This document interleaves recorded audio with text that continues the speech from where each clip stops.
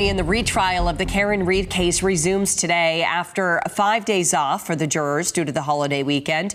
Prosecutors could call controversial witness to the stand today as they are expected to wrap up their case, and it looks like today's court hearing is getting underway. Let's listen in.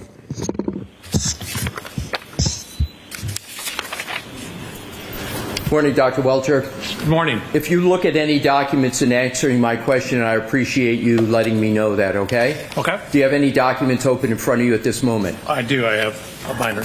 Your Honor, I would ask until the question comes up. Can you do without it, sir, for a few minutes? Depending on the question, sure. Okay. So just let us know if you need to look at it. Don't look at it without permission, please. All right. Go ahead, Mr. Thank you, Your Honor. Dr. Welcher, you have changed your PowerPoint presentation in the last few days in this case, correct? I deleted a slide and removed a couple words. Right, but you changed your PowerPoint presentation, correct?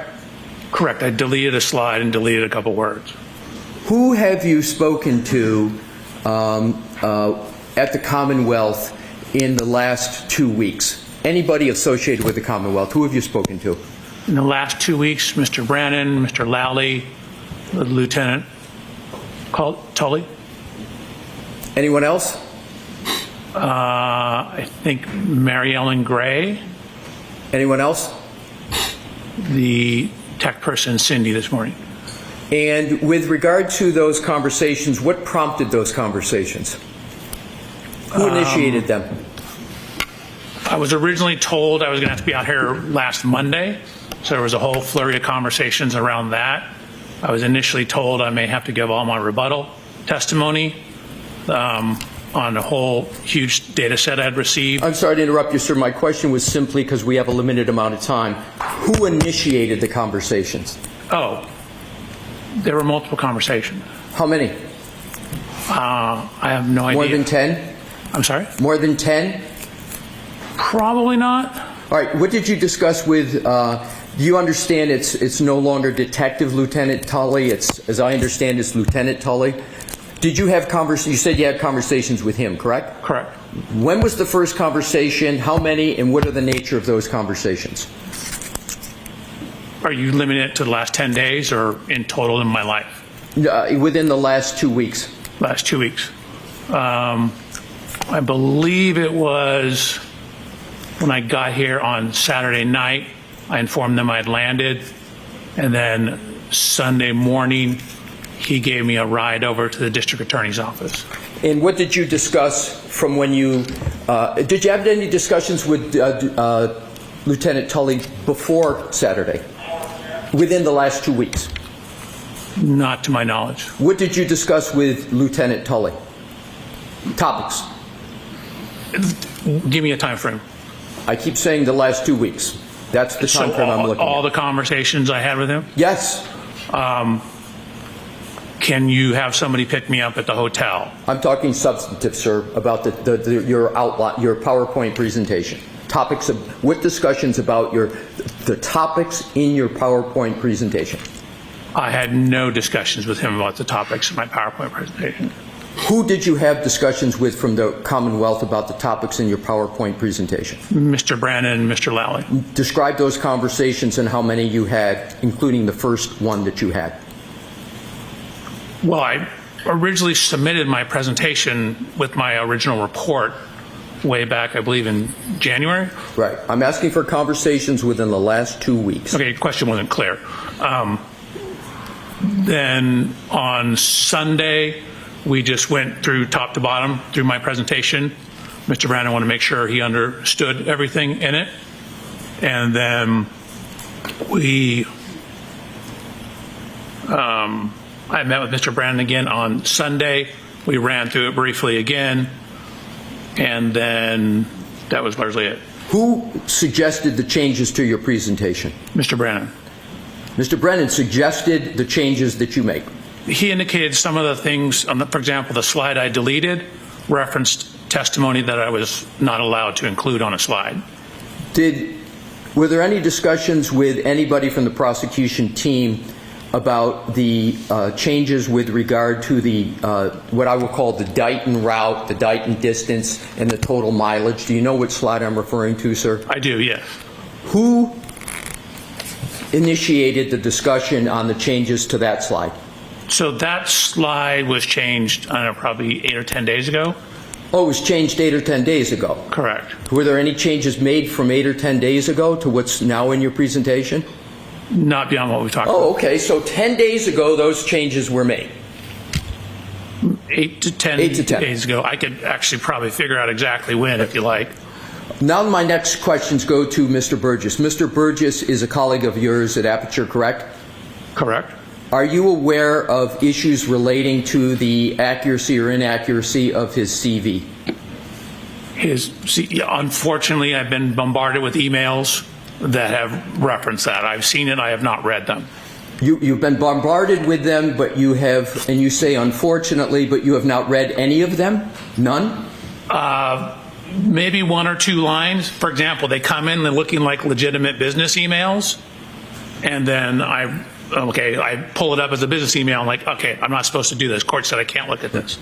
Now, I want to go back to your slide presentation. I understand that you intend, subject to our objections at the court's ruling, you intend to present testimony with regard to your PowerPoint where you are going to elaborate on your 1231-38 to 1231-43 trigger 1162-2, and you're going to add to what has been in your presentation a verbal discussion with regard to Mr. Burgess's change that he made in his May 8th report with regard to the variance time window. Do I have that correct? No, you don't. It's not based upon a verbal discussion.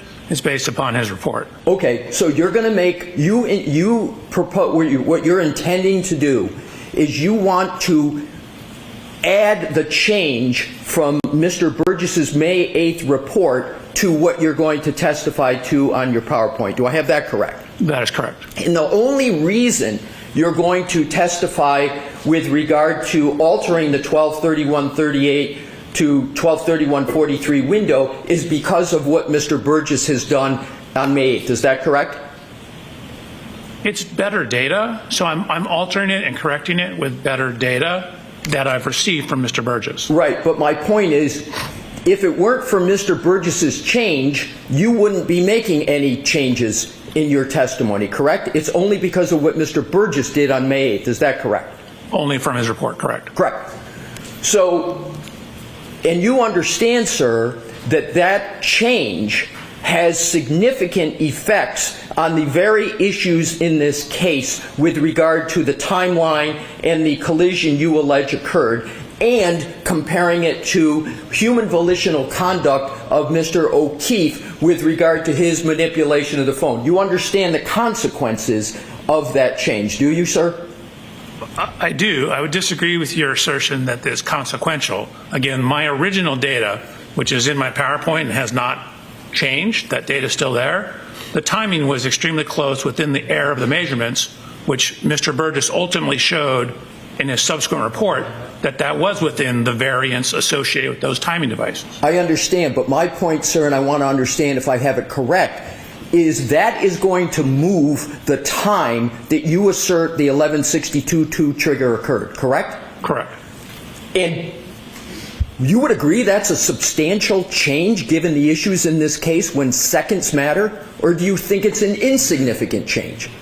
I wouldn't say it's insignificant. Again, I haven't modified my PowerPoint at all. I was happy with the data I had and satisfied with the data I had. Again, once presented as engineer would with better data, we use better data. I'm sorry. Please, Sir Voir-Dire, let him finish. Yeah. It brings it closer in time to Ian Whiffin's last contact point data.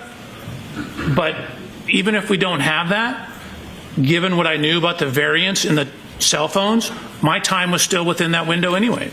Sir, you've just answered my question, which is you agree that it affects the timeline in the activity of Mr. Whiffin's report. You said brings it closer. Did I have your words correctly? Correct. What I was concerned about was your word about significant change.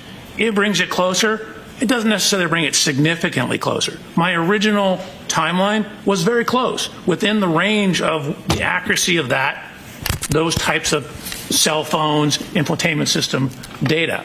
So even if I didn't have Mr. Burgess's subsequent report, the data is still within that time window. Sir, isn't it a fact that with the variance of Mr. Burgess that you're now you want to testify to, that there is a change because your 1162.2 trigger 1231.38 to 1231.43, you know that there's a device lock event on the phone of Mr. O'Keefe after that time period. You understand that, correct? So again, there's a window of plus minus on that. Technically, those timestamps on that are, as you indicated, again, it's literally, I wrote that on my slide. It includes my slide where I have that exact comment. But my question, sir, is the change means now that with the Mr. Burgess variance moving, you now have part of the moving range that occurs after the device lock, whereas before your change, the device lock occurred after every bit of your range of 1162.2. I have that correct, don't I, sir? You do. Okay. So Your Honor, that's all I needed. Thank you. All right, so we're going to bring the jury in.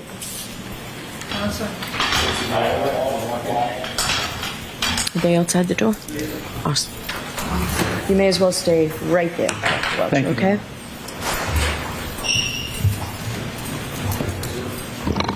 I'll see you at sidebar. No, they can come in.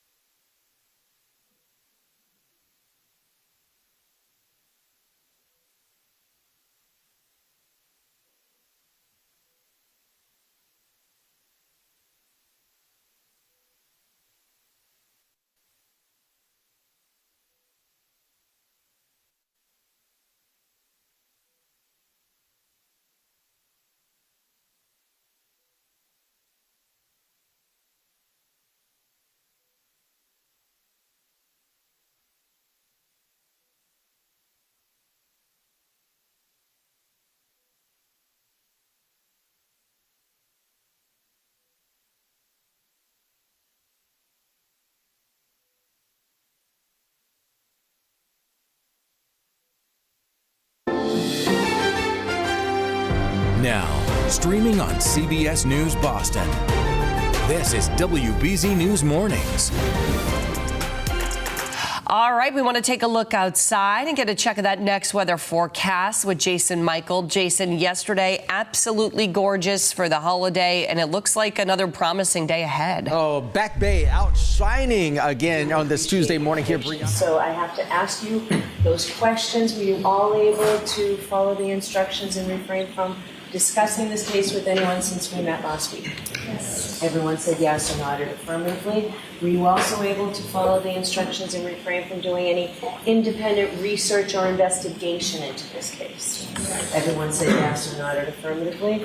Did anyone happen to see, hear, or read anything about this case since we left here last week? No. Thank you. With that, Mr. Brennan? Thank you, Your Honor. Sir, can I just stand and raise your right hand? Yes, sir. Do you solemnly swear the evidence you give to the court and jury the case now here is the truth, the whole truth, and nothing but the truth, so help you God? Yes, sir. Thank you. You're welcome.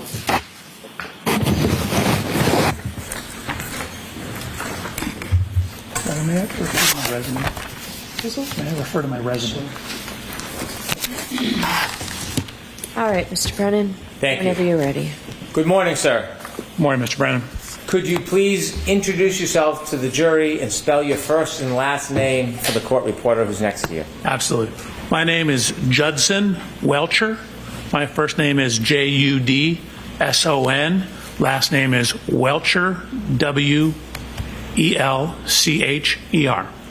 Sir, what do you do for a profession? I'm an accident reconstructionist and biomechanical engineer. I'd like you to explain to us a little bit about what an accident reconstructionist does. Sure. You can think of accident reconstruction and things such as this as the physics and engineering that happens in car crashes.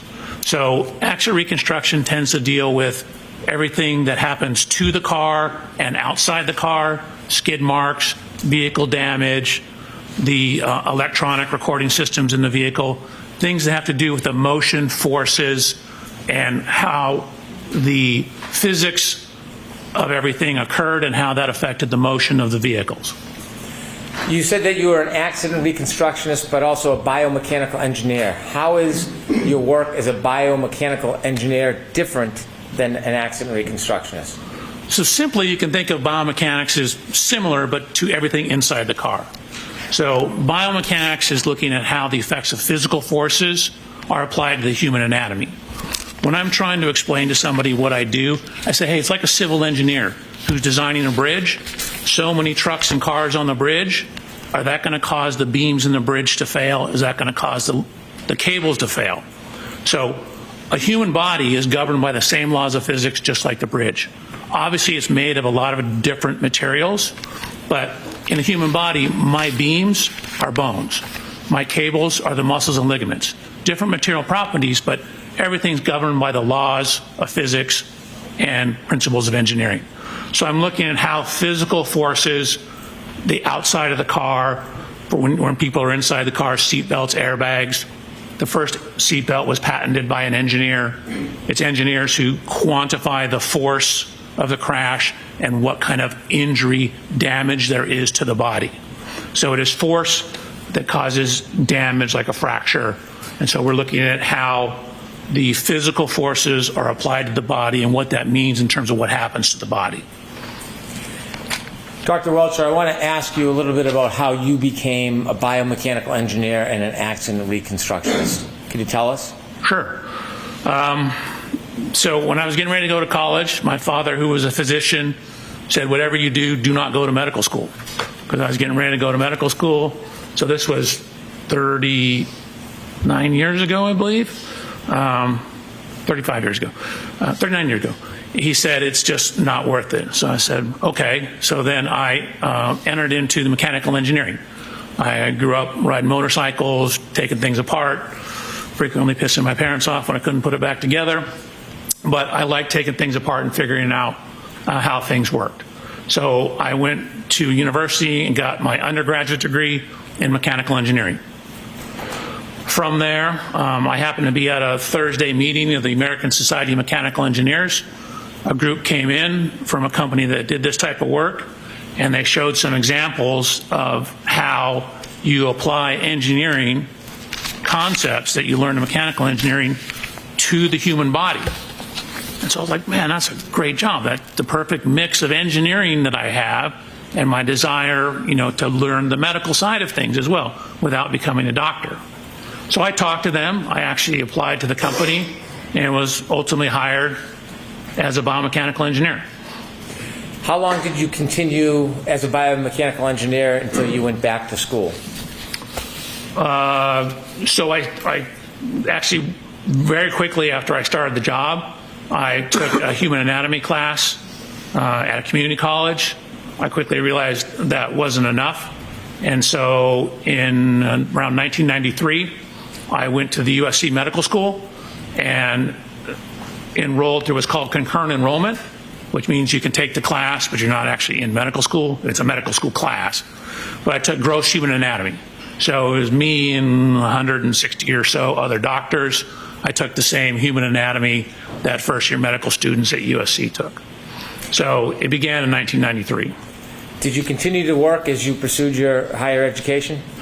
I ultimately started my own company, continued to work, continued to do research, had a wonderful opportunity to have 2 beautiful children, and continue to this day. Tell us a little bit about the company you started and when. Sure. So in about October of 1994, I started my own company. Me and the guy who was my immediate supervisor, said, hey, we can do this better. We can do more research, more testing. And so we started our own company. What kind of company was it? It was an accident reconstruction and biomechanical engineering company.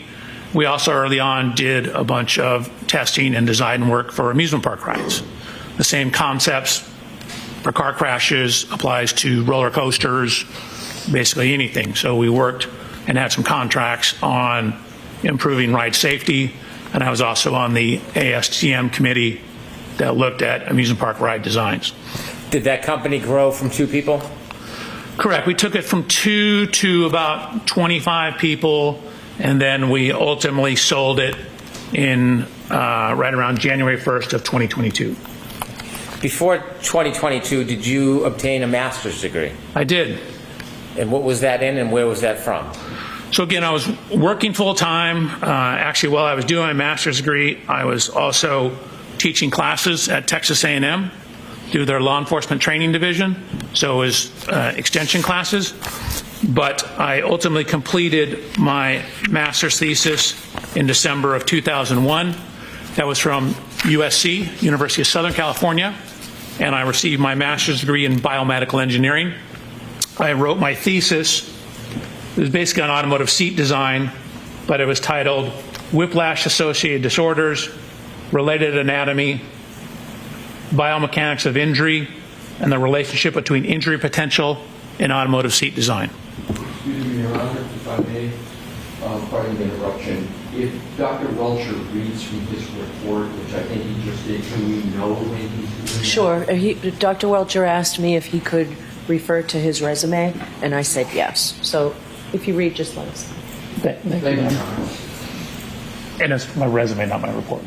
Your resume, did I say? No, you did. He said report. Yeah, no, it's his resume. You share with us that your company continued to grow until you ultimately sold it in 2022. During that time, did you continue to pursue higher education after you obtained your master's degree?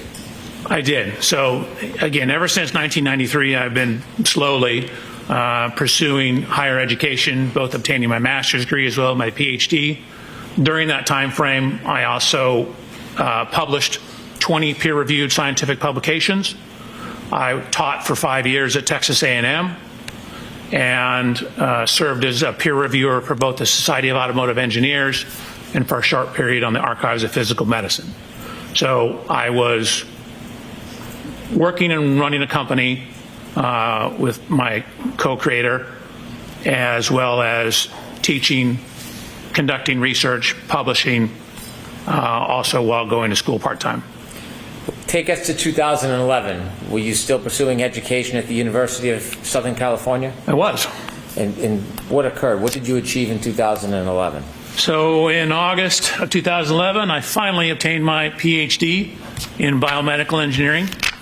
I wrote my dissertation, reading from my resume, titled Development, Validation, and Testing of a New Sensor Array for Intra-Articular Pressure Measurement, In Vitro Human Lumbar Spine, Intra-Articular Facet Testing, which is a lot of big words to say. I was testing cadaver spines, looking at the loads inside the spines associated with various motions of the spine.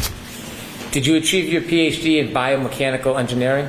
It's actually in biomedical engineering. Biomechanics is within the field of biomedical engineering. So you have a PhD in biomedical engineering? Correct. You mentioned that you have published many articles. Have there been articles that you have published that are relevant to some of the subjects that you're going to talk about during your testimony? I mean, I have a number of, again, peer-reviewed scientific publications. Peer review just means you submit it to a journal and they have other people review it, give you comments, your peers in the field. I do believe there are a number of them that could certainly be relevant to both the physics and, for example, pedestrian injuries. If I could mention a few. You wrote an article on sideswipe collision dynamics. What's sideswipe collision dynamics?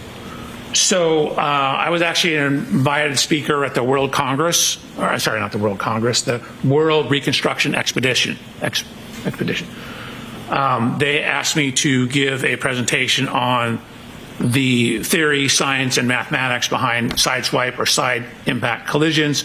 That would include side collisions, glancing collisions, shallow angle impacts such as like a corner of a bumper goes into the side of a car, any kind of glancing or clipping type impact.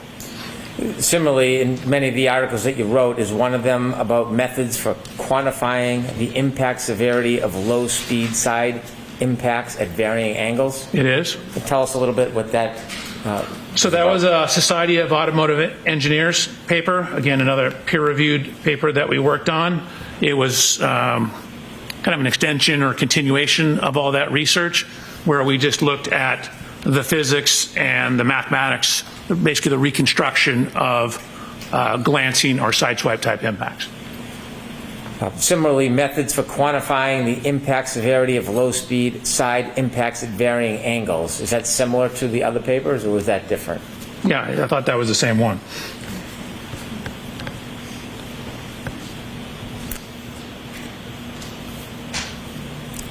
If I can continue, another article or publication that you wrote, Occupant Kinematics and Loading in Low-Speed Lateral Impacts. What does that mean?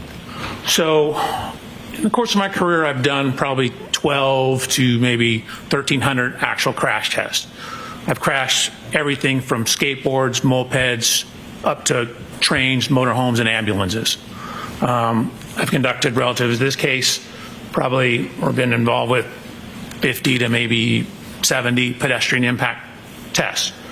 So the low-speed side impact one is we actually put human volunteers in side impact collisions. And what we did is we had accelerometers, which are things that measure acceleration. If you had physics or memory, Newton told us force equals mass times acceleration. So knowing the acceleration of something, you can get an idea of how much force is applied to it. So we have various sensors on the body. We have various sensors on the car for the reconstruction aspects of it. So that study was the biomechanics portion, and the first paper you read about the reconstruction was the reconstruction portion. So the first paper you discussed was everything outside the car. Then we looked at how the forces applied to those impacts to people inside the car. Have you had a lot of publications and studies about the force applied to people outside of a car? I don't know if I'd say a lot, but I was an invited lecturer to the Accident Reconstruction and Collision Safety Institute conference, where I specifically gave a paper and a series, or basically a lecture, on what's called pedestrian impact biomechanics, which was exactly as the name implies, what happens to pedestrians when they're impacted predominantly by cars and vehicles. How much of your work involves pedestrian impacts? Probably maybe 10%, 5 to 10%. Most of it's car to cars. Biomechanics of low-speed impacts. Is that another paper that you wrote? That is a paper I wrote. I don't want to read all of your papers and all of your publications, but on a different topic, did you write a paper on the study of the measurement of Generation 2 Toyota event data recorders and low-speed side impacts? Yes. Could you tell us a little bit about what measurement of event data means in this article? So, Toyotas, newer Toyotas particularly, have two types of electronic equipment on board that can record crashes. There is what's referred to as an event data recorder, or EDR. It's somewhat commonly referred to as a black box. That's not exactly right, but it's close. And then there's a secondary system, which is really more closely tied to maintenance. That's called TechStream, but it will pick up data that you can frequently relate back to various events. So that particular paper was looking at the event data recorder data in Toyotas. We'll get more into that subject later, but is it event data recorders subject that you're well schooled at? Yes. In addition to the papers that you've written, have you continued through the years and after becoming a PhD, your research in this area, in these areas? Correct. For example, every year we're part of a conference called SATI, which is our company, largely led by the engineer Christopher Furbish that we work with, has spearheaded us going out and conducting crash tests for that conference. For 10 years, we did a lot of the instrumentation and crash testing at the Accident Reconstruction and Collision Safety Institute conference. And then for a number of years, the company actually went down and did crash testing for what's referred to as the Spine Research Institute down in San Diego. So we've been hired by various professional organizations. We came out here once, the Massachusetts Association of Action Reconstructionists, I think I'm messing the name up, had a conference. We came out here, conducted crash tests for training other experts out here. We did all the instrumentation, the biomechanics of that crash testing. In your research and testing, you have pages with dates of the different researches and testing you've done. There's over a dozen of the research and testing items and articles that deal with pedestrians. Is that a common topic in your research and testing? Yes. So again, frequently at the conference we're doing pedestrian tests. The last Action Reconstruction Collision Safety Institute conference, there was a series of pedestrian crash tests run there. SATI 2 years ago, maybe 3 years ago, some pedestrian crash tests that were done there as well. So there are a number of instances on my resume where I have both attended class, and then I mentioned the one time where I gave an hour and a half long lecture on pedestrian injuries. After you became a PhD or a doctor, do you continue your education and research? Correct. I've always continued my education and research up until, I just got back from the event data or Action Reconstruction Collision Safety Institute EDR conference, or the Event Data Recorder Summit. My company, through my relationship with the founder of that summit, was a sponsor. So Aperture was actually a sponsor of that conference. We actually sponsored it the previous year as well.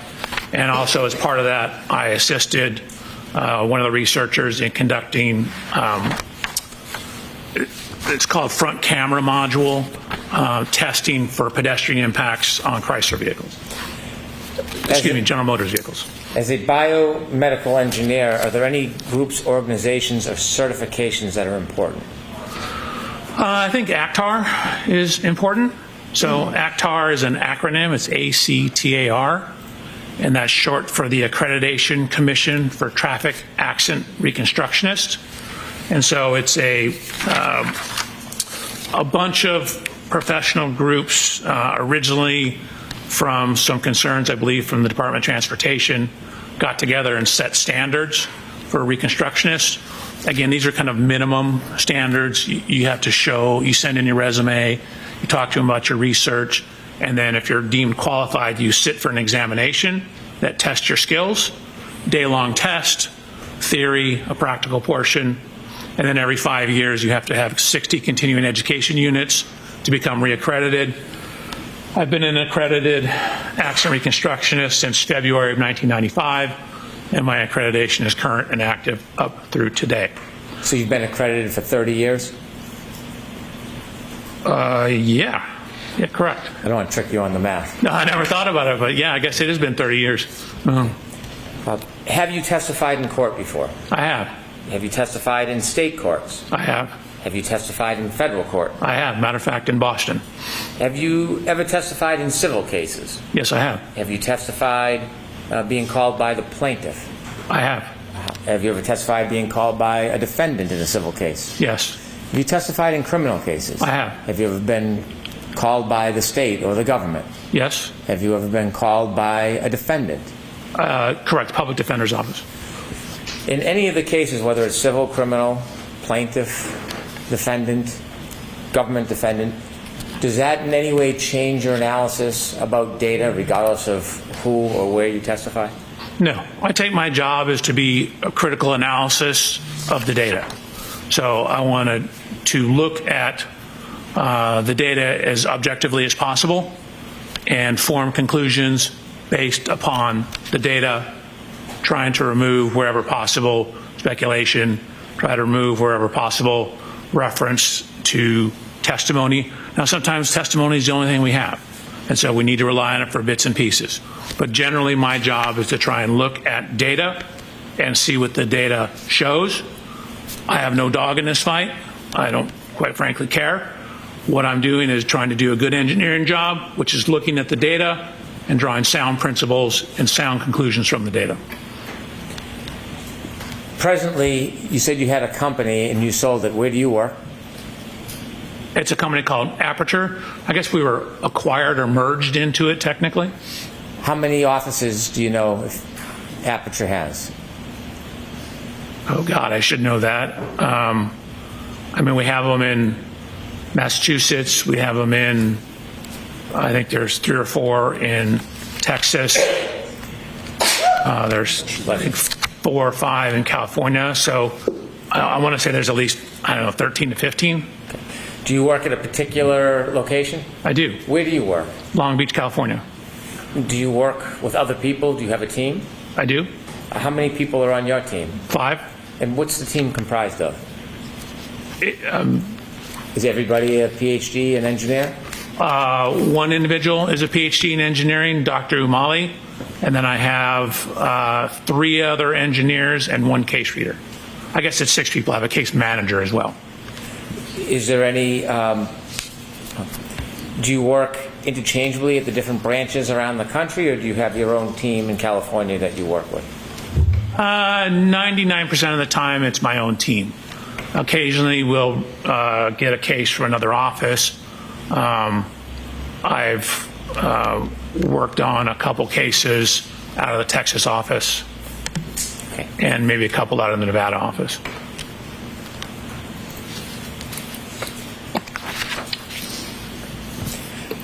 Were you asked to look at any data or information relative to this case? Yes. In looking at data and information, do you try to look at a narrow or a broad range of information? So I definitely cast a very broad range. We try and get as much information as possible, and then weed it down to what is important, weed it down to what is consistent with the data. So start off very big, and then get down to sort of the meat and potatoes of it, the important information. Do you necessarily rely on everything you look at? No. I certainly consider everything I look at, but I frequently don't rely on everything because sometimes it's not reliable. I see. Or it's irrelevant. In this case, can you share with us materials generally that you looked at in your review? Sure. Your Honor, may I read from my report? Yes.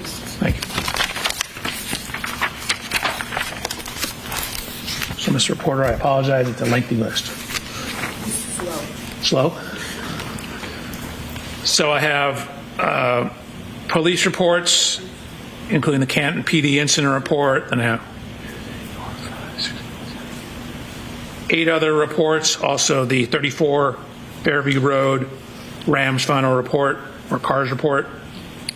I have the ring video from Mr. O'Keefe's residence. I believe that's One Meadows.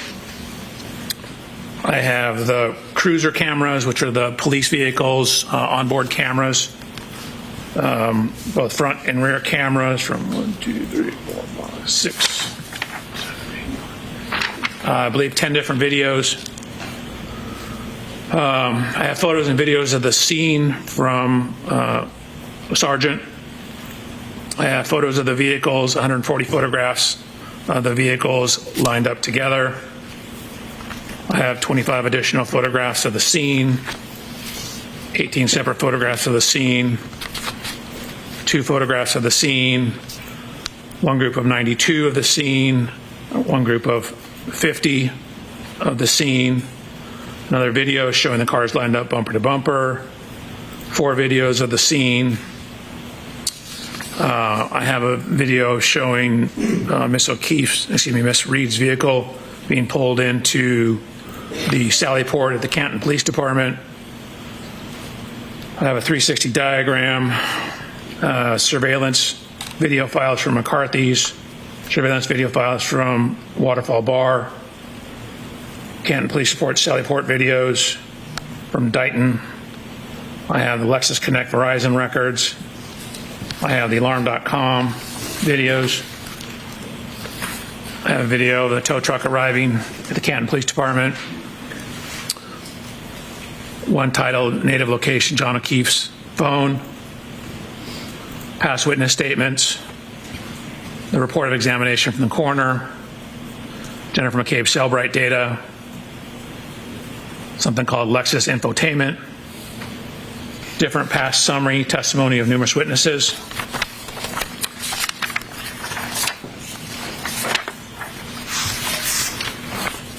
Have earlier summary testimony of numerous witnesses. The Boston Magazine interview with Miss Reed, a Dateline interview with Miss Reed, a 2020 interview with Miss Reed, lab reports from BODE, the Crime Scene Response Unit Boston, Crime Scene Service Section Maynard, Crime Scene Service Section Southeast, the Criminalist File Folder, Trace File Folder, UC Davis Veterinary Report. I have Verizon records, GPS location records, John O'Keefe GPS points, Axiom cache location, weather reports, medical records, including the Canton Fire Department run report for both Mr. O'Keefe and Miss Reed, medical records for both Mr. O'Keefe and Miss Reed from Good Samaritan. I have 2 retrograde extrapolation reports, one, and a serum plasma conversion report relative to Miss Reed. I have the neuropathology report. I have the Orange County Medical Examiner's report, the diagrams, the postmortem toxicology report, and a second same autopsy report, more pages. In addition to the information that you reviewed, did you on your own go out and obtain information that you thought might be helpful for your review? I did. So first what happened is I asked for all the information on the case. So I received some information, and then what we do is we start doing our homework. So we start doing the groundwork. So once I received some of the information, what I did was, modern cars have what's called a VIN number or vehicle identification number. It's a unique 17-digit number. So what we'll do is we'll decode that VIN number, and that gives us information about the vehicles. So I did that for Miss Reed's 2021 Lexus, as well as Mr. O'Keefe's 2019 Chevy Traverse. So ran the VIN numbers, use the VIN numbers. It tells us year, make, model, safety equipment, things like that. I then got dimensional data from a program called Expert Autostats, and then I have complete parts diagrams for the vehicles. So I have literally bumper-to-bumper parts diagrams from something called the Mitchell Collision Estimating Guide, and what that is shows parts involved in the vehicle. So for example, in Miss Reed's vehicle, I have bumper-to-bumper. I certainly have all the parts around the rear bumper and tail light of her vehicle. And then of course I started additional work on top of that. After you began your study, sir, did you have an opportunity to personally look at items that were involved in this case? Yes, I did.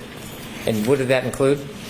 That included looking at Miss Reed's vehicle, looking at Mr. O'Keefe's vehicle, going to the scene of the incident. I ultimately purchased a 2021 LX 570, the exact year, make, and model of Miss Reed's vehicle, and conducted testing with that vehicle, as well as doing a whole bunch of research and compiling data for my report and slides. You mentioned slides. When you went through your investigation, analysis, and ultimately led to whatever conclusions you have, did you provide and create a PowerPoint presentation that could assist you? I did. I provided a PowerPoint presentation on January 30th.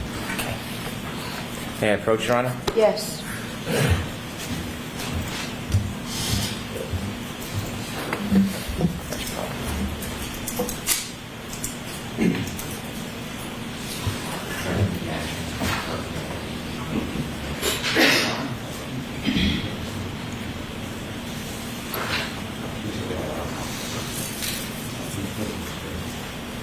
Yes. Sir, I'm handing you a binder. Would you kindly take a look at it?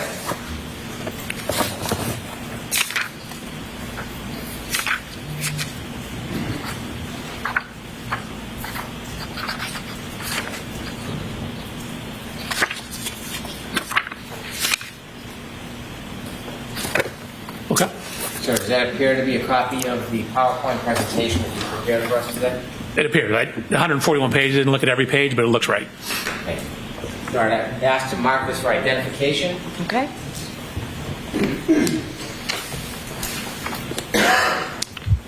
MMM for identification. With the court's permission, I'd like to have Dr. Welcher use his PowerPoint presentation to walk us through some of the information he'd like to share today. Okay. No objection, Mr. Leslie, right? No objection, Your Honor. Thank you. Your Honor, I'm looking at a paper version in front of me. Okay. Is the paper version the same as what we're going to see up here? It is. Okay, then that's fine. Thank you. And Dr. Welcher is going to manage the PowerPoint presentation. Sir, you mentioned that you wanted to look at the area and look at the scene. Your office is in California. It is. Why was it important to come all the way out to this area to see the scene firsthand? Hold on a second. I'll let you set up before I start asking you more questions.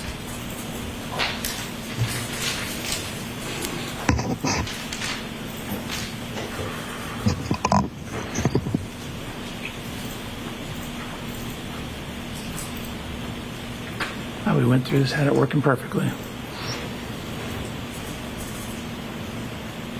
There we go. Okay.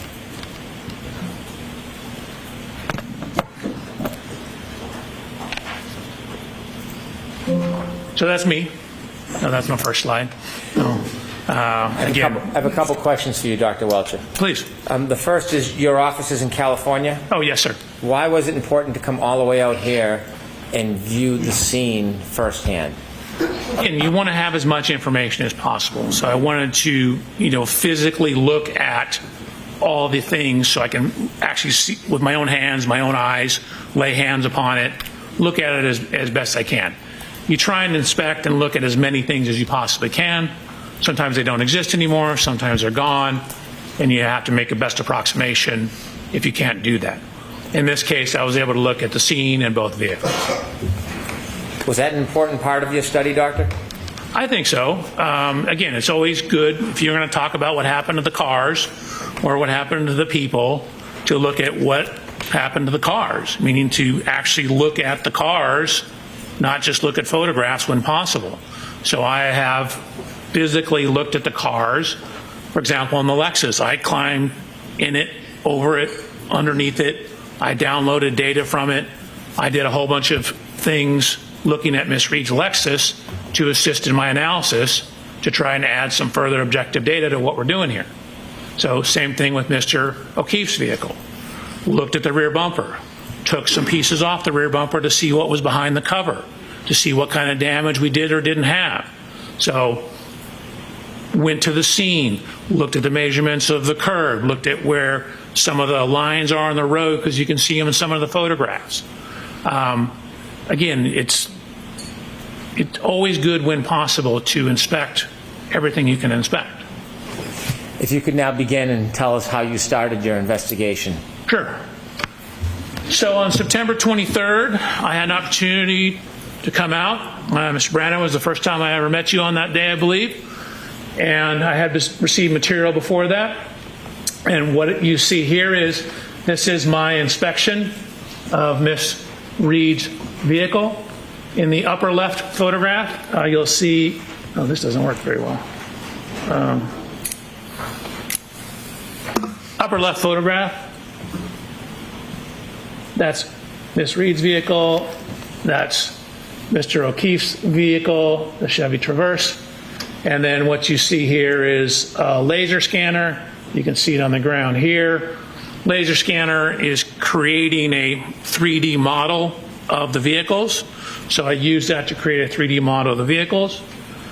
You can see me in the upper right photograph. That watch is this watch right here, my Garmin watch. And what I'm doing is looking at the construction, composition of that right rear corner of the bumper. I'm looking at things such as the dimensions, where various lights and components are, and how does the geometry of that bumper relate to things that would be hit when backed into.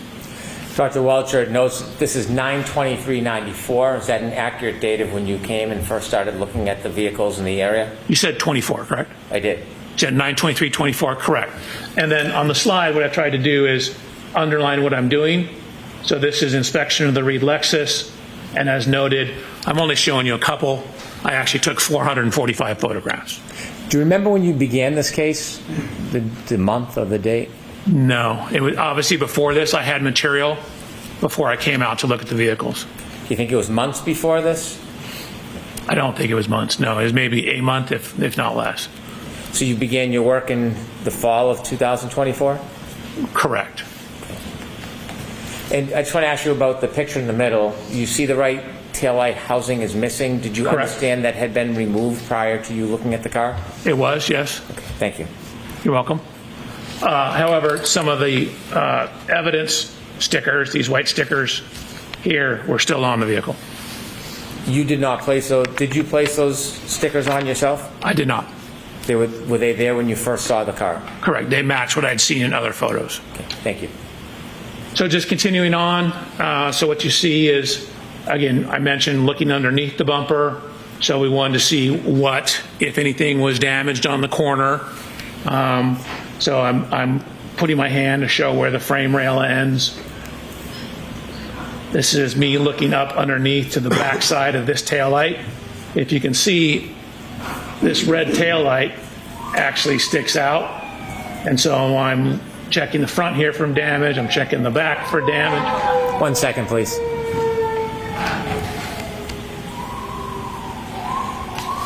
Okay, doctor, when you were looking for damage on the previous slide, did you find any damage to that lower right red taillight?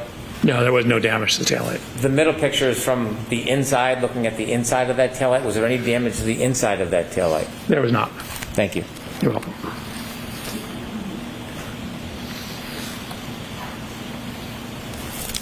So again, looked at the height of it. I mentioned this lower taillight. Notice how the structure of the bumper protrudes out. You can see one of the marks, which is consistent with the contact to Mr. O'Keefe's vehicle. Here, this scratch mark, or scuff mark. Notice how close it is to this light. Again, some of the evidence, stickers. Just a better view of those, then going down the side of the vehicle. So with all that information, I mentioned a laser scan. So you move this laser scanner, and each minute and 51 second scan is collecting about 50 million data points. And so you scan all the way around, and then what you do is you merge all that data together.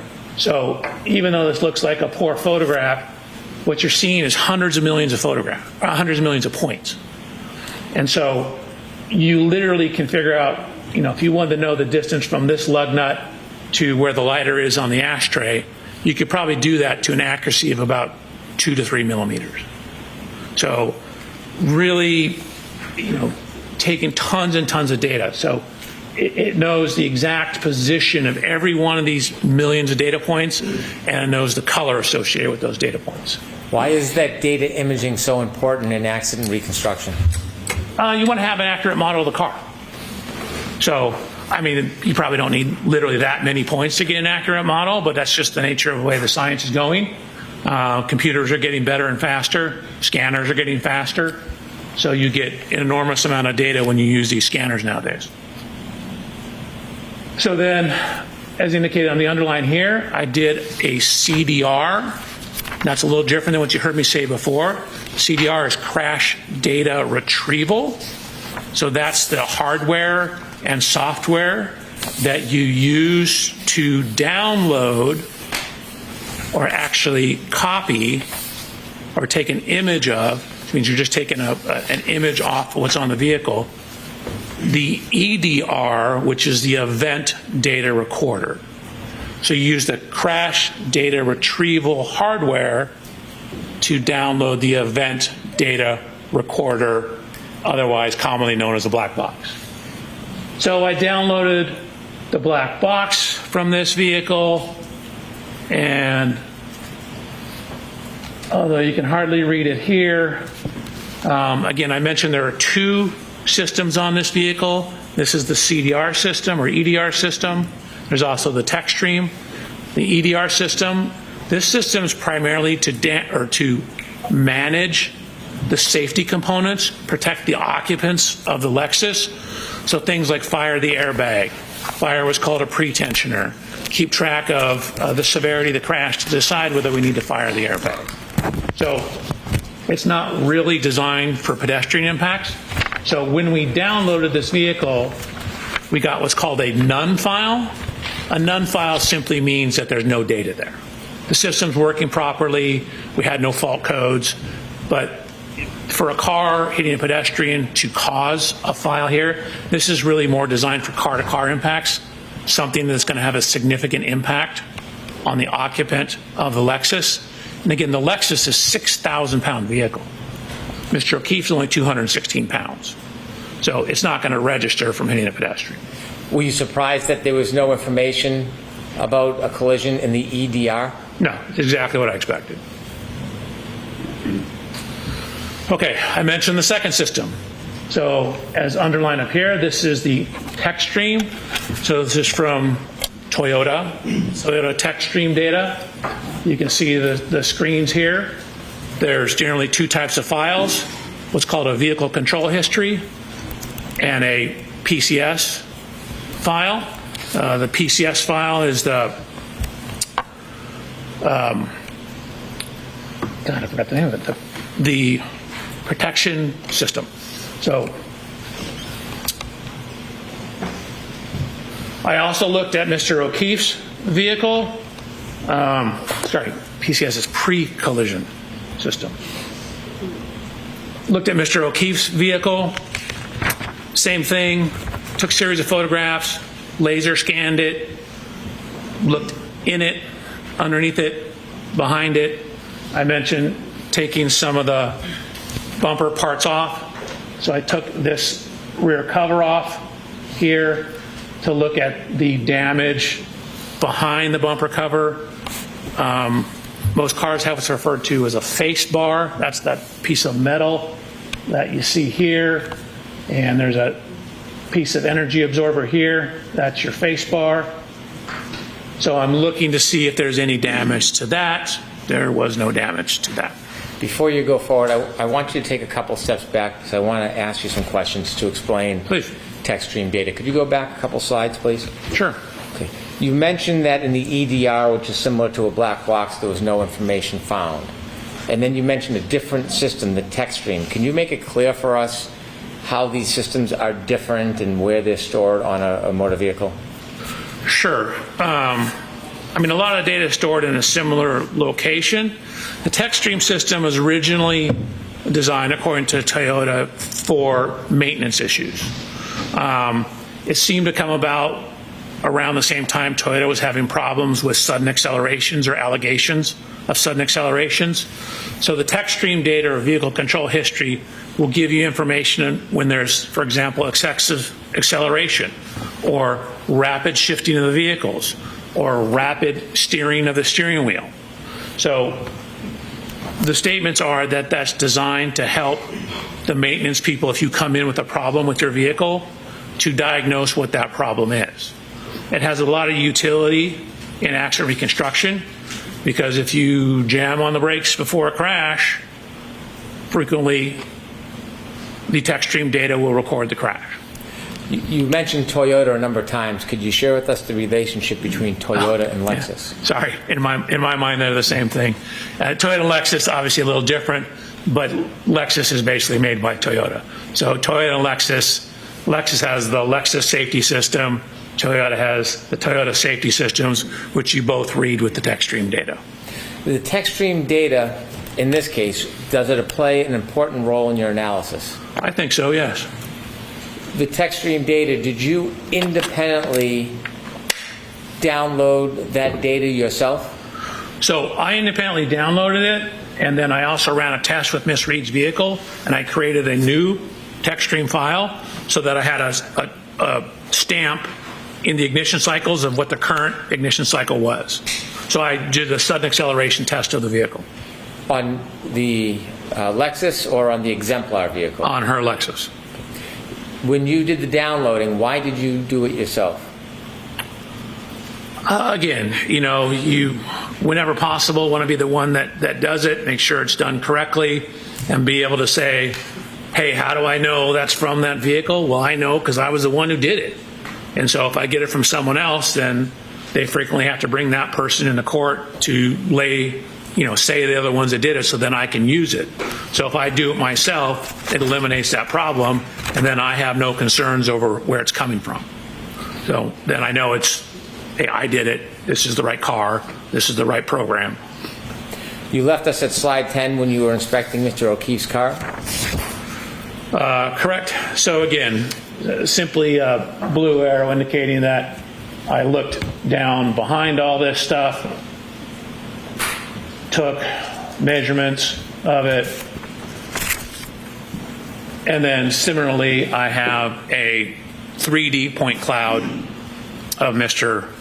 O'Keefe's vehicle. So part of the reason we're making these 3D point clouds, and we'll touch on this further, in addition to the scene, you can then basically put all these things back together in the computer. So instead of having to drive the cars to the scene, for example, or to Mr. O'Keefe's residence, you can take these computer models and additional data and put it back in the computer and reconstruct everything on the computer. So before we had the exact angle of impact. Again, this is for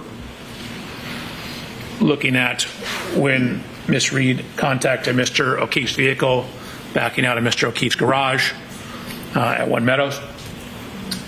I lined them up just to generally show the approximate location. A couple things. You notice how, again, this lower portion of the Lexus bumper sticks out. Notice how the side of the Chevrolet slopes in as you get higher up. So this portion sticks out more than this portion. And this is where you would expect any contact damage to occur, assuming there was an impact. So again, looking at the measurements up the height of the vehicle, of course, as you indicated, Mr. Brandon, the taillight's gone. And then went to the scene. So same thing, went to the scene, took, again, 297 photographs of the scene, had our people scan it to create a computer model of the scene. So, literally, if you wanted to know the distance from this window to, say, some manhole cover on the road, we have the data to figure that out, down to a couple millimeters. In addition to going to the scene and doing the digital mapping, you mentioned other review of materials. Did you have an opportunity to review dash cam footage from Canton Police Department police vehicles to see the general location of where Mr. O'Keefe was when first responders were assisting him? Objection, Your Honor. So that's just a yes or no? Yes. Thank you. So the text stream download. So this is a screenshot from the text stream download. Keep in mind, this is kind of maintenance software.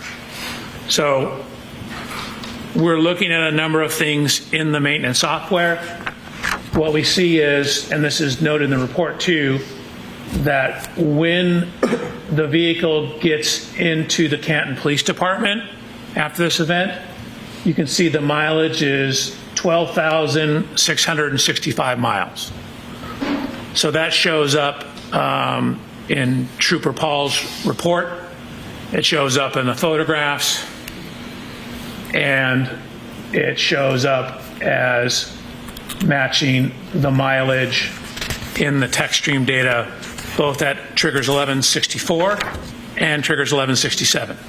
I'd ask you if you can enlarge the data on the right and break down what it actually means, the different columns and the... Is it possible for you to enlarge that?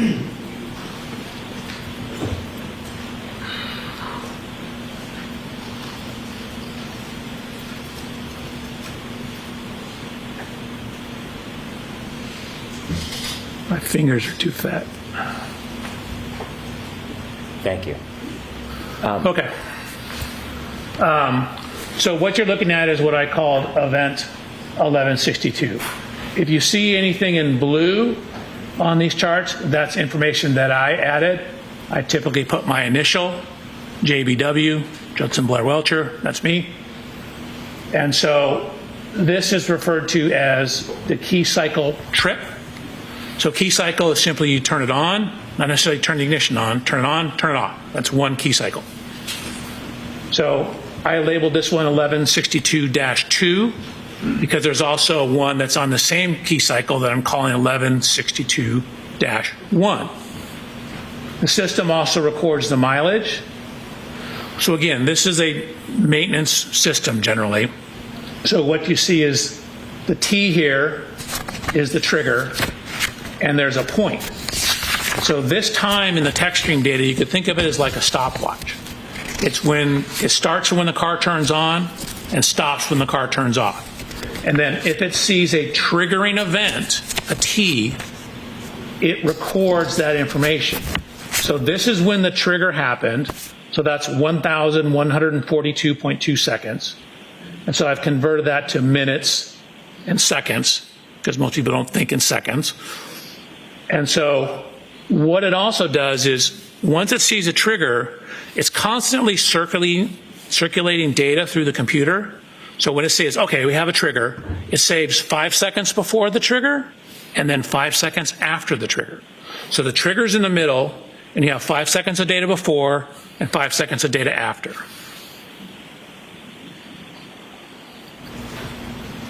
I have a couple of questions for you, Please. Dr. Welcher. First, starting with the clock, the time in seconds on the left. You mentioned that begins when the car is turned on. What type of clock is that called? It's just a continuous clock, meaning it's not a clock like a time clock. It's more like a stopwatch kind of clock. Has it ever been referred to as a running clock? It's the same thing. You start the stopwatch, it's running. Based on the text stream data alone found in that one spot, can you tell from the data in the text stream alone what time the power was turned on? No, not alone. It simply tells you how long it's been on. It doesn't necessarily immediately tie it back to a clock time. You need additional information. And so this in and of itself, the text stream data doesn't give you a certain time on a clock, like 1 o'clock or 2:30, anything like that? No, it simply tells you in this case when the trigger occurred, it's been on for 19 minutes and 2 seconds. You also mentioned that there is a 10-second window of information this captures, 5 seconds before the T and 5 seconds after the T, the triggering event? Correct. Your Honor. Sustained, ask it differently. That window of 10 seconds, what happens if that doesn't capture the entire event? What if there's something before or after? What does the text stream data do? So it depends on what the something is. So if there's another trigger, then it will record more data. So you can have two triggers that are recording things on the same time window as well, or very close to the same time window. So you need another trigger to keep it going. But in essence, what it does is when it sees a trigger, it saves that 10-second window and then just keeps monitoring things until it sees another trigger. If the data captures a trigger and it has a 10-second window, and an event continues past that 10 seconds, so past the 5 seconds on either side, and there's no further trigger, do you get any other information from the text stream data? No. For example, in the trigger event, and say 5 seconds later the vehicle's still moving, well, the data just ends. and it says it's going, I don't know, 17 miles an hour, for example. It doesn't continue on. We just know that when the trigger ended, it was going 17 miles an hour. Thank you very much. Okay. Okay, so we have mileage recorded in this system. So what we're trying to do is use the available data to see if we can determine, you know, like what event this is, or is this the event, or is this something that could have occurred outside 34 Fairview on the evening of this event. And so one of the things we're utilizing is the mileage. Okay, so 12629 is at the end of event number 2 on the 1162 ignition cycle. When the vehicle ultimately comes into the impound yard, and this is actually before that, comes into the impound yard, it has 12,665 miles. That's a difference, did the math for you here, of 36 miles. Okay, let's consider where that could have come from. So we looked at the various paths and descriptions of where Miss Reed's Lexus was driven after leaving 34 Fairview on the night of this event, up until the point in time the vehicle ended up at the Canton Police Department. So we used Google Maps. We adjusted for the correct date and time of the year. And then what you'll also see is we adjusted for the correct time of day. So, although you can't really see that, let me see if I can blow it up.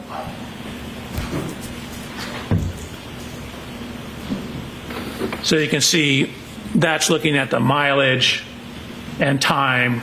Again, really didn't use the time, just used the mileage on Saturday, January 29th at around 12 a.m. That, of course, does not take into account the weather. And what are the addresses? It's hard to see on the top from where to where?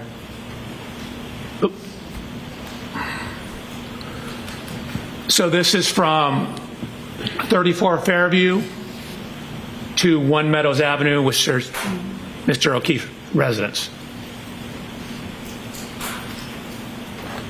And there are other mileage that you have there?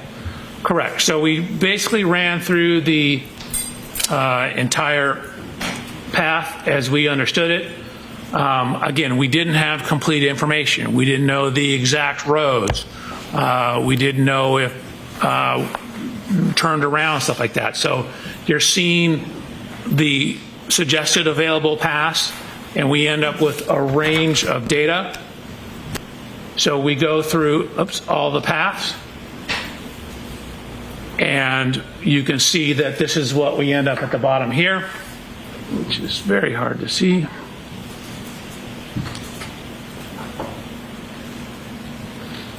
So the minimum suggested route is 36 miles, 36.1 technically. You have a range of 37.9 to 39.7, but again, that's right in the range of the 36 miles. So that's a data point that's starting to build our confidence in what is in the tech stream data being related to our event. This is all an effort to match whether or not the 1162 data is relevant to a particular event? Objection, Your Honor. Sustain. Let me ask it this way. Matching all the distances by miles, is this the only way you're trying to determine whether 1162 is the event in front of 34 Fairview Road? No. So again, these things are all tools. You can't take necessarily one data point in a vacuum. You need to consider the totality of the data.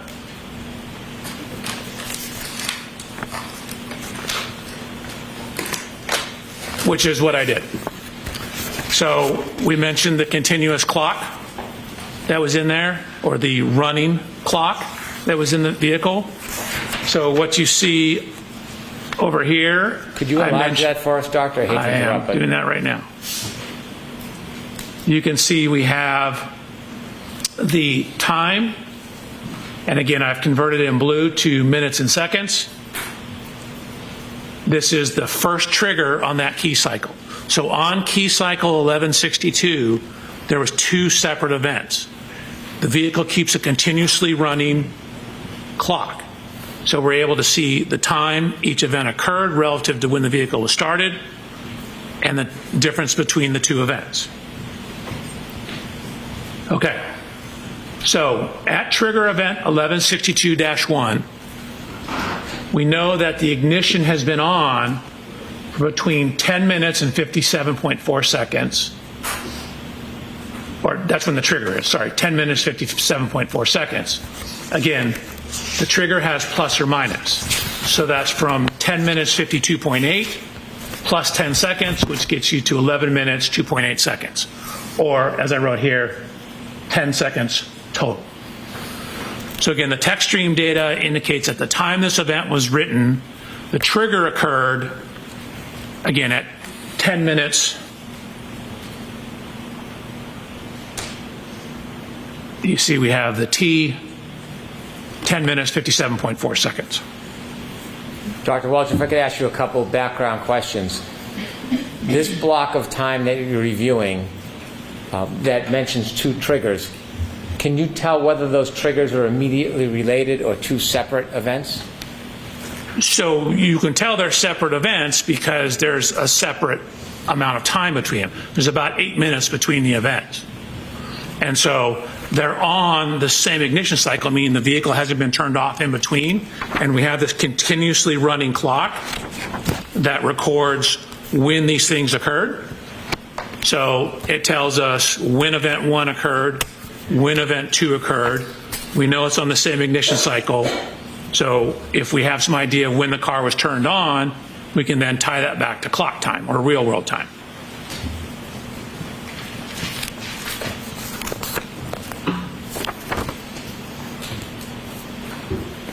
Okay. So lots going on here, right? A lot to digest. This is trigger event 1162.1. I was provided with data and a report from Mr. Burgess that indicated the infotainment system was turned on at 12:36. Let me zoom in for you folks. That corresponded to a GPS location that looked like it was outside the Waterfall Grill on Washington Street. So additional cell phone data that we had is that we knew there was a 3-point turn made when the Lexus passed Fairview on Cedar Crest, pulled into a driveway, and made a 3-point turn. So what you see over here is GPS data from Mr. O'Keefe's phone.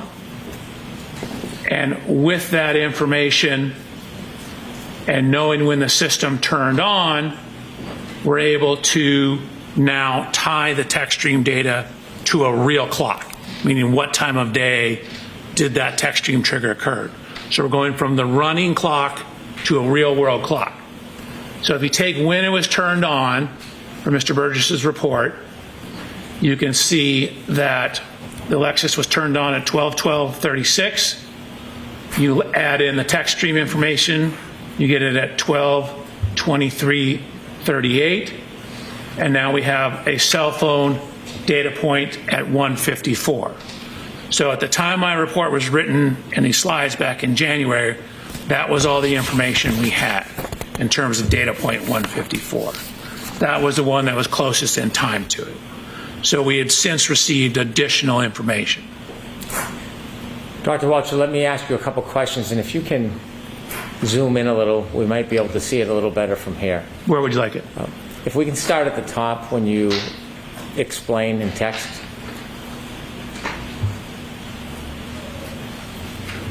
You told us that the text stream data does not have an actual clock, it has a running clock, like a stopwatch. Correct. And then you mentioned that after you received information from Mr. Burgess, you could put an actual time onto it. How do you do that? Objection, Your Honor. Sustained. You shared with us that the text stream data runs on a running clock. Correct. And then you received further information so that you could actually identify a time. Where did you receive that information from? Objection, Your Honor. I'm going to allow that. That was from Mr. Burgess's report. And do you know where that information came from? That came off the SD card, I believe, in the infotainment system. Do you know when Mr. Burgess found the SD card on the infotainment system? No, I'd have to go back to his report. But it was in it, this information was in his original report. Based on the SD card information about when the car was turned on and off, how do you match that with the text stream data to get a time? So when the car is turned on, that's approximately when the running clock starts in it. There may be as much as a 3-second delay in it, but that's approximately when the clock turns on. So this shows us when the stopwatch was started for the text stream data. So knowing that infotainment system has date and timestamps on it, so that ties it to a real world clock from GPS information. And so now we can, when that infotainment system turned on, it's very close in time to when the text stream data started recording data. That allows us to tie the two together. The times that you're showing on this slide, does that relate to the first or second event on the text stream data, the first or second triggering event? The first event. Do you characterize the first event in any way? I call it the 3-point turn. In addition to the data you analyzed, was there any other information you saw that evidenced or supported that a 3-point turn occurred at the area depicted in your slide? Right. We have a whole series of GPS data with heading angles, as well as a description that Ms. Reed gave in an interview. The time that you have after you consider the SD card ignition on and the running time, what clock is that based on? It's my understanding that's a clock in the infotainment system. And then we're ultimately trying to also tie it back to the clock on his cell phone. Mr. O'Keefe's cell phone? Correct. Do you have any understanding whether all devices have the exact same clock? So it's my understanding they do not.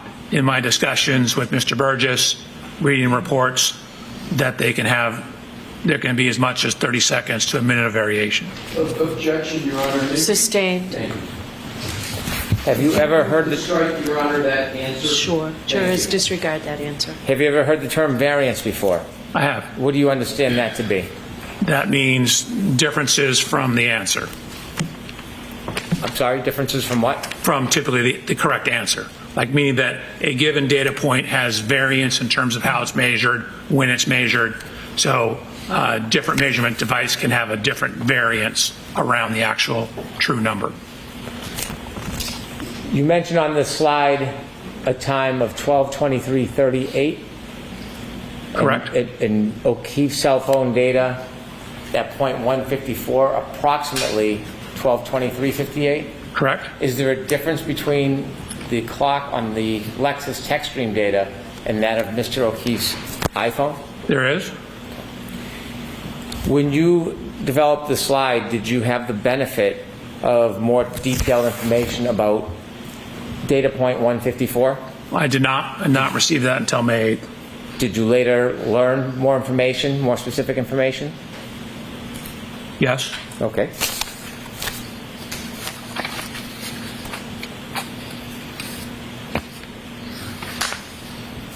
Your Honor, I'd like to show an exhibit to Mr. Welcher that's already been admitted. Okay. It's 192A.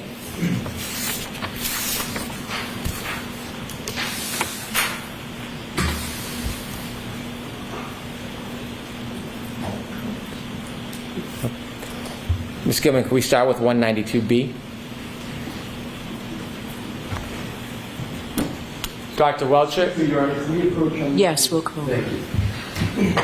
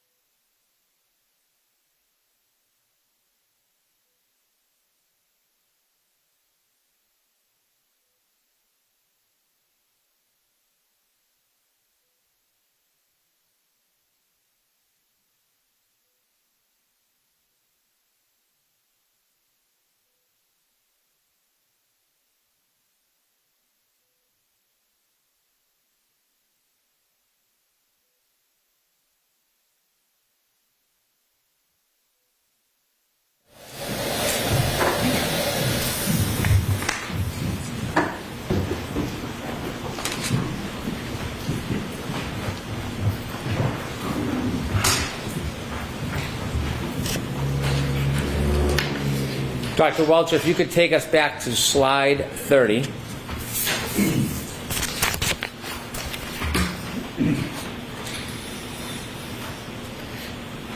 And so we understand you mentioned there were 2 triggering events. Is this the first one or the second one? It's the first one. Is that the one you've labeled the 3-point turn? Correct. And where did that happen? What street? Cedar Crest? At this 3-point turn triggering event, there is a time in red, 12:23:38. Correct. Where is that time taken from? That's coming from the cell phone of Mr. O'Keefe at .154. Okay. And is there another time on there? I do the math between those two. Okay. Could you make that a little larger? Could you zoom in so we can see it better?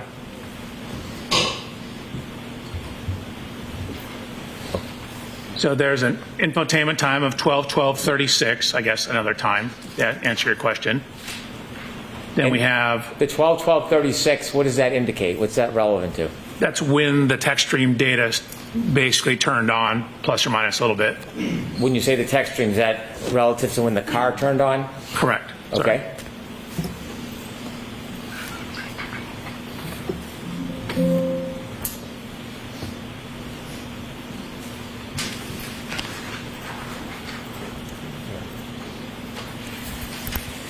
So when the car turned on, then we add the time for the trigger. So what we have is we have data in the text stream that shows the speed, the position, the steering of the vehicle on that trigger.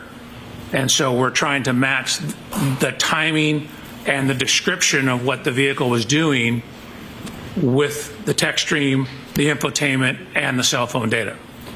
Is the data that you analyzed regarding the speed, the direction, and the timing to determine whether this was consistent with a 3-point turn? Yes. Okay. Continue, please.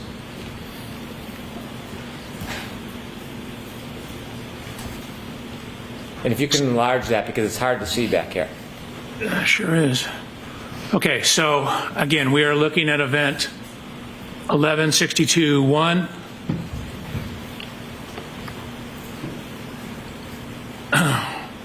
The information in blue is speed. It comes out of the text stream in kilometers an hour, converted to miles per hour, feet per second, looked at the total distance traveled, shift position. So in the text stream data, a shift position of 1 indicates you're in drive, a shift position of 2 indicates you're in reverse. There's no zeros. What would a 0 indicate? 0 is usually neutral, and I believe 3 is park. So there's also data on the acceleration of the vehicle. So basically, what is the effect of whatever you're doing in terms of stepping on the gas or not stepping on the gas? And then there's also information on the steering of the vehicle. So again, there's trigger, 5 seconds before, 5 seconds after. So over here, a positive number equals a leftward steer. So you can see we have in the forward velocity or forward motion in drive, goes forward with leftward steer, stops, shifts into reverse, and then continues with a rightward steer back. Could you take us over to the left of that data?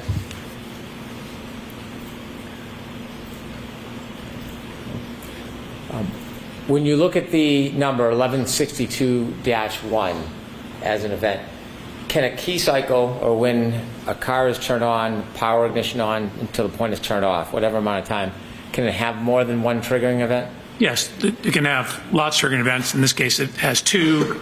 On a key cycle 1164, there's 11. On 1167, there's 10. If you could move a little bit to the right on this, is there something you can see on here that caused the triggering event, some of the data? Yes. So if you look at the triggering, the indication of what this trigger was, what you see is accelerator opening ratio, which is basically, you can think of it as how much you're stepping on the gas pedal. And so if it exceeds, in this case, 30% quicken time after shipping into reverse, that tells the system, hey, we might need to start recording this data. So what you can see, it went into reverse, and then within a very short amount of time, the accelerator pedal went above that 30%. That's what caused the T or the trigger in the text stream data. The row next to the 31.5, engine RPM data, can you explain to us what that is? Sure, that's how many revolutions per minute the engine's turning. The more gas, is it generally the higher the RPM? Correct. There's going to be a little lag. Your car doesn't move instantaneously. You have to step on the gas, then the RPMs go up, and then it starts going faster. If you could explain to us the total distance and distance travel columns, how do you read that? Sure. So we know the speed at various times. We know from this data that there is, you can see half a second between each one of these timestamps. So 1, 2, 3, 4, 5, 6, 7, 8, 9, 10 data points at half a second. That's the 5 seconds of pre-crash data. So if you know you're going so many miles per hour, again, I converted it to feet per second. Feet per second, you're going so many feet per second for half a second, for example. You just multiply those two together and it tells you how far you went. So what I'm doing is looking at speed traveling during the interval, that's during this short time period, and then I add it all together here for total distance traveled. You mentioned that when the data is captured, it's limited to 10 seconds. When we look at the top row of JBW vehicle speed MPH, it's 9.94. Is that 9.94 miles per hour? It is. Can we tell whether it was going faster or slower before this data? We generally cannot. I mean, you might have some. It looks like it's slowing down, and then you see right here this brake switch application. So you have two things relative to braking.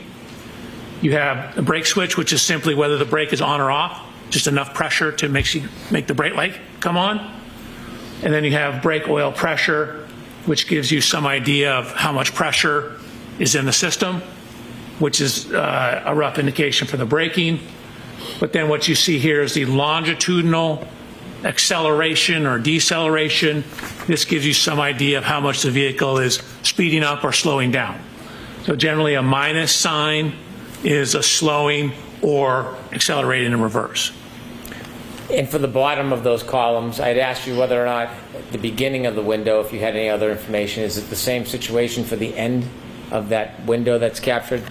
Correct. So at the end of this window, you can see it's still going about 8.7 miles an hour when the trigger stopped. So after that trigger plus 5 seconds, the system said we no longer need to monitor it. Things have returned to an okay state. And so then it stops monitoring the system. Based on your analysis and review and looking at this data, did you come to a conclusion to a reasonable degree of engineering certainty whether or when this event occurred as it is portrayed in the data? Yes, I did. And could you share with the jury, to a reasonable degree of engineering certainty, when did this occur? So this, you want time-wise or location or both? Start with location, then time. So it happened on Cedar Crest. It happened between cell phone data points 154 and 155. And it's a 3-point turn on Cedar Crest.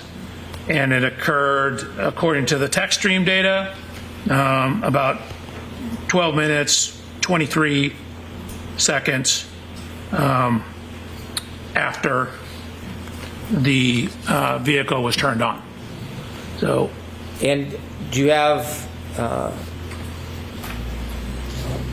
an understanding of the variance between the Lexus clock and Mr. O'Keefe's cell phone? Yes. And what is that variance time? 21 to 29 seconds. And so the Lexus clock at 21, 23, 38, what time would that put Mr. O'Keefe's cell phone? Objection, Your Honor. I'm going to see counsel at sidebar for just a minute, please.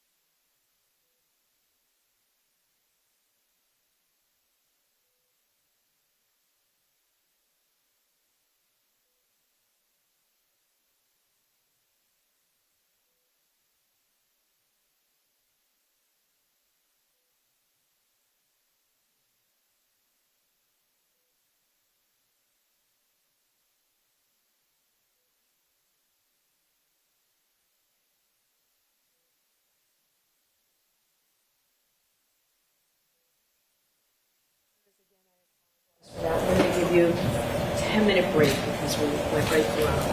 So 10-minute break and then we'll go again until 1 o'clock. Chair's right this way. Please rise for the jury.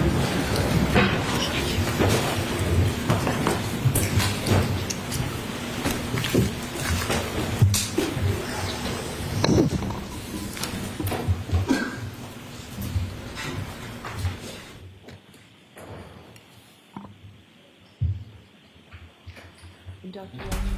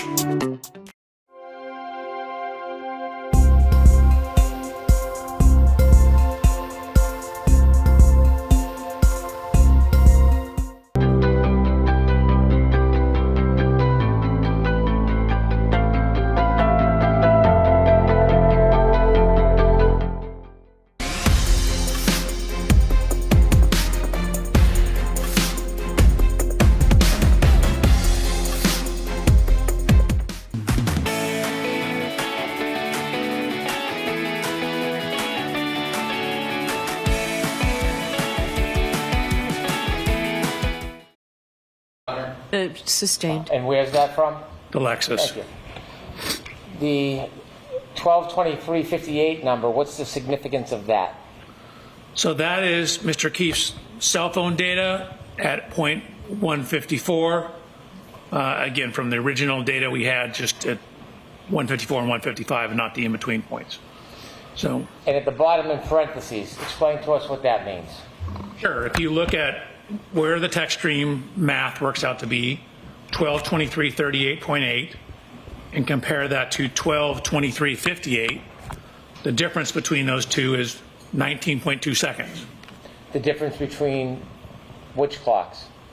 Between what the text stream infotainment system would show compared to what point 154 on Mr. O'Keefe's cell phone is. And based on new data, do you now have information about what the variance, the difference is between the clock on the Lexus infotainment and the clock on Mr. O'Keefe's cell phone? Yes. And what is that? Objection, Your Honor. I'm going to allow that. It's, you need to advance the text stream clock 21 to 29 seconds. You need to advance it 21 to 29 seconds for why? Why do you need to do that? Because the cell phone is ahead 21 to 29 seconds.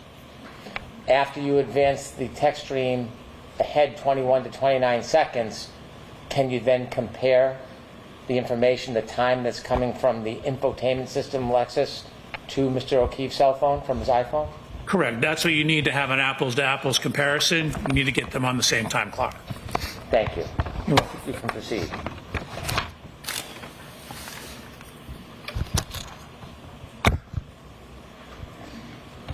So I think we left off here. So that's 1162-1. So what we have is we have the cell phone data, the original cell phone data on the right-hand side. And then from that text stream data, we have whether it's going forward, we have the speeds, and we have the steering angles. So from that information, we ran a simulation to show you what the text stream data means. This is what the 10 seconds of data is.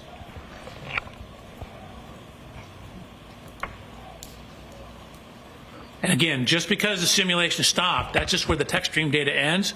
Again, as we showed you earlier, the car's still moving. That's just the last data point we have. So what that text stream data shows is matching a 3-point turn on that Cedar Crest Street. So we have the vehicle motion, the timing data consistent with the interview statements about making a turn, 3-point turn. Can you take us back to the data chart and show the 2 points that you just mentioned, the turning? Where is that reflected in the data? Sure. So you can see You'll have to enlarge that. I'm sorry, Doctor. column N, that's the ship position. So that's looking, we start off going forward right here. And you can see at the start of the simulation, we're going about 9.94 miles an hour. And then as you start a 3-point turn, you generally start, in this case, if you're going to the left, with the left turn.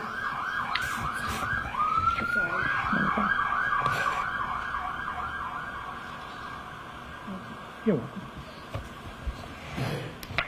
So you can see we have this steering angle here, then the transmission. So again, we have the brake application. So you're coming in, but you're slowing down, and you get down to a speed of approximately 0. 0, shift into reverse, back up, and then start to turn the other direction as you're backing up. So again, you want the rear to go to the right, you turn the steering wheel to the right, right is negative, and then as you start to pull around and pull forward, you turn back to correct for the steering, and so that's what this shows. So again, if you put it all into a simulation program, the speeds, the shifting, the distance, keep in mind we only have that 10-second window of data, and the steering angle for that Lexus, that's what it indicates. Can you enlarge the photograph on the right with the data points and explain to us the significance of that? Sure. So again, what we're trying to do is we have the infotainment, we have the text stream. We're now trying to see how that correlates to Mr. O'Keefe's cell phone. So we had originally very coarse data points, 154 and 155. There's additional data points between here. So we're looking at how well does our predicted time compare to those two. So with the cell phone correction, you end up with the text stream data at 12:23:59 to 12:24:07. So that's actually right in between these two data points. And so we know 154 was closest, but it's on the right-hand side of the road. 155 is when it's turned around and heading back in the southerly direction. So the cell phone data corroborates the text stream timing data in conjunction with the infotainment system data. Thank you. Please continue.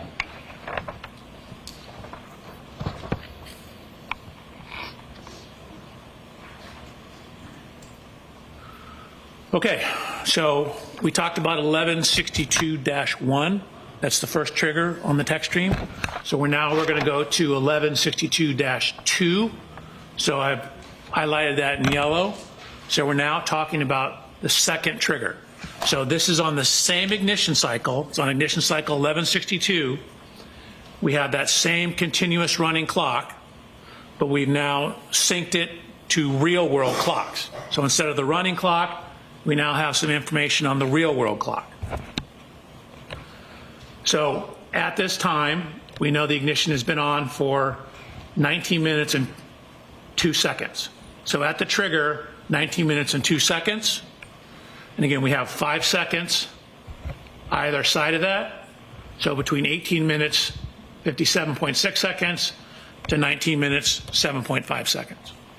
Could you enlarge that, please? Which part? That part where your arrow is. You were speaking about the clock. Could you explain that so the jury can see? Sure. So again, this is continuous from when the time comes on. I just converted it to minutes and seconds here so you can see how long it's been on. This is the mileage. These are the speeds over here.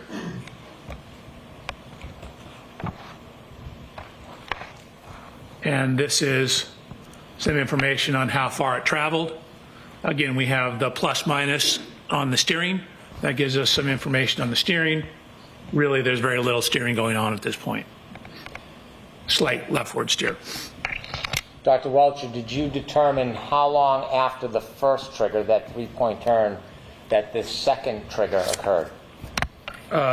Yes. 3-point turn occurred about 8 minutes after. You said the 3-point turn occurred after? I'm sorry, this event, I misspoke. 11.2 occurred about 8 minutes after. After the 3-point turn? Correct. Okay, thank you. Can you walk us through this data? Sure.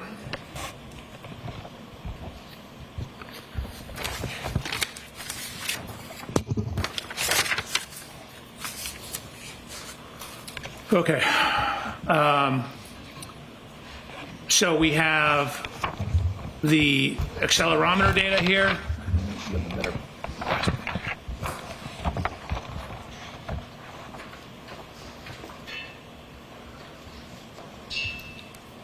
I've highlighted a shift from drive to neutral to reverse. I'm sorry, you're going to need to zoom that in so we can see it. Absolutely. We have information on the brake switch, brake oil pressure. We have the acceleration data here. And then from that information and using the acceleration data, calculating the speed at which it's backing up. The reason we have slightly different calculations here is we have some evidence that the wheel's slipping on the ground. So we need to use the accelerometer because the wheel speed is simply telling you the speed of the wheel. It's like if you're stationary burning rubber, the speedometer reads a certain speed, but you're not going anywhere. But the accelerometer tells you how much the vehicle's moving. So from all that information, we get information on how far the vehicle's traveled. We've done it in terms of total travel distance. We've done it relative to the start position. I'm going to ask you to start on the columns on the left and take us through the information that you have regarding this second triggering event. So if you can scroll all the way to the left. All the way to the left? Yep. Okay. So the first column regarding time, could you remind us again what that is? So again, that's the continuous running clock. And the second column in blue? That's where I take that time and convert it to what we more commonly use, minutes and seconds. And now we have a key cycle event, different than the 3-point turn. What's the number? So this is now 1162-2. So again, it's technically in the system the same key cycle. I've called it 1162-2. And the red number next to it to the right? That's the mileage. So it's actually at the same mileage as 1162-1. So we know, obviously, they're within the same mile. If you can scroll over a couple of columns. From your data, can you tell during that event how far the Lexus traveled during that event? Yes. And how do you do that? So we have accelerometer data. We have velocity data or speed data back here. I've corrected for what you see down here is, and I go through this on a later slide, but right here you can see a significant increase in the RPMs, but yet the acceleration is dropping. So what that means is if your RPMs are going up and the speed's going up, that means you should be accelerating more. But what happens because the acceleration is dropping, that means what's actually happened is the wheel's slipping. So what I've done is I've used the accelerometers data to calculate the speed once the vehicle is put into reverse. And once we know the speed, again, feet per second, we know every data point is half a second. So speed times time tells you how far you moved. Feet per second, feet divided by seconds times seconds gives you feet. That's how far you went. So you get how far you went in each interval, then you get the total distance traveled. And so this is relative to the start. So 0 is the start. The vehicle goes forward about 34 feet. Then you can see it basically stops in this area here, then begins to back up and ends up backing a total of 53 back from where it originally started. So if you add 53 to 34, you get 87. So the total motion, 34 forward, 53 back, the Lexus moved 87 feet total. Dr. Welcher, when you say the Lexus moved 83 feet total, is that according to the data or is that the entirety of the movement of that Lexus? No, that's just from when the data starts to when the data ends. So if you look at when the data starts, you can see that the vehicle is actually going 13.67 miles an hour. When the data stops, the vehicle is still going 23 miles an hour. And you can see, I'm sorry. You can still see that it's still at 74% throttle. So, you know, this is 3/4 of full throttle in reverse. So to start with the distance traveled, if you can go to the top, we see that the speed is 13.67. Is that where the data gets picked up? That's where the first data point is. Again, the trigger is here. This is 5 seconds before the trigger. Are you able to tell how fast or slow the vehicle is traveling before that data point of 5 seconds before the trigger? No. And likewise, on the bottom, the speed. at the end of the 10-second data points at 23.61, can you tell whether or not that speed stayed the same, increased, or decreased? I mean, considering you're at 74% throttle, it likely increased. How much, I don't know. And you can see that up here she's on the brake, down here she's not on the brake. And so she's not on the brake and at 74% throttle. And what is the percentage of throttle that has to be initiated to cause a triggering event? For a shift into rear and a rapid throttle application, it's 30%. If you look at the next column over, if you can go to the top heading for the jury to see the engine RPM data, could you explain that? Sure. Again, that's the engine RPMs. And so, as I mentioned, you have this jump in engine RPMs and a very dramatic jump in the reported speed of the vehicle. But when you look at the acceleration is actually dropping. So again, that's a telltale sign that the tire's spinning because the vehicle's not being accelerated.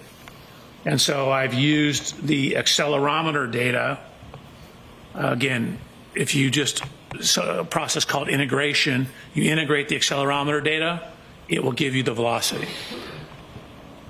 So what I've done is, it's called piecewise integration to get the speed data that takes into account the tire slippage, and from there calculated the speed or the position at each interval going across the top here. If I could stop you at your column that says JBW speed at each time step. Yep. If you go to the bottom, please. So does your data indicate that the speed is changing at the end of this 10-second event?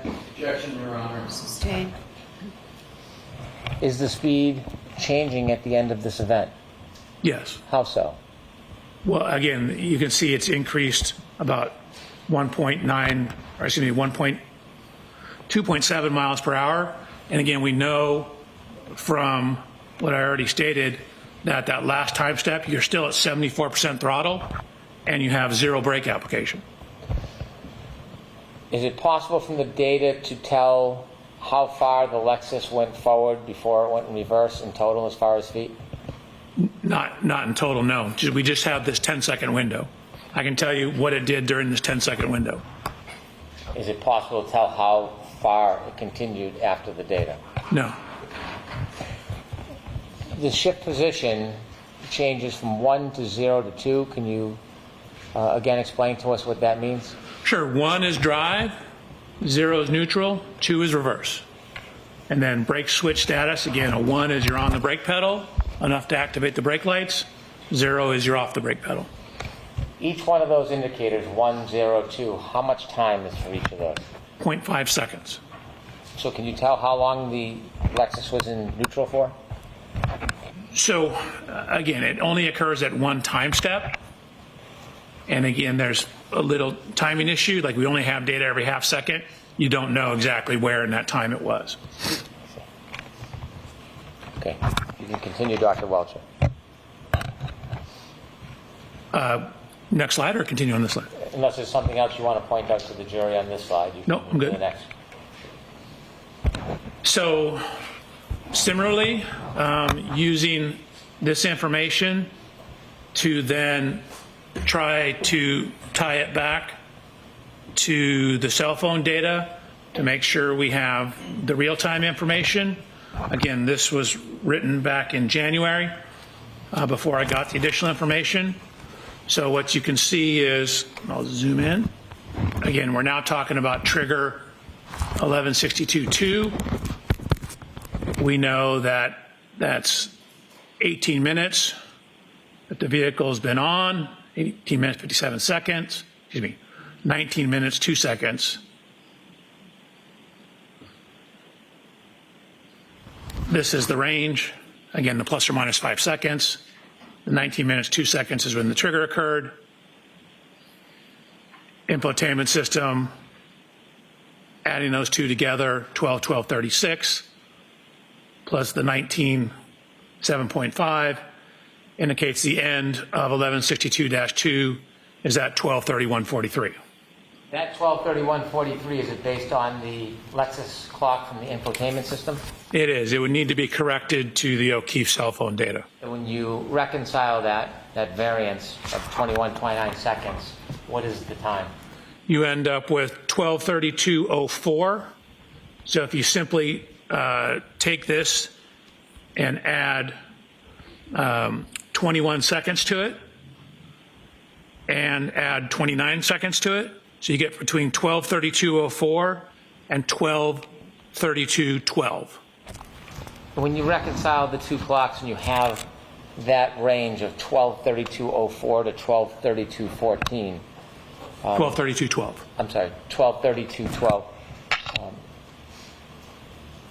Does that simply accommodate the window of data, but not before and after? Correct. So, again, even on John's O'Keefe cell phone, even within his cell phone, there's somewhere between 21 to 29 seconds difference on his cell phone. So even that one piece of instrumentation has some variance to it. So we know it's between 21 to 29 seconds at this approximate time. So this is taking into account that variance. So the only time window that you have is based on the data, and that's reflected in the 12:32:04 to 12:32:12? Sustained. Is there any other window you can accommodate with the data you have other than that 10-second window? Yes. What's that? So I was given information about a final lock event on the phone.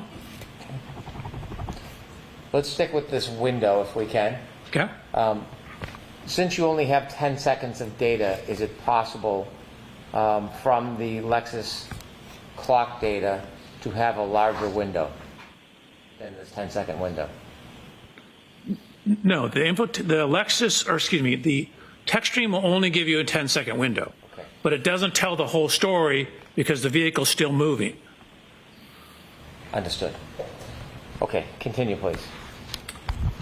So I have this other event, a lock event, and the information I was given that at 12, it's 12:32:09, and so we have the TechStream data ending at somewhere between 12:32:04 and 12:32:12, which puts this number right in the middle of that, more or less.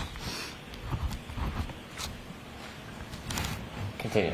Is this a good place to take a luncheon break? Certainly, Your Honor. Okay, so why don't we do that, Juror? So we'll take 45 minutes for lunch. And again, Dr. Wilson, you can just call it. Thank you, Your Honor. Thank you very much.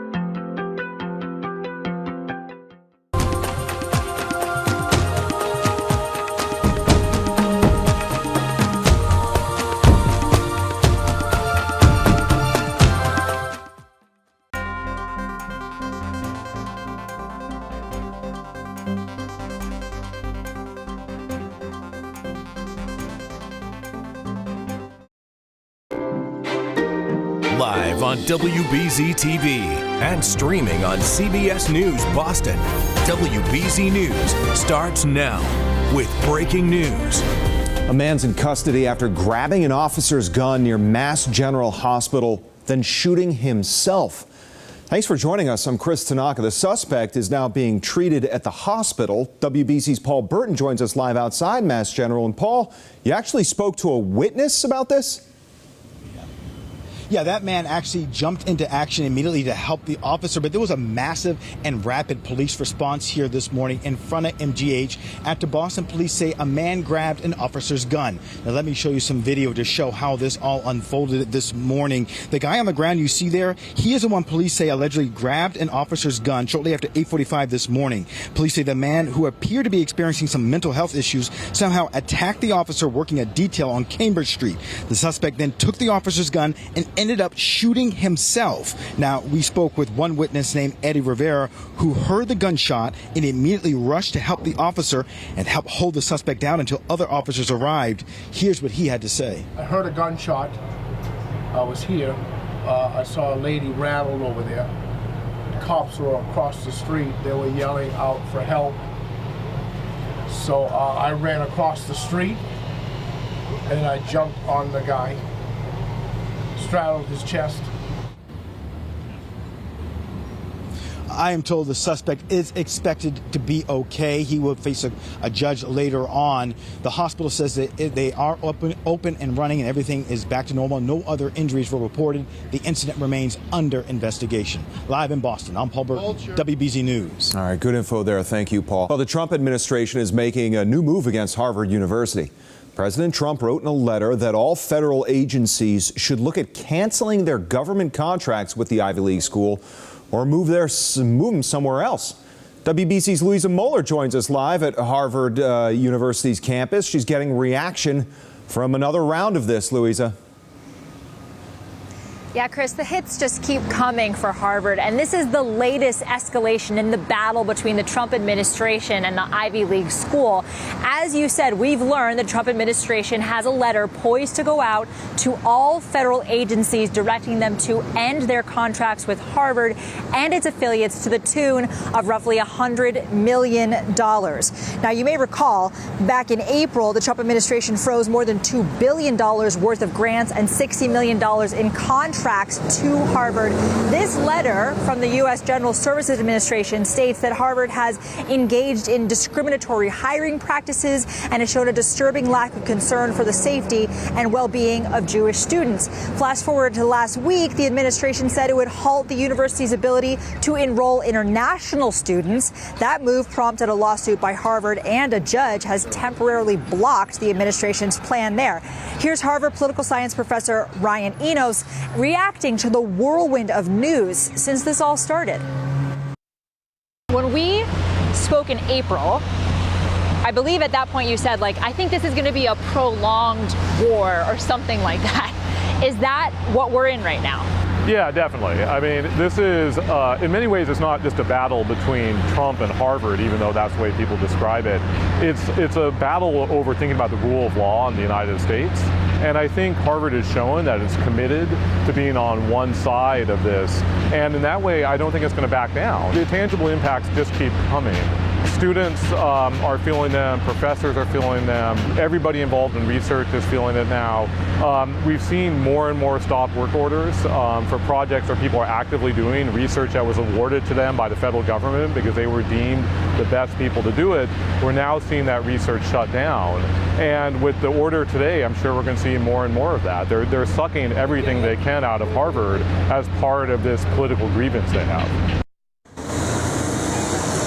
And the president has also made his own personal threats on social media, saying that he might revoke Harvard's tax-exempt status, saying that he could take the frozen grants and redirect them to trade schools. And of course, this is not just having an impact directly on the university, but also the greater ecosystem in Cambridge and in Boston. It is a fast-moving story, and we're definitely going to continue to follow it. Live in Harvard Square, Louisa Moeller, WBZ News. All right, Louisa. Well, now to your next weather, and let's take a look outside. It is a beautiful Tuesday. My goodness. We're staying dry for now, but there could be some rain towards the end of the week. WBZ Next Weather Meteorologist Jason Michael here now with the first look at your next weather forecast. It's a stunner out there, Jason. Well, listen, stunner is just one word to describe just how amazing our weather is here, Chris. And we've actually been seeing less and less of these dramatic temperature swings over the past several weeks here. Now that the heat and also the humidity is actually going to be climbing up here, of course, weather is not going to be weathering here in New England without the word of rain. So that we definitely need to be talking about here. Temperatures right around the lower 70s. I promised you this earlier, and I'm sticking by my promise. We're all actually going to be moving into the mid to upper 70s later on today with those south winds now beginning to dart across the skies here.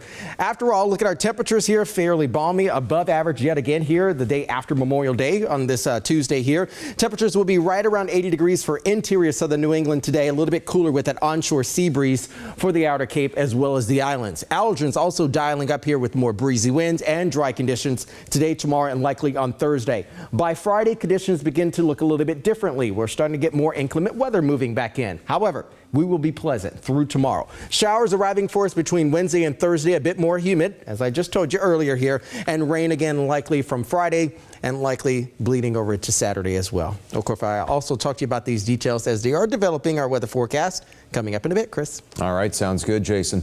Well, we've learned the family involved in a deadly crash in Franklin over the weekend was actually headed to celebrate their son's birthday when they were allegedly hit by a drunk driver. Now, the driver, 21-year-old James Blanchard, was arraigned in court late this morning.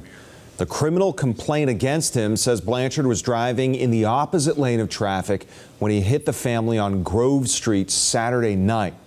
A 5-year-old girl was rushed to the hospital. That's where she died. Her mom and brother were both critically injured. Dad was hospitalized but has since been released. A judge has ordered Blanchard held on $250,000 bail. Well, a 53-year-old man in London is now being charged in connection with the Liverpool Victory Parade crash. Police are charging the man with suspicion of attempted murder. Authorities say the driver gained access to the parade route by following an ambulance, which was responding to a call through a roadblock. When it was lifted to let the ambulance through, the driver got through as well. Now, investigators still don't believe this is terrorism, despite dozens of people being hurt, 11 of which who are still in the hospital. Well, the Karen Reed trial back inside Norfolk's Superior Court for the first time in nearly a week, as the prosecution could be entering the final days of its case. Accident reconstructionist Dr. Judson Welcher from Aperture LLC is on the stand starting today. The defense could get the case at some point in the coming days.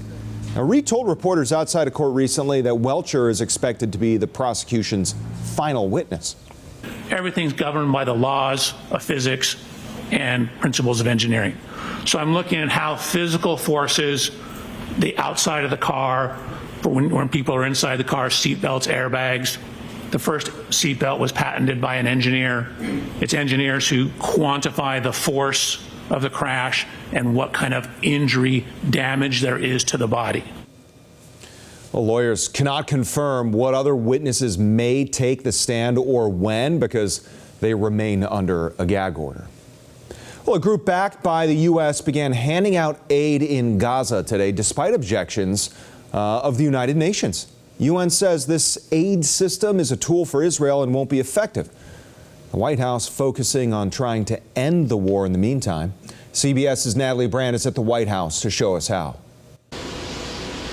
As the Trump administration tries to help broker a ceasefire deal between Israel and Hamas, Department of Homeland Security Secretary Kristi Noem visited Jerusalem Monday, offering condolences following the killing of 2 Israeli embassy staffers in Washington, D.C. President Trump extends his greetings and his grief to all of you, and he stands with you as we fight this hatred in the world. According to the news site Axios, White House envoy Steve Witkoff said he's disappointed that Hamas has failed to accept his proposal for a new hostage and ceasefire deal. President Trump is also expressing increasing frustration with Russian President Vladimir Putin as Russia continues to bombard Ukraine amid ceasefire negotiations. Congressman Don Bacon is among Republicans on Capitol Hill calling on the Trump administration to impose new sanctions. He says peace talks are having zero effect on Putin, and the U.S. and allies must arm Ukraine to the teeth and sanction Russia to the max. Germany announced Monday that allies in Europe will allow Ukraine to fire long-range missiles into Russia to strike military targets. The U.S. eased restrictions last year. The European Union is also agreeing to speed up trade negotiations with the U.S. following President Trump's threat of 50% tariffs on European goods. The president, said talks last week were going nowhere. Do you feel like there has been progress or that there can be progress? Well, yeah, there can be progress, but we need a lot more progress. So the progress was slower than in most of the other negotiations, and that's why the president did what he did. I think it was a prudent call. Following a call with the president of the European Commission, President Trump says he's extended his deadline until July 9th. Natalie Brand, CBS News, the White House. Well, coming up on WBZ News, consumer confidence rebounds following months of declines and tariff anxiety. And Chris, high pressure is dominating across the area today as well as tomorrow, and we have millions of happy campers across New England. We'll talk temperatures and also talk about those rain chances, but for now, a great day, according to Steve, to go for a walk.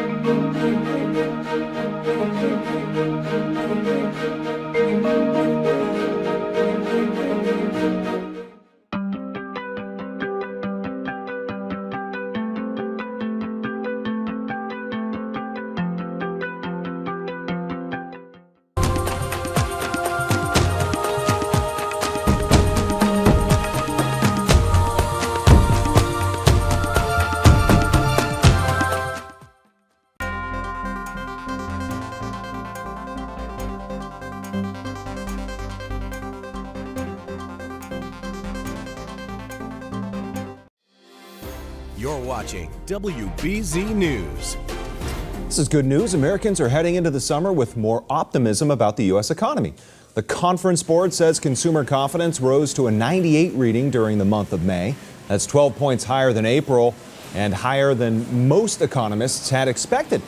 It's also the first rise in consumer confidence since November. And Jason is back. very confident about the lovely day that has started and will continue into the afternoon. Listen, I've already been outside and I've been soaking it up as best as I can here. And all across New England, everybody is soaking up all of the sunshine that you have, whether or not you want to walk, to jog, maybe go for a bike ride, or even just sit along beachside. Today is a great day to do it. Actually, it's actually going to be the warmest of the next 7. We do have rain chances, unfortunately, moving back into our 7-day forecast towards the tail end of the week and likely to kickstart the weekend as well as we wave goodbye to May and also wave hello to the month of June on Sunday. Increasing cloud cover over the next 24 to 36 hours. Again, remaining dry today and at least 90% dry, at least for tomorrow. Maybe a spotty sprinkle here and there, but largely dry over the next 48 hours. Between Wednesday night and early Thursday, we start to see a few more showers pop up here, and that begins early on Thursday morning.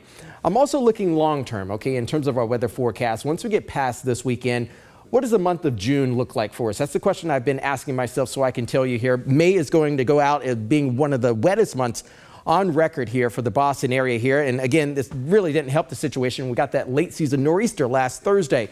But as we look towards next week here, rain chances fall off significantly. And I'll tell you in a few seconds exactly why. Going back to our rain chances arriving for us Wednesday night into early Thursday. Again, increasing cloud cover. We're pouring on some extra humidity by the tail end of the week. And we will allow for increasing cloud cover and also some spot shower chances to move back in. 4 a.m. on Thursday. Here we go. Starting out fairly wet for us on Thursday morning. Some lingering cloud cover throughout the course of the afternoon. Another bump up in terms of weather conditions for us with some increasing humidity Thursday evening with more spot shower chances. By Friday, we push that cold front on through the region. And by Saturday, we allow for the return flow behind that area of low pressure to allow for even more rain showers. But again, we're pushing the drought conditions out of the Commonwealth, which is great news. Great and improved drought conditions. We get a new one every Thursday. 10 degrees warmer outside as of right now. So again, oh, so much goodness outside here in terms of conditions on the air as well as in the skies. Around 80 degrees to be expected. We're also going to drop off again overnight tonight. Back mild again, some 40s, maybe, but again, mainly dealing with the 50s. Thickening clouds return for us again. 76 degrees expected for tomorrow. Now, I made you a promise earlier, and I intend to keep it. Looking long term, 6 to 10 days out, looks like we're going to be drier than normal. 8 to 14 days out, look like we're going to actually be warmer than average. In terms of the weather conditions, speaking about precipitation, in terms of temperatures, some models are actually forecasting we're actually going to be going into the mid to upper 80s to near 90 by the tail end of the week. I believe a ridge, a sizable ridge, will be setting up east of the Mississippi, and a deep trough will likely be bringing some wet weather and much cooler conditions to the western half of the country. It works in our favor because we allow things to be a bit more warmer and also drier as well. But for now, Chris, we'll keep temperatures in the 60s and 70s, again with those pop-up rain chances towards the tail end of the week. And by Saturday, we start to trend drier and welcome June on Sunday on a dry note. And also the start of 2025 Atlantic hurricane season. Oh, yeah. All right, Jason. Thanks for that. Hey, a military dog tag was found on a Nantucket beach. Up next, exactly where it was discovered and how it could bring back special memories for a family in question.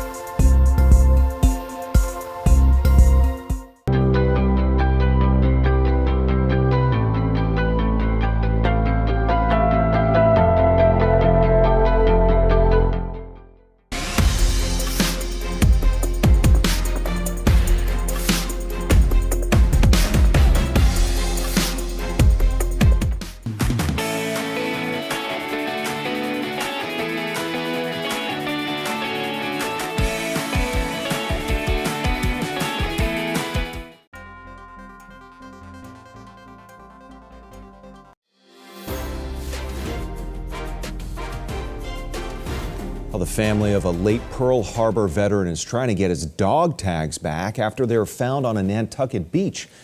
As WBZ's Mike Sullivan shows us, how they got there and where they are now are both mysteries. It's funny how a story weaves together, one strand into another. It's just the way life is. Frances Downs loves to crochet, but those skills didn't come from her father. My mother told me, leave it alone, do what you do best. That was swimming and diving. Ernest Gentile was on the first Navy SEAL Frogman demolition team in American history. He did underwater demolition, I think during the war. He earned the Navy Cross, cutting submarine netting in French Morocco. Sounds like he had a lot of classified type missions. Yes, he did. He kept most of them private, but the ones he did share now come from his grandkids. He would go underwater.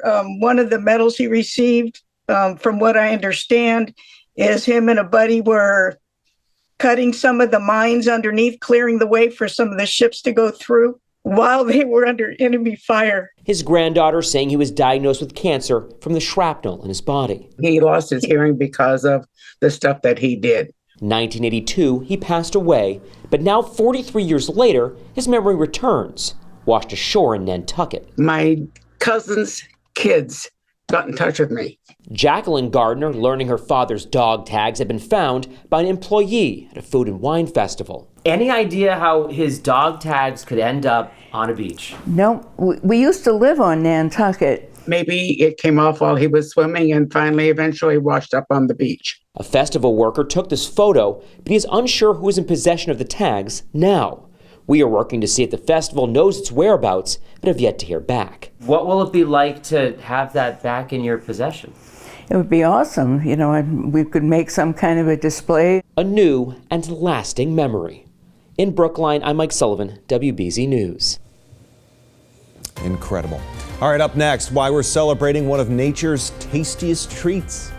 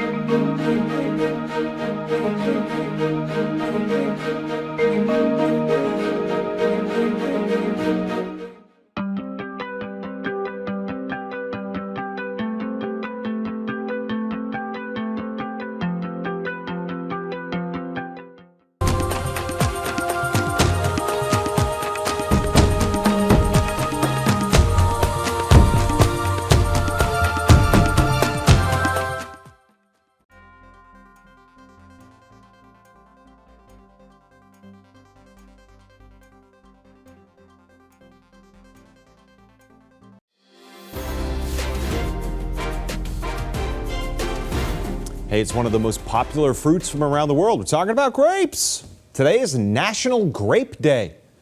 Archaeologists report grapes have been around for 130 million years. Today, there are nearly 10,000 known varieties of grapes from around the world. The Department of Agriculture says 6 million tons of grapes are grown in the U.S. each year. How about this? Of that number, more than 70% goes to winemaking. I thought it went to Welch's. That's impressive, America. All right, thanks for joining us. Get outside and you can. Enjoy the beautiful day. The news continues streaming on CBS News Boston if you can't. See you at 5 o'clock.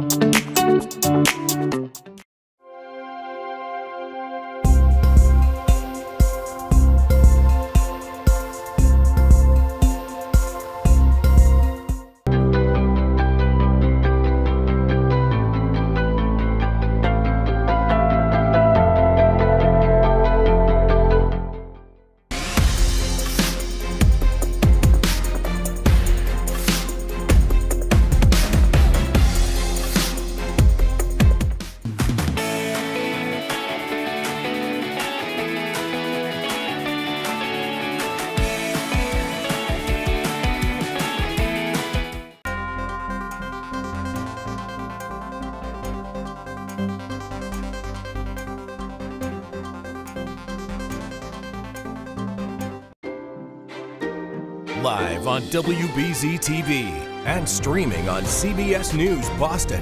WBZ News starts now with breaking news. A man's in custody after grabbing an officer's gun near Mass General Hospital, then shooting himself.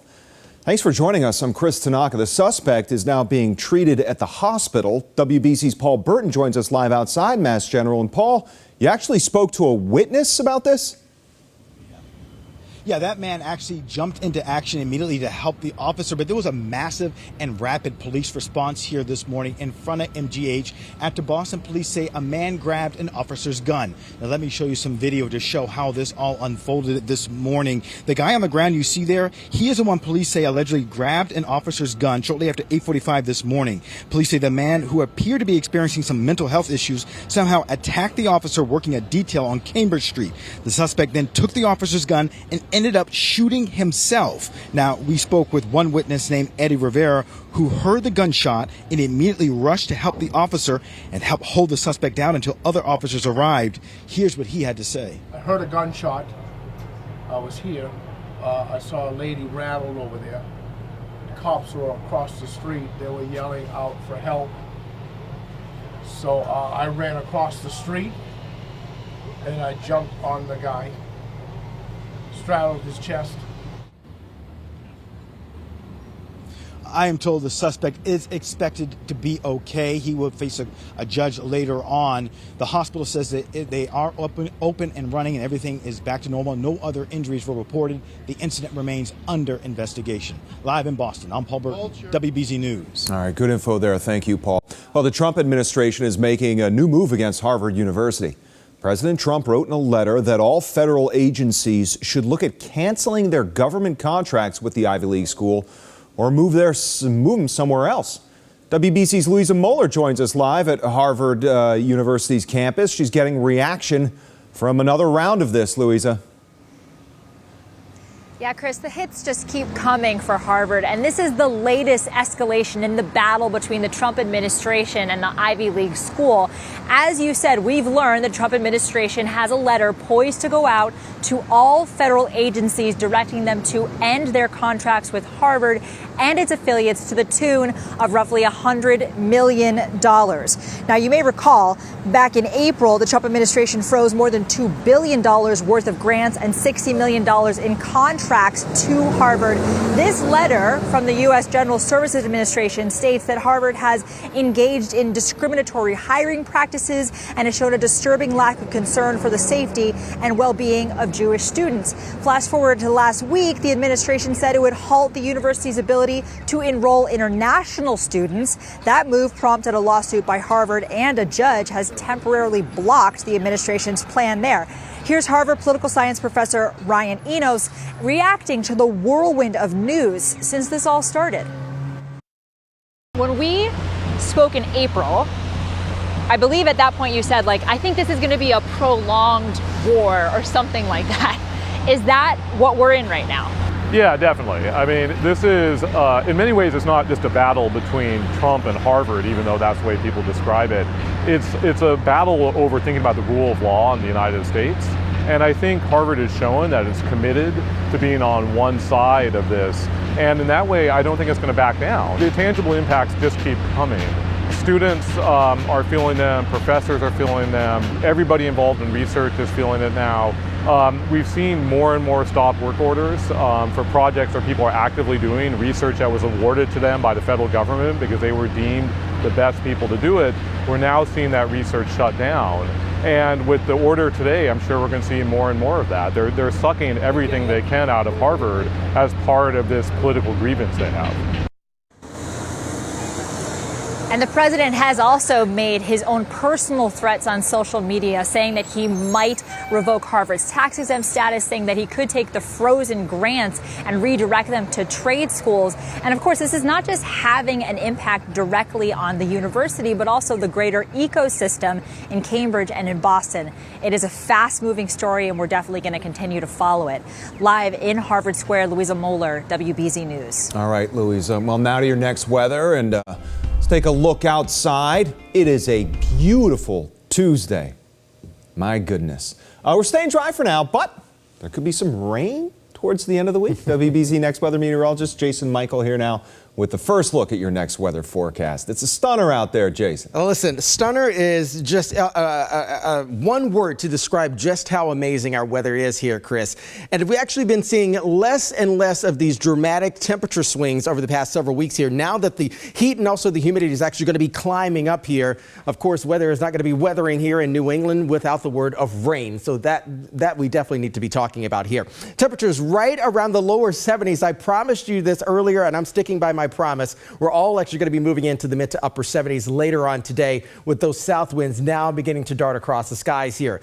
After all, look at our temperatures here, fairly balmy, above average yet again here the day after Memorial Day on this Tuesday here. Temperatures will be right around 80 degrees for interior southern New England today, a little bit cooler with that onshore sea breeze for the outer Cape as well as the islands. Allergens also dialing up here with more breezy winds and dry conditions today, tomorrow, and likely on Thursday. By Friday, conditions begin to look a little bit differently. We're starting to get more inclement weather moving back in. However, we will be pleasant through tomorrow. Showers arriving for us between Wednesday and Thursday, a bit more humid, as I just told you earlier here, and rain again likely from Friday and likely bleeding over into Saturday as well. Of course, I also talked to you about these details as they are developing our weather forecast. Coming up in a bit, Chris. All right, sounds good, Jason. Well, we've learned the family involved in a deadly crash in Franklin over the weekend was actually headed to celebrate their son's birthday when they were allegedly hit by a drunk driver. Now, the driver, 21-year-old James Blanchard, was arraigned in court late this morning. The criminal complaint against him says Blanchard was driving in the opposite lane of traffic when he hit the family on Grove Street Saturday night. A 5-year-old girl was rushed to the hospital. That's where she died. Her mom and brother were both critically injured. Dad was hospitalized but has since been released. A judge has ordered Blanchard held on $250,000 bail. Well, a 53-year-old man in London is now being charged in connection with the Liverpool Victory Parade crash. Police are charging the man with suspicion of attempted murder. Authorities say the driver gained access to the parade route by following an ambulance, which was responding to a call through a roadblock. When it was lifted to let the ambulance through, the driver got through as well. Now, investigators still don't believe this is terrorism, despite dozens of people being hurt, 11 of which who are still in the hospital. Well, the Karen Read trial back inside Norfolk's Superior Court for the first time in nearly a week, as the prosecution could be entering the final days of its case. Accident reconstructionist Dr. Judson Welcher from Aperture LLC is on the stand starting today. The defense could get the case at some point in the coming days. Now, Reed told reporters outside of court recently that Welcher is expected to be the prosecution's final witness. Everything's governed by the laws of physics and principles of engineering. So I'm looking at how physical forces, the outside of the car, for when people are inside the car, seatbelts, airbags. The first seatbelt was patented by an engineer. It's engineers who quantify the force of the crash and what kind of injury damage there is to the body. Well, lawyers cannot confirm what other witnesses may take the stand or when, because they remain under a gag order. Well, a group backed by the U.S. began handing out aid in Gaza today, despite objections of the United Nations. UN says this aid system is a tool for Israel and won't be effective. The White House focusing on trying to end the war in the meantime. CBS's Natalie Brand is at the White House to show us how. As the Trump administration tries to help broker a ceasefire deal between Israel and Hamas, Department of Homeland Security Secretary Kristi Noem visited Jerusalem Monday, offering condolences following the killing of 2 Israeli embassy staffers in Washington, D.C. President Trump extends his greetings and his grief to all of you, and he stands with you as we fight this hatred in the world. According to the news site Axios, White House envoy Steve Witkoff said he's disappointed that Hamas has failed to accept his proposal for a new hostage and ceasefire deal. President Trump is also expressing increasing frustration with Russian President Vladimir Putin as Russia continues to bombard Ukraine amid ceasefire negotiations. Congressman Don Bacon is among Republicans on Capitol Hill calling on the Trump administration to impose new sanctions. He says peace talks are having zero effect on Putin, and the U.S. and allies must arm Ukraine to the teeth and sanction Russia to the max. Germany announced Monday that allies in Europe will allow Ukraine to fire long-range missiles into Russia to strike military targets. The U.S. eased restrictions last year. The European Union is also agreeing to speed up trade negotiations with the U.S. following President Trump's threat of 50% tariffs on European goods. The president, said talks last week were going nowhere. Do you feel like there has been progress or that there can be progress? Well, yeah, there can be progress, but we need a lot more progress. So the progress was slower than in most of the other negotiations, and that's why the president did what he did. I think it was a prudent call. Following a call with the president of the European Commission, President Trump says he's extended his deadline until July 9th. Natalie Brand, CBS News, the White House. Well, coming up on WBZ News, consumer confidence rebounds following months of declines and tariff anxiety. And Chris, high pressure is dominating across the area today as well as tomorrow, and we have millions of happy campers across New England.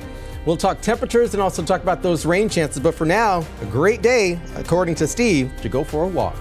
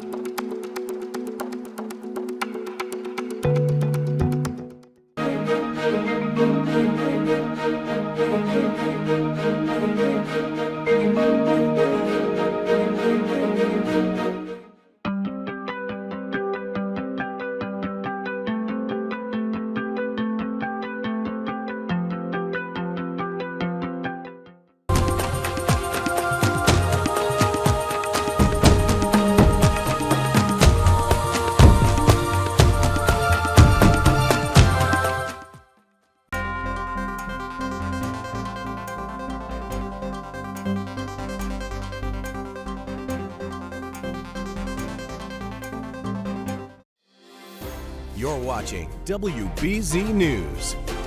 This is good news. Americans are heading into the summer with more optimism about the U.S. economy. The Conference Board says consumer confidence rose to a 98 reading during the month of May. That's 12 points higher than April and higher than most economists had expected.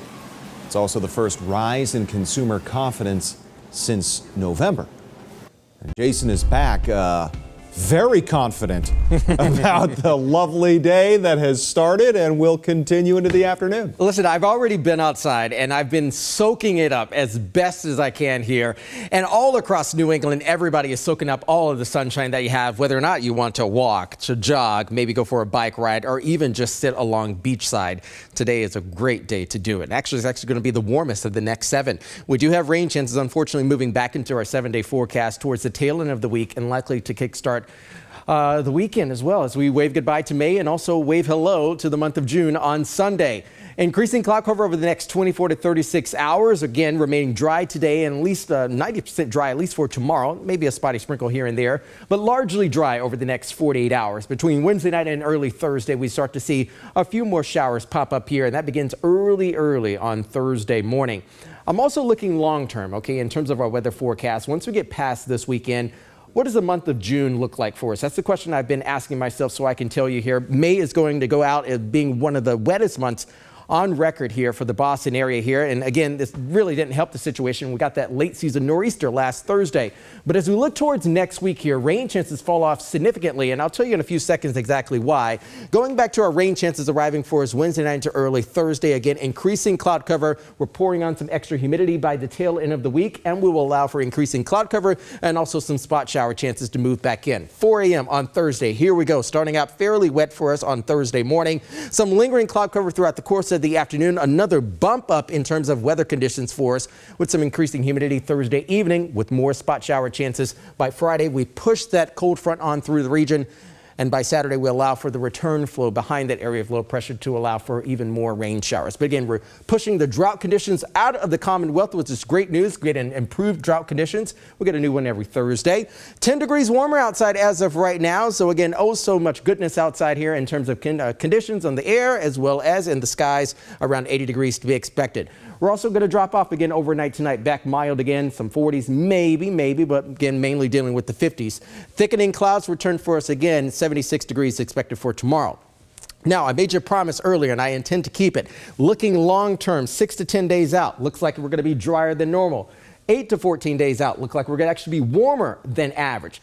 In terms of the weather conditions, speaking about precipitation, in terms of temperatures, some models are actually forecasting we're actually going to be going into the mid to upper 80s to near 90 by the tail end of the week. I believe a sizable ridge will be setting up east of the Mississippi, and a deep trough will likely be bringing some wet weather and much cooler conditions to the western half of the country. It works in our favor because we allow things to be a bit more warmer and also drier as well. But for now, Chris, we'll keep temperatures in the 60s and 70s, again with those pop-up rain chances towards the tail end of the week. And by Saturday, we start to trend drier and welcome June on Sunday on a dry note. And also the start of 2025 Atlantic hurricane season. Oh, yeah. All right, Jason. Thanks for that. Hey, a military dog tag was found on a Nantucket beach. Up next, exactly where it was discovered and how it could bring back special memories for a family in question.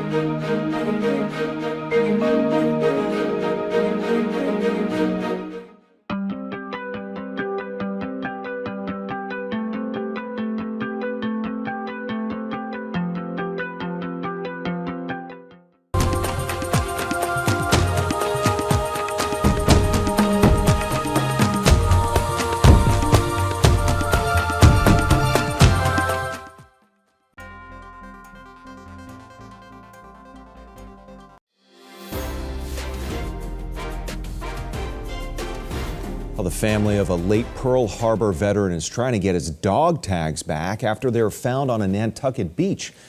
As WBZ's Mike Sullivan shows us, how they got there and where they are now are both mysteries.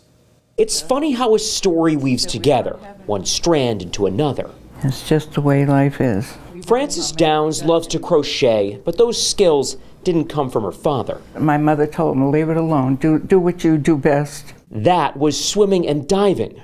Ernest Gentile was on the first Navy SEAL Frogman demolition team in American history. He did underwater demolition, I think during the war. He earned the Navy Cross, cutting submarine netting in French Morocco. Sounds like he had a lot of classified type missions. Yes, he did. He kept most of them private, but the ones he did share now come from his grandkids. He would go underwater. One of the medals he received, from what I understand, is him and a buddy were cutting some of the mines underneath, clearing the way for some of the ships to go through while they were under enemy fire. His granddaughter saying he was diagnosed with cancer from the shrapnel in his body. He lost his hearing because of the stuff that he did. 1982, he passed away, but now 43 years later, his memory returns, washed ashore in Nantucket. My cousin's kids got in touch with me. Jacqueline Gardner learning her father's dog tags had been found by an employee at a food and wine festival. Any idea how his dog tags could end up on a beach? No, we used to live on Nantucket. Maybe it came off while he was swimming and finally eventually washed up on the beach. A festival worker took this photo, but he is unsure who is in possession of the tags now. We are working to see if the festival knows its whereabouts, but have yet to hear back. What will it be like to have that back in your possession? It would be awesome, you know, and we could make some kind of a display. A new and lasting memory. In Brookline, I'm Mike Sullivan, WBZ News. Incredible. All right, up next, why we're celebrating one of nature's tastiest treats.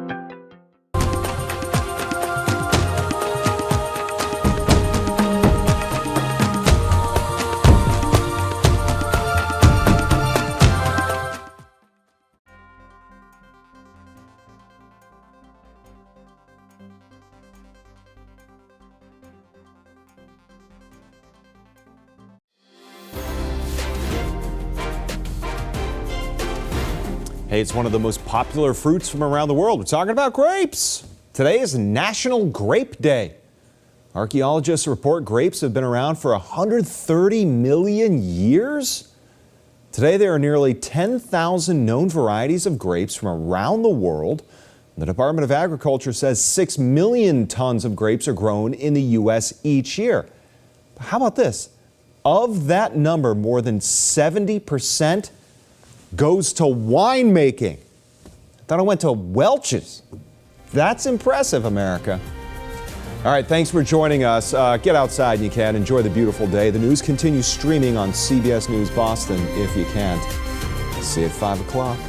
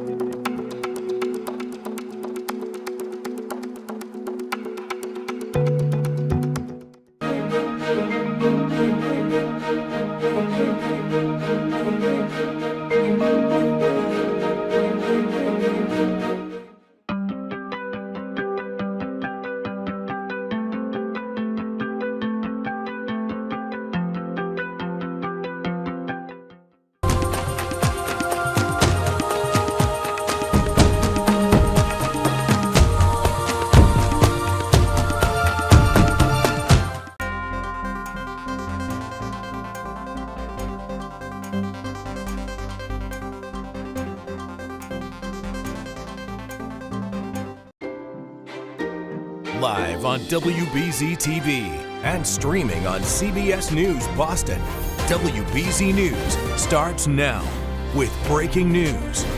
A man's in custody after grabbing an officer's gun near Mass General Hospital, then shooting himself. Thanks for joining us. I'm Chris Tanaka. The suspect is now being treated at the hospital. WBZ's Paul Burton joins us live outside Mass General. And Paul, you actually spoke to a witness about this? Yeah, that man actually jumped into action immediately to help the officer, but there was a massive and rapid police response here this morning in front of MGH after Boston police say a man grabbed an officer's gun. Now, let me show you some video to show how this all unfolded this morning. The guy on the ground you see there, he is the one police say allegedly grabbed an officer's gun shortly after 8:45 this morning. Police say the man, who appeared to be experiencing some mental health issues, somehow attacked the officer working a detail on Cambridge Street. The suspect then took the officer's gun and ended up shooting himself. Now, we spoke with one witness named Eddie Rivera who heard the gunshot and immediately rushed to help the officer and help hold the suspect down until other officers arrived. Here's what he had to say. I heard a gunshot. I was here. I saw a lady rattled over there. The cops were across the street. They were yelling out for help. So I ran across the street and I jumped on the guy, straddled his chest.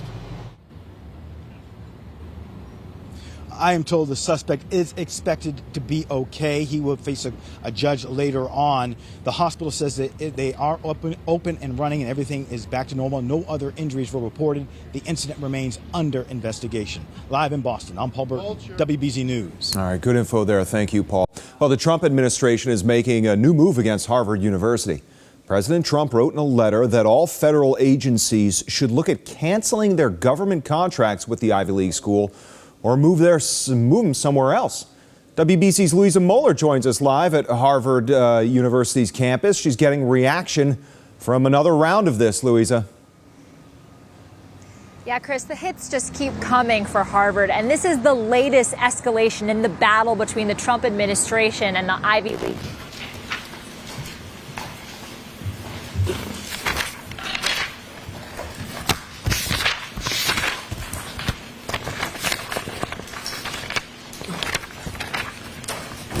Dr. Welcher, when we left off, you had given us your opinion on this slide. Could we proceed to slide 35, please? Slide 35? I believe the next slide is 35. Correct. Okay. Now, when we look at this slide, I'm going to ask you to zoom in, and if we can start from left to right, and we can identify each category as you discuss it and explain to us the importance of the columns. So we already touched on this from left to right. The first column is the continuous running clock. Second column is where I converted it to minutes and seconds. You can see we're on trigger 1162.2. This is the second trigger. The particular boxes that are highlighted are where there's change. For example, in the upper right, when you're transitioning from drive to neutral to reverse. And then I already discussed this a little bit, but where the wheel's slipping, you can see you have high acceleration pedal application, increase in the RPMs. But when you look at the effects on the vehicle, you can see that it's accelerating less. So that's indicative of slippage of the wheels. And then I simply show at the bottom the math I use to derive all that. So again, we touched on most of this. It's the same slide you saw before, just to show how corrected for the speed. If you could zoom in for a second, I want to ask you a question about the RPM column. RPM column, go ahead. If you could zoom in. Oops. You see in the last line, the last piece of data captured, the RPMs changed from 3,200 to 3,300. Correct. And the accelerator is fair to say, is that depressed? What's the way you characterize that? Sustained. How would you characterize 74? What does that mean? I mean, it's 3/4 of full throttle. It's 74% of full throttle. If above it's 74.5, it drops to 73.5 and then back to 74, why is the RPM higher than above? So there's, again, this data is referred to as being asynchronous. You're reporting it at particular times, but the computer's scanning the network for the data. So it's not all on exactly the same time step. Not only that, but there's frequently, I'm sorry. Sorry. There frequently is a delay from when you step on the accelerator pedal to when that translates to increased RPM at the engine. It takes a little time to build it up or take it down. Okay, thank you. You're welcome. So similar to what we did on the first one, basically what we did is we took all the text stream data that we had, which includes the shifting, the forward, the reverse, and the steering. Again, there was a tiny bit of leftward steer, and put that into a simulation program where we're simulating what the Lexus will do. So we've taken into account the mechanical characteristics, the steering response of the Lexus. So this is to show what it represents on the left-hand side. So each one of these little hash marks, a different color, represents 10 feet. The red lines show the extent of motion. Remember what I said, it initially pulled forward, then backed up, past its initial spot, and then went backwards further distance. So what this shows is where we simulated this in a program called HVE. So that's the vehicle, the Lexus pulling forward. And then it accelerated in reverse, past its initial starting position, and came to rest right there. Doctor, when you say it came to rest there, do you have data that the defendant's Lexus stopped there? No, it did not come to rest. I misspoke. That's where the text stream data ends. As you can see here, it's still going.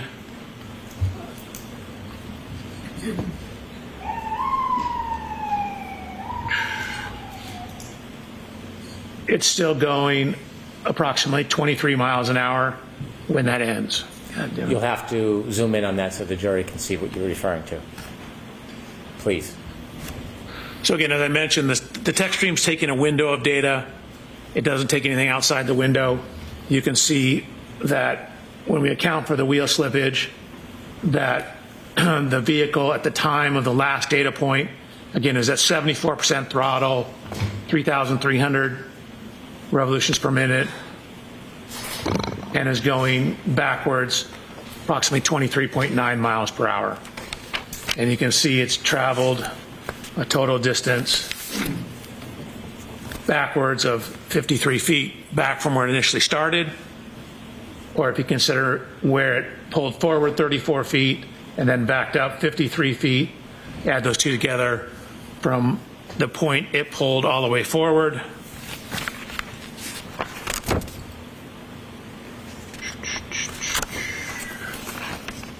So this is 10, 20, 35 forward. And then I'll go 10, 20, 30, 40, 53 back for a total of 87 feet. So from the maximum point I pulled forward to where it backed up, again, that was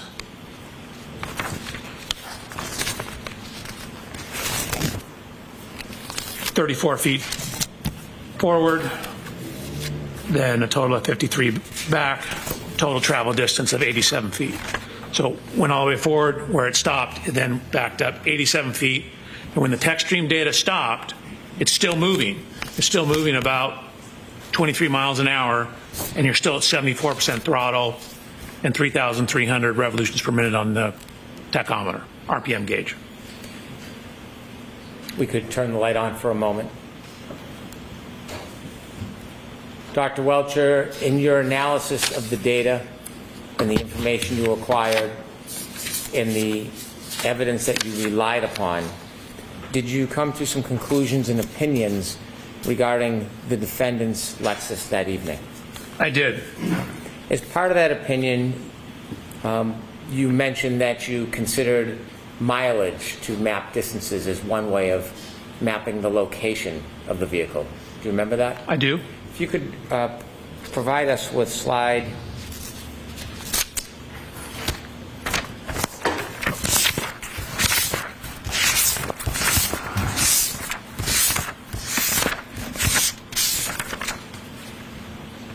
I believe it's slide 25.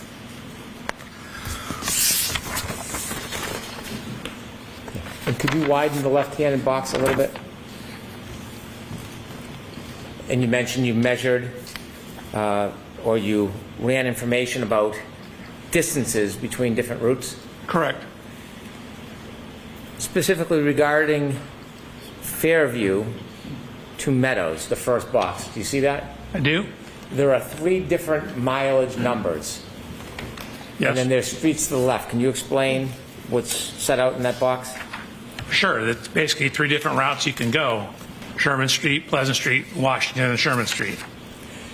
When you considered the shortest route, 2.3 miles on Sherman Street, did you attempt to determine how long it would take to travel 2.3 miles, how fast the car would have to be moving or how slowly it would have to be moving to travel 2.3 miles in 4 minutes and 15 seconds? Yes. And what did you determine? So to go 2.3 miles in 4 minutes and 15 seconds, you would need an average speed of 32.47 miles an hour.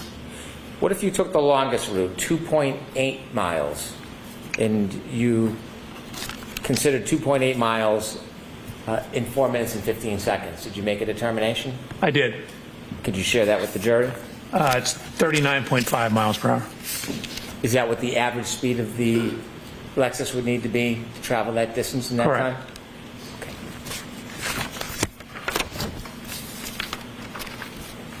Now, turning to your study of these tech stream events, do you have an opinion, to a reasonable degree of engineering certainty, how many triggering events occurred? How many triggering events occurred in that ignition cycle 1162? Objection, Your Honor. I'm going to allow that. In 1162, the tech stream recorded 2 triggering events. And do you have an opinion as to the type of triggering event, the type of movement of the defendant's Lexus in those 2 triggering events? I do. Regarding the first triggering event, 1162-1, do you have an opinion, to a reasonable degree of engineering certainty, what type of event the first triggering event was? Objection, Your Honor. I'm going to allow that. The actual trigger was excessive rearward acceleration. The event was during the course of a 3-point turn. And do you have an opinion, to a reasonable degree of engineering certainty, the time between triggering event 1 and triggering event 2 in that cycle 1162? Yes. And could you share with the jury your opinion, to a reasonable degree of engineering certainty, the time between those 2 triggering events? Approximately 8 minutes and 5 seconds. And do you have an opinion, to a reasonable degree of engineering certainty, as to the type and triggering event of the second event, 1162-2? I do. And could you share with the jury your opinion, to a reasonable degree of engineering certainty, the type of event to that second triggering event? Objection, Your Honor. I'm going to allow it. It's, again, the trigger event itself was a transition into reverse and then high throttle application. It's a forward motion followed by a lengthy high-speed rear impact, or rear motion. Your Honor, I'm going to move to strike that portion of the answer. Yes, I'm not going to highlight it. I So get the answer again. Would you like me to ask the question again, Your Honor? Yes, Mr. Lessie, yes, right. I'll strike the previous answer. Go ahead and ask the question again. Okay. Do you have an opinion, to a reasonable degree of engineering certainty, as to the nature of the second triggering event, 1162-2? Just for the record, Your Honor. Yep. Yes. Could you share your opinion with the jury? The triggering event was high throttle opening in a transition to reverse. It's a forward motion followed by a higher speed rear motion. And at the end of the trigger event, you're still at 74% throttle. Do you have an opinion, to a reasonable degree of engineering certainty, the entire distance captured in that 10-second window during the back maneuver, or 1162-2? Do I have an opinion about it? Do you have an opinion, to a reasonable degree of engineering certainty, about Yes. the entire distance that is captured in that 10-second window of the second triggering event, 1162-2. So it obviously only captures what's going on during the trigger. It doesn't capture before or after the trigger. Understood. Do you have an opinion as to just what is captured as far as the distance? Yes. And what is your opinion? That it's 87 feet. So again, the initial forward motion is 34 feet, followed by it backing, crossing the initial point, and then backing up an additional 53 feet. And finally, regarding this part of your analysis, do you have an opinion to a reasonable degree of engineering certainty as to whether the defendant's Lexus was decelerating, accelerating, or remaining the same at the end of that data captured at the triggering event 1162-2? It was accelerating at 74% throttle.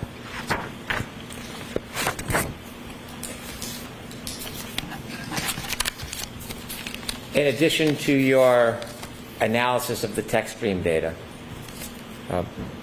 one final question. Do you have an opinion to a reasonable degree of engineering certainty the relative time this backing maneuver occurred with the defendant's Lexus that you just spoke about? Yes. And could you share with the jury your opinion to a reasonable degree of engineering certainty? Sure. It matches the window of the cell phone data for Mr. O'Keefe that puts it in front of 34 Fairview. So the backing event occurred somewhere between 12:32:04 and 12:32:12. So I now want to turn to a different part of your study of this case. Okay. At some point, did you try to determine whether there was an intervening event that could have caused damage to the defendant's right rear taillight separate from a collision at Fairview? I did. Objection, Your Honor. So the form of the question is to Brennan. Okay. At some point, when you looked at the data and analyzed this case, did you consider including or excluding evidence, or did you analyze evidence to reach a conclusion, including or excluding whether there was an intervening event that caused damage to the defendant's Lexus right rear taillight? Yes, I did. When you started your analysis, what information or claim or evidence did you become aware of that you want to analyze to include or exclude as the cause of that damage? Sure. So my approach to this case is three prongs. I'm looking at the downloads, the technical information. I'm looking at this backing incident, and then I'm looking at Mr. O'Keefe's injuries and how they relate to the events, potentially. So the second prong, which is looking at this data. So I had a Ring doorbell video showing Miss Reed backing the Lexus out of Mr. O'Keefe's residence at approximately 5 o'clock in the morning. And so we wanted to look at the backing activity and whether that contacting Mr. O'Keefe's vehicle, whether that was sufficient to cause, or what damage it could cause, and particularly was it sufficient to cause damage to the right rear tail light of the Lexus. When you were asked to engage in the study, were you ever asked to reach a certain conclusion? Never. Was there ever any influence other than the data and facts on your analysis? There's never been any influence. The influence, again, it's whatever the data shows. When you engaged in whatever studies you undertook that you'll explain to the jury, were you given any direction or limitations on what you could or should do? No. When you received the information, did you understand, regardless of the result, it would be provided to everybody? I guess generally, yes. I mean, I go through the data, I give you the results, you do with them whatever you see fit. Okay. And in this case, when you decided to engage in that study, had you had an opportunity to review the Ring video footage from Mr. O'Keefe's home on the morning of January 29, 2022? Yes. Tell us how you went through your study, how you began, and the steps you took, please. Sure. Probably be best on the slides. So one of the things we first did was to get an exemplar Lexus. What does exemplar mean? It just means I got the same exact year, make, and model vehicle as Miss Reed. So Miss Reed's vehicle is on the left-hand side, taken during my inspection. And then I found this exact same year, make, model, manufactured at the same plant, everything Lexus in Texas. So even though it looks like a European plate, it's a Texas plate. Purchased the vehicle, had it shipped out to California. So I verified that the Lexus is in fact the one I got, the same exact one as Miss Reed's. These are all the standard equipment. Miss Reed's is on the left, my exemplar is on the right. It says Reed Lexus TIS, that's Toyota Information Services, or Toyota Information System. So I ran it through TIS, which is the umbrella program under which TechStream runs. I also ran it through My Lexus, which is the Lexus website, and then started about doing what's referred to as a photogrammetric analysis of the video. Can you explain to us what a photogrammetric, help me with the word, photogrammetry? Photogrammatic. We're doing photogrammetry is a photogrammetric analysis. What does that mean? It's just a big fancy word to saying you're looking at data in photographs, and what we're trying to do is take two-dimensional images, say you get from video or photographs, and knowing some information about the photographs and some of the dimensions of things in the image, get or convert it to a three-dimensional space. In other words, be able to get exact three-dimensional measurements out of that two-dimensional image. So I had the video, just to show the provided video that I was given.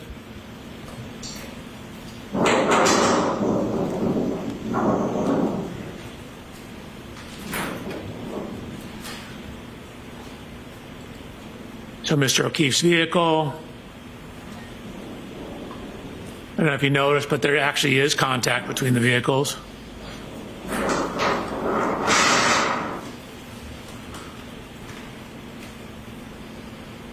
So one of the first things we wanted to do is determine the frame rate, which is how many video frames are played per second. Your normal kind of video camera has about 30 frames per second. Your standard movie is 25 frames a second. You know, a modern IMAX is like 60 frames a second. The frame rate of the camera, how many images it shows per second, because video and films are just single images played really fast, so it looks like motion.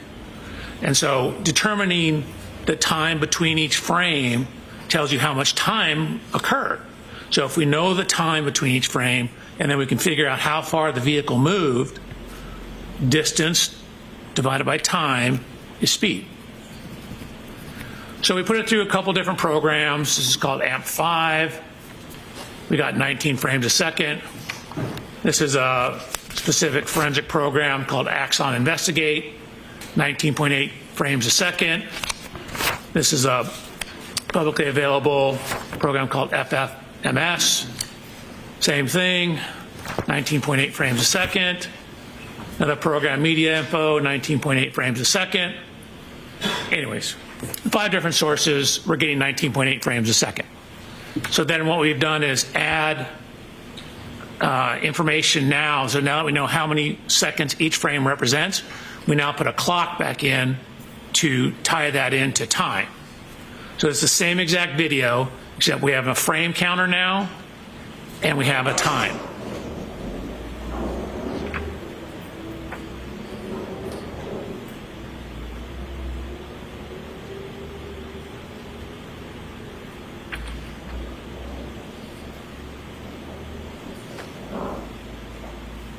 So we have some information now on the time between each frame. So here's frame 0. This is frame 265. We're 13 seconds into it. Here's frame 305. Notice you see brake lights on the back wall here. Notice how they're not super red because you still have reverse lights on. Now they all go off. So the Lexus brake lights have been turned off at frame 353. 356. Lexus brake lights begin to come on. 357, they're back on. Lexus comes to a complete stop at frame 369. 384, the reverse lights turn off. So now look how red this is because we no longer have the white reverse lights in it. And you can see the Lexus starts to drive forward. So frame 825, this is after the Lexus has left the scene. But notice the tracks in the snow. So we have very definitive locations for the wheels of the Lexus. We lay over a grid on the various frames.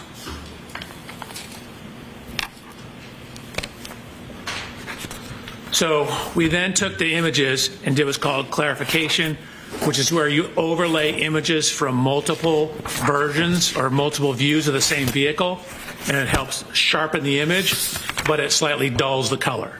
So you get a little cleaner, crisper image.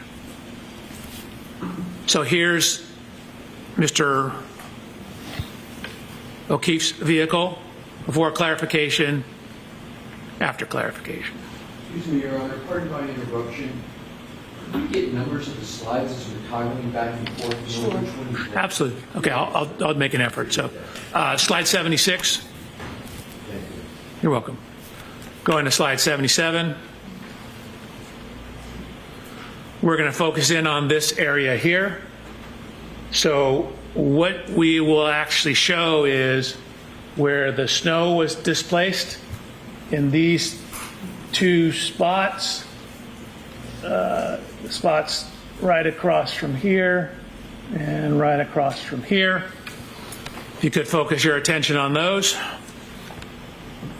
Slide 77. So slide 78. To bring us all together, we went out to Mr. O'Keefe's residence and took a scan, a laser scan. So you see the laser scanner over here. Laser scanner is right here. Fence hasn't changed position. The camera's changed a slight position. We can account for that. So here's the subject video. We have the correct resolution. There's a new camera. It's going slightly faster frame rate. That just means we have different times between frames on the new camera, but we're simply using it for calibration to the old camera. It's the same container for the MP4, and it's using the same video codec. A video codec is how the computer encodes the video. Slide number, please. Oh, yes, thank you, Your Honor. Slide 79. Slide 79, part 2. So really, we care most about is the resolution. So slide 80, you can see these are what are called control points. So from the laser scan, we locate these various points. So the 3D scanner knows the exact position of all these points on slide 80 in the image. And so what we can do is use this information in conjunction with the video to create a scaled version of the video. So when we have three-dimensional images or three-dimensional measurements, we can then use that to give us some three-dimensional information from our 2D video. So there's the points on slide 81.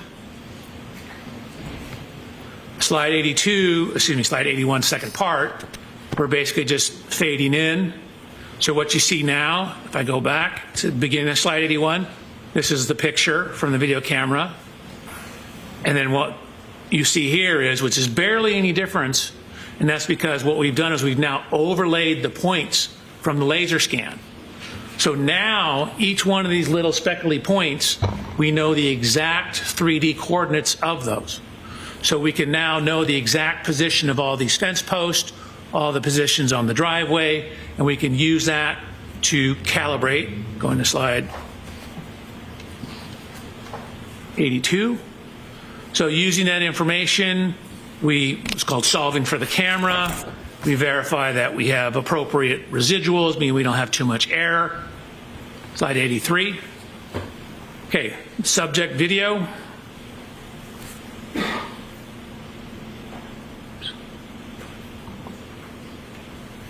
Then this is the subject video with the control points overlaid on it.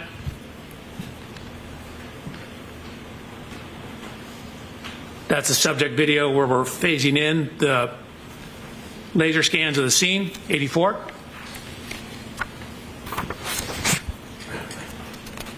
So this is both on slide 84. I'm just toggling between the point cloud and the video. And what I'm trying to illustrate is how well we were able to overlay the point cloud onto the video data. So, for example, if you say watch one of these fence post points up here while I toggle between the video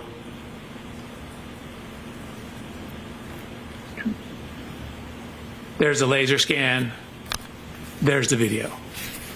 So we've done a good job. Again, the residuals show that we've done an adequate job of matching the data. Slide 85.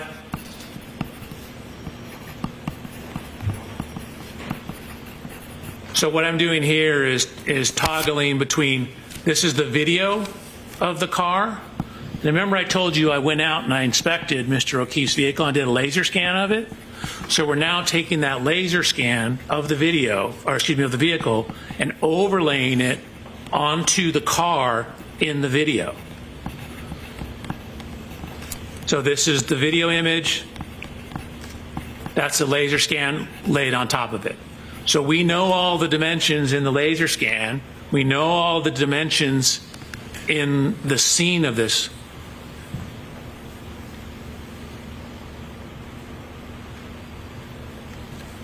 We have the tire tracks. We can create and take data points along the tire tracks. Create a map of those. So green is the right rear. Again, the vehicle's backing out, coming, slide 87, coming out this direction, backing here, stopping, pulling.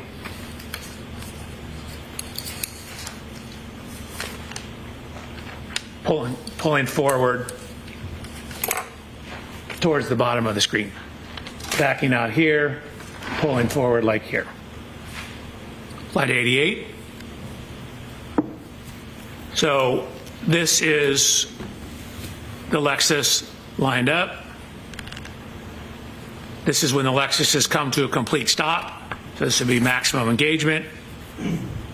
Again, this is just toggling frame 88, showing that we have the time and the frame number. 369 on the same slide.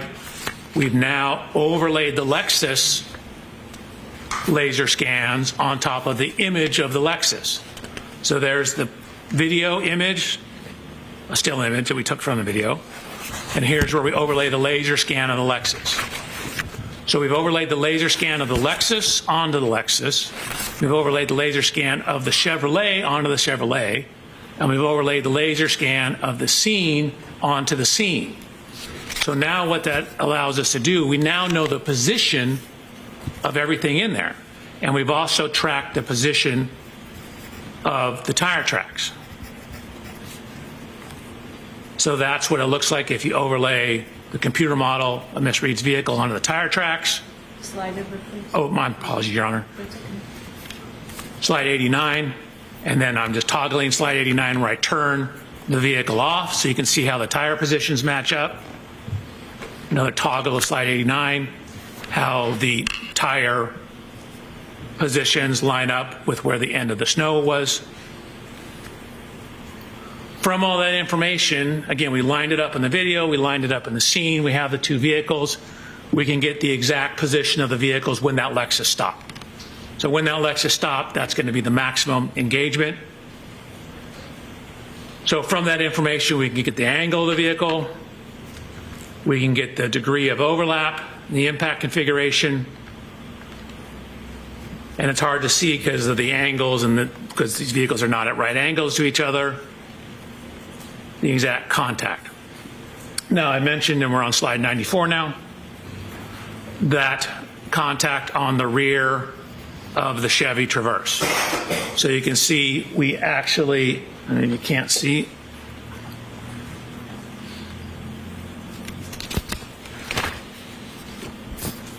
so we took a whole bunch of data points within those two areas where the snow got dislodged, and we're looking at where that is.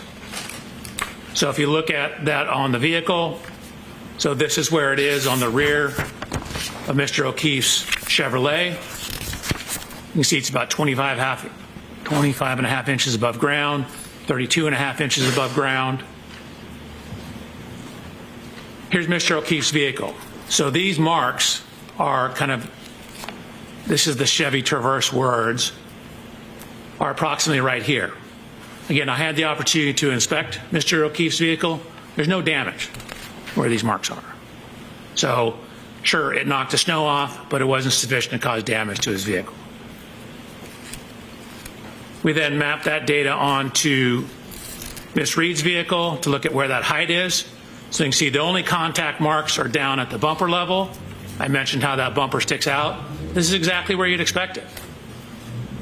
So the only evidence of contact is nowhere near the upper tail light.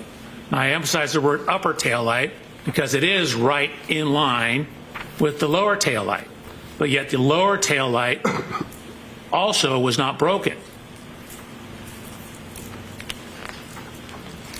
So again, 25 and a half, that's 24 right here, 25 and a half. That's 24 right here, 25, 25 and a half. That's right where that scuff mark was. It's also right at, again, the level at the top of that light. This light is not broken.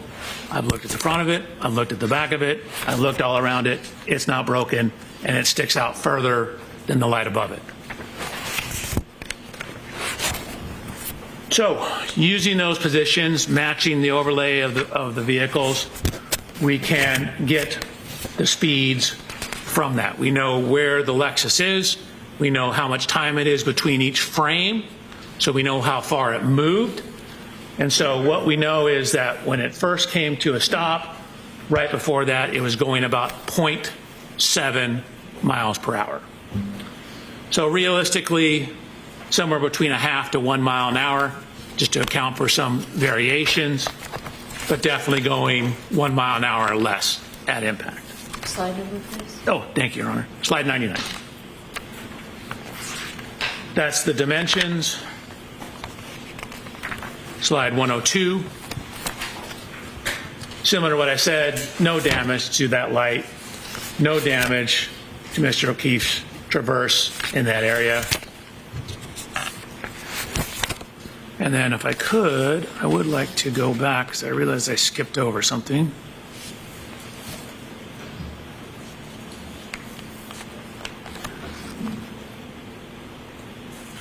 So this is slide 85. So this is Mr. O'Keefe's vehicle before contact.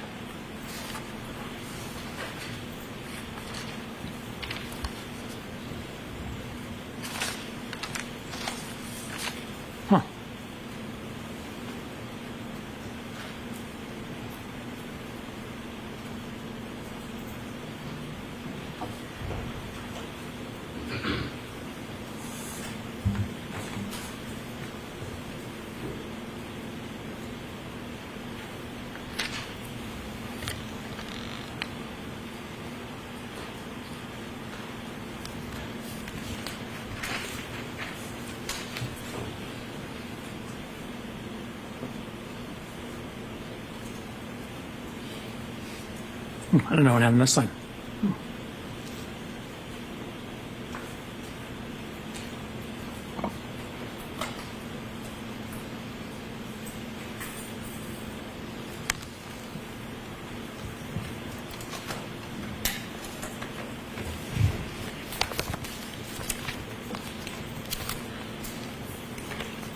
This slide shows that there was snow here, now there's no snow there. Dr. Welcher, did you look on the driveway after the touching between the two cars to see if you could see anything on the snow at the back of Mr. O'Keefe's vehicle?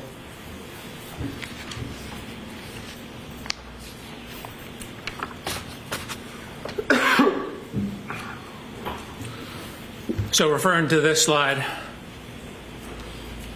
this is after the Lexus has pulled away. Looking in the snow, I see nothing in the snow. Were you looking for anything in particular? Of course I was. I was looking for taillight fragments. In any of the videos that you have that show Mr. O'Keefe's vehicle after the defendant's Lexus touches it, do you ever see any remnants or shards or fragments of taillight on the ground? I do not.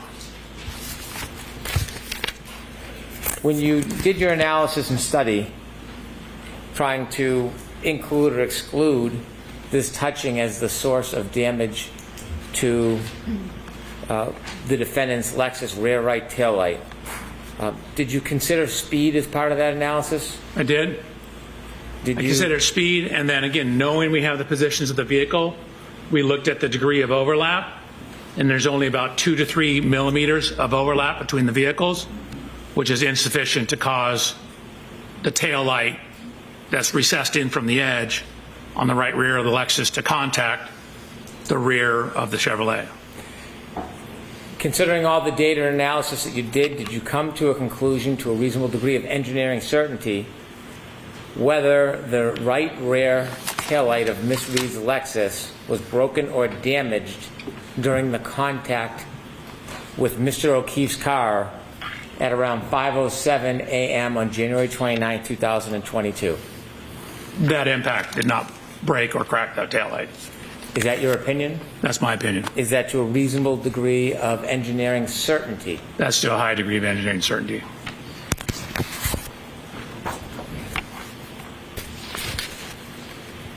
You mentioned there were 3 areas of study, and we've been through 2. Correct. Could you tell us what you focused on your 3rd area of study regarding this case? So the 3rd area of study, I'm now focusing in on the injuries, the at-scene physical evidence, taillight fragments, broken glass, things of that nature. Okay. And when you conducted your studies and reached conclusions, did you, in your PowerPoint, provide slides to help explain your process and inevitably your conclusions? Yes, sir. Okay. If you can take us through the 3rd section of your efforts regarding this case, specifically your efforts to identify the different pieces of evidence and your conclusions about a collision in this case. Absolutely. Slide 104. Please. So this is a... Is this 105, Dr. Welcher? I'm sorry? 105, yes, sorry. Slide 105. This is a picture of Mr. O'Keefe's right arm, forearm, hand, and wrist. In anatomy, your arm is defined from your shoulder to your elbow, and then from your elbow to your wrist is your forearm, and then this is your hand. So technically when you say arm, it really means from your elbow to your shoulder. Most people call this whole thing arm. It's actually the upper extremity. Arm is from shoulder to elbow, elbow to wrist is forearm, and hand. So you can see I wrote arm and forearm. So arm, elbow to shoulder, elbow to wrist is forearm. So looking at the injuries to Mr. O'Keefe's arm, forearm, as well as his hand. So this is me. I'm actually 6 feet, half an inch tall. What you see in the upper right is the coroner's examination report for Mr. O'Keefe. He's 73 inches tall. That's 6 feet, 1 inch tall. At this time, I was 220 pounds. Mr. O'Keefe, at the time of this incident, was 216 pounds. So I took measurements of myself. I'm actually wearing the same make and size shoes as Mr. O'Keefe, the same brand of jeans as Mr. O'Keefe, the same brand and size shirt of Mr. O'Keefe.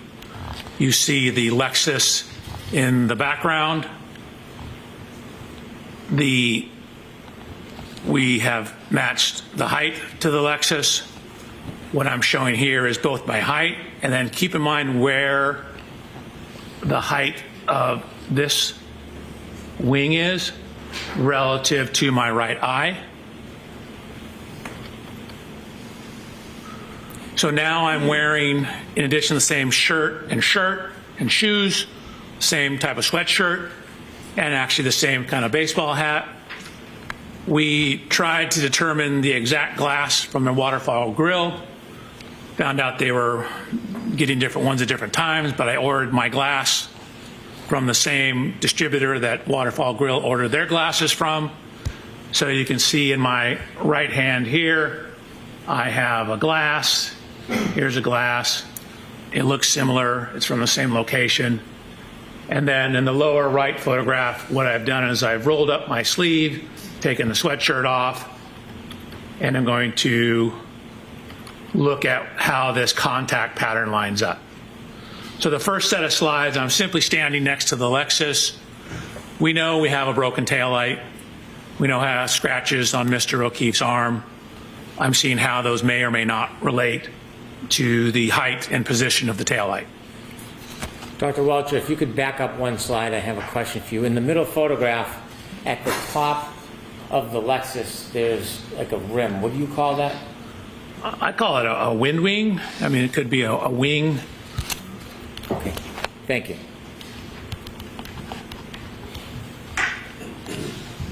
Air dam would be another. Okay, so I then set about to do a little bit of testing with the Lexus.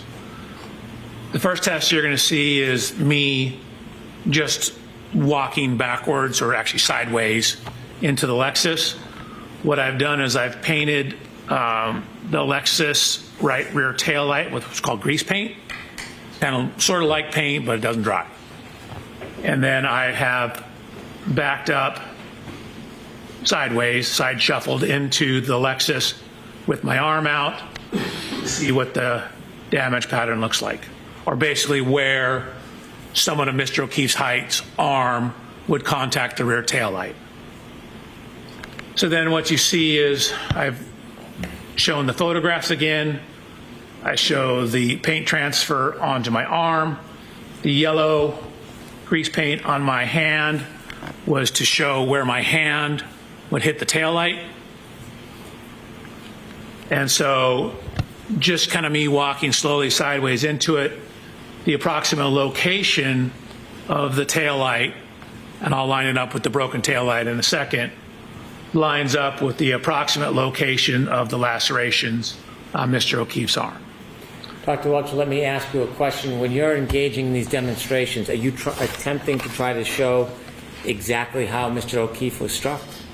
No. So we don't know exactly how he was struck, and pedestrian impacts are extremely sensitive to exact angles, and so where exactly your foot is, whether your foot's off the ground, can have an effect on where you end up after that. We just don't have enough information in this case to determine all that information. We know the taillight was broken. We know the glass was broken. We know we have damage to the rear of the Lexus. We know we have lacerations in Mr. O'Keefe's arm. So I'm trying to see if there's any correlation between all those. Well, can body posture on a clip or a side swipe collision change the trajectory or the injury? Of course. Can the way somebody moves or reacts before impact change it? Objection, Your Honor. Sustained. What are other things that can change the trajectory of the person and the injuries? So, for example, if you get hit and knocked off balance, or clipped and knocked off balance, you can take additional steps. That'll affect how far your body travels. If you have one foot on the ground versus the other foot on the ground, affects how the body rotates. If your arm is at 90 degrees or 85 degrees, will affect the kinematics. We attempted to model different possibilities, and we're getting results that were all over the map. Small changes in the pedestrian position give you huge change in the output. And so from the tech stream data, we don't know exactly when in the tech stream data he was hit. So we don't even know the exact impact speed. in most pedestrian reconstructions, you typically have a point where the impact occurred, like where the person was, like in the crosswalk, for example, and they get hit and their tire leaves a rubber scrub. That's called the area of impact or point of impact. You then can look at how far they were thrown and using some laws of physics, calculate how fast the car had to be going. Well, we don't have that in this case. We don't know exactly where Mr. O'Keefe was on the roadway when this happened. Sorry, I'm about to go to the next slide. Without having an exact point of impact or an exact speed or an exact body position, are you able to specifically replicate the actual collision in the way Mr. O'Keefe's body would move? Exactly replicate? No. And again, in terms of how he would move, again, we don't know where exactly on the roadway he started. So in terms of how he moved, that's a function of where he started. We don't know if when he was clipped, he took an additional step before falling backwards. So that will change how far you are off the roadway. So the impact, which you'll see in a second, even at 2 miles an hour, will induce rotation of the body.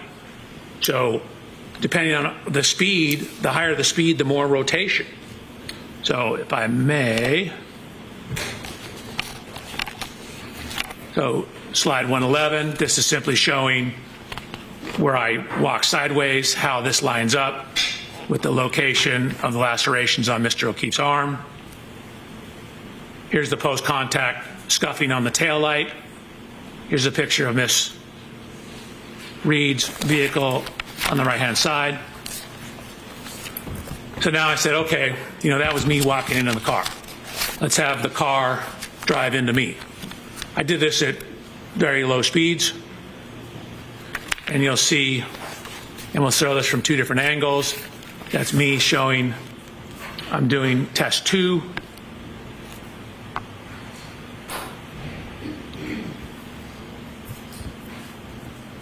This is from a camera that we have pointing down at it. This is the speed. You'll see it's only about a 2 mile an hour impact. But even a 2 mile an hour impact redirects me back and causes me to rotate and take a step.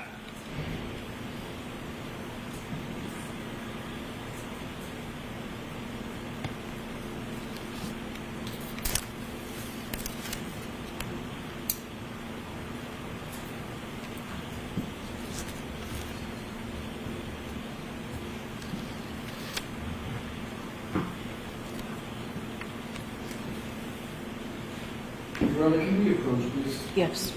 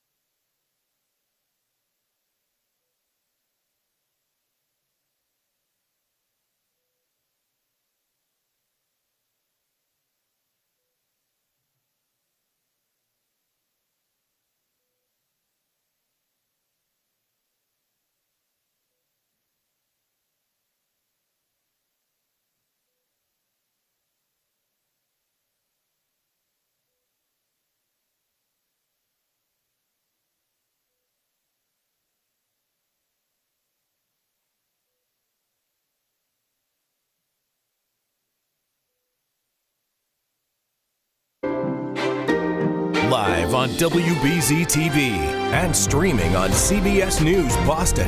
WBZ News starts now with breaking news. A man's in custody after grabbing an officer's gun near Mass General Hospital, then shooting himself. Thanks for joining us. I'm Chris Tanaka. The suspect is now being treated at the hospital. WBZ's Paul Burton joins us live outside Mass General. And Paul, you actually spoke to a witness about this? Yeah, that man actually jumped into action immediately to help the officer, but there was a massive and rapid police response here this morning in front of MGH after Boston police say a man grabbed an officer's gun. Now, let me show you some video to show how this all unfolded this morning. The guy on the ground you see there, he is the one police say allegedly grabbed an officer's gun shortly after 8:45 this morning. Police say the man, who appeared to be experiencing some mental health issues, somehow attacked the officer working a detail on Cambridge Street. The suspect then took the officer's gun and ended up shooting himself. Now, we spoke with one witness named Eddie Rivera, who heard the gunshot and immediately rushed to help the officer and help hold the suspect down until other officers arrived. Here's what he had to say. I heard a gunshot. I was here. I saw a lady rattled over there. The cops were across the street. They were yelling out for help. So I ran across the street and I jumped on the guy, straddled his chest. I am told the suspect is expected to be okay. He will face a judge later on. The hospital says that they are open and running and everything is back to normal. No other injuries were reported. The incident remains under investigation. Live in Boston, I'm Paul Burton, WBZ News. All right, good info there. Thank you, Paul. Well, the Trump administration is making a new move against Harvard University. President Trump wrote in a letter that all federal agencies should look at canceling their government contracts with the Ivy League school or move them somewhere else. WBC's Louisa Moeller joins us live at Harvard University's campus. She's getting reaction from another round of this, Louisa. Yeah, Chris, the hits just keep coming for Harvard, and this is the latest escalation in the battle between the Trump administration and the Ivy League school.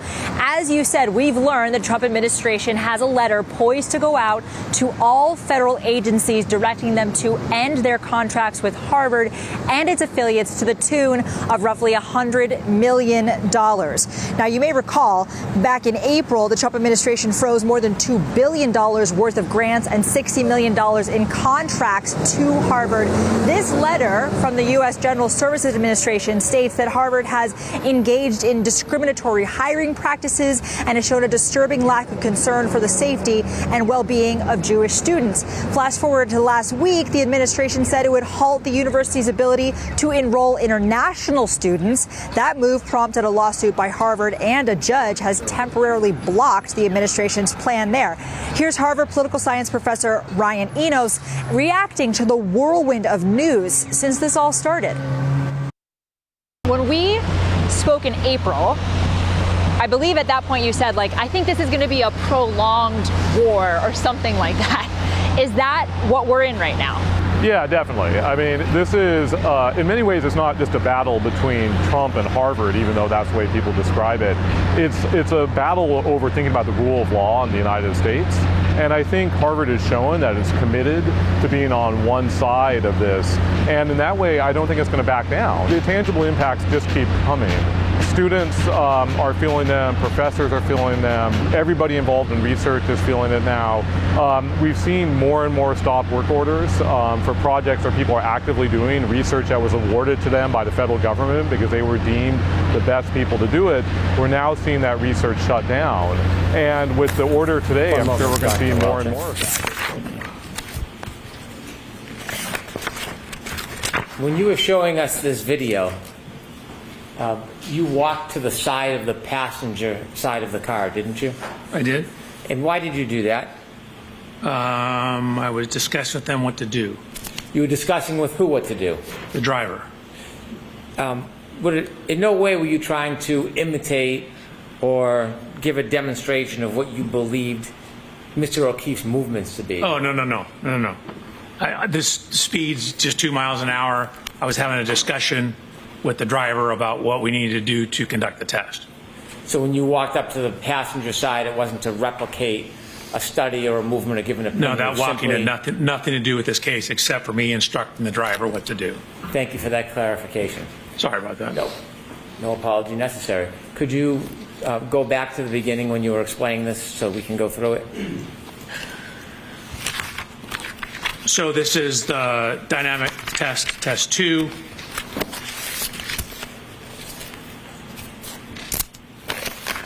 So again, this is the view from behind. Just to avoid the confusion, I will start it here.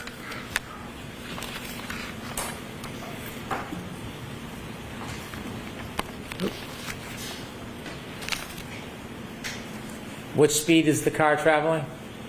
You can see it.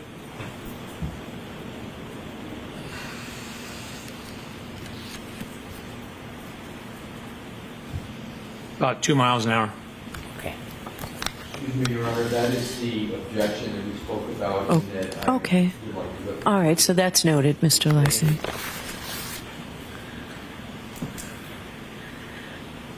So similar to the other test, this is the post-contact image of the transfers onto my arm. Actually, the yellow paint you can see from my hand is here. This is from the arm and forearm. Here's the paint transfer pattern. And that slide number, I'm Dr. sorry, Welcher? I'm terrible with that. That's Slide okay. 116 now. That was 115. Thank you. Slide 116. What I've done is I've taken these yellow lines to show the extension of the components on the rear of the exemplar Lexus. Then I've done this extension of those same components on the rear of Miss Reed's Lexus and shown how the approximate location of the fractures in the taillight match up with the approximate location of the contact of the arm onto the taillight. Dr. Welcher, do you have any indication of how Mr. O'Keefe's arm was bent, what angle it was bent at? Not exactly, but for these to be taillight shard fragments, they would need to be in the area of the taillight, but it could be further up. We know from the police photographs that there was a damage to the rear body panel in the area I'm searching here. So it's possible his arm was a little higher up and the glass hit the rear of the Lexus and caused that damage.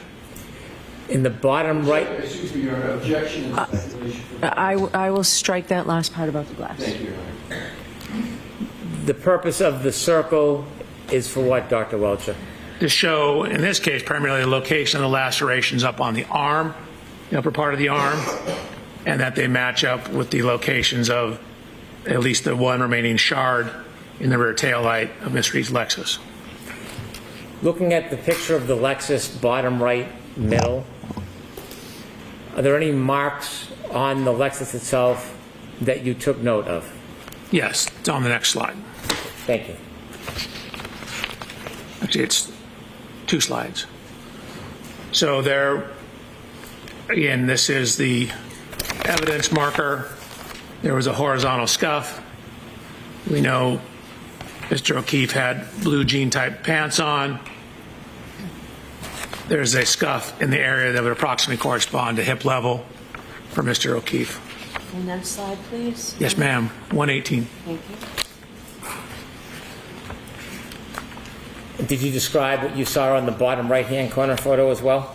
I believe, yes, I did. That's the scuff that lines up with the approximate height of Mr. O'Keefe's right hip.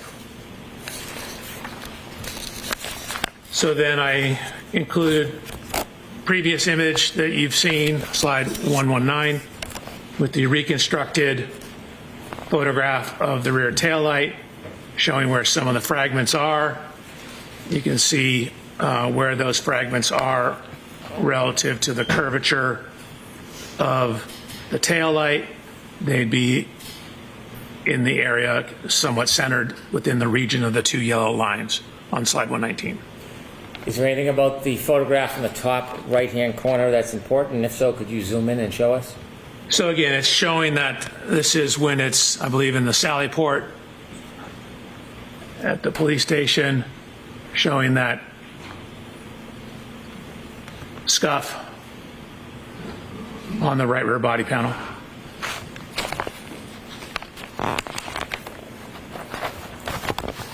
Did you see any similar scuffs in the middle back of the car? Objection, Your Honor. Sustained. Did you see anything notable as far as damage to the middle back of this Lexus? The middle? Yes. Like back where the doors are? But with the middle of the back of the car, did you see any similar damage to the middle? There were scuff marks that ran along the bumper. Okay, continue, please. So this is just showing his jacket he was wearing, that the puncture marks coincide to the marks on his arm. This is from the autopsy report. A couple things it notes: a 1/2 centimeter abrasion on his right lateral knee. He's got a laceration on his right eyelid. That corresponds to the height of that rear wind wing on the back of the Lexus. No, I'm going to object. Sustained. Thank you. How tall was Mr. O'Keefe? 73 inches tall, 6'1". And how high was that wing from the ground on the back of the Lexus? It was about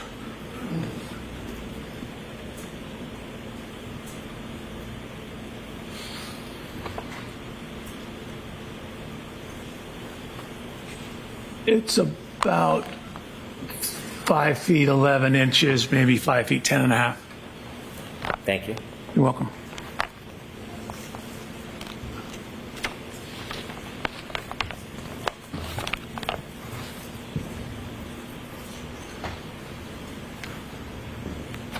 Did you notice anything about Mr. O'Keefe's right knee? I noticed there was a 1/2 centimeter abrasion on the right lateral knee. Did you note how high from his foot that bruise was on his knee?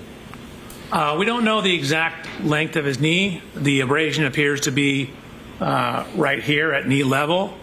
If you go back and look at where my knee is, that would be at the approximate level of the bumper. And could you focus in on the bumper to show it relative to the height of your knee? Sure. Oops.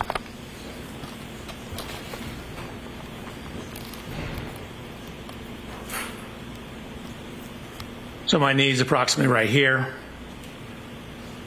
This is where the bumper is. So the side of Mr. O'Keefe's knee will be in this general area. Okay, thank you. You're welcome.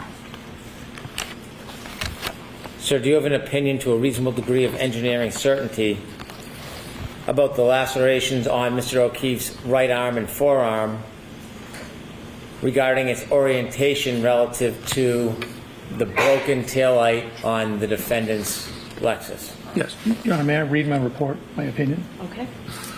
The location and orientation of the laceration on John O'Keefe's right forearm and arm are consistent with the geometry and orientation of the right taillight of the Reed 2021 Lexus LX 570.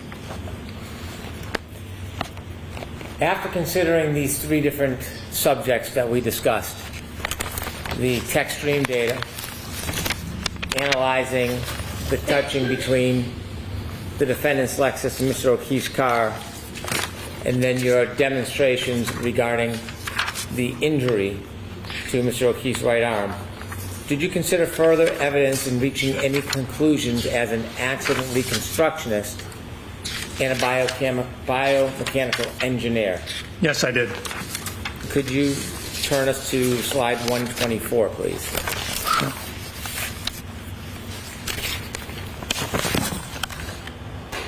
So this is some of the location of the physical evidence.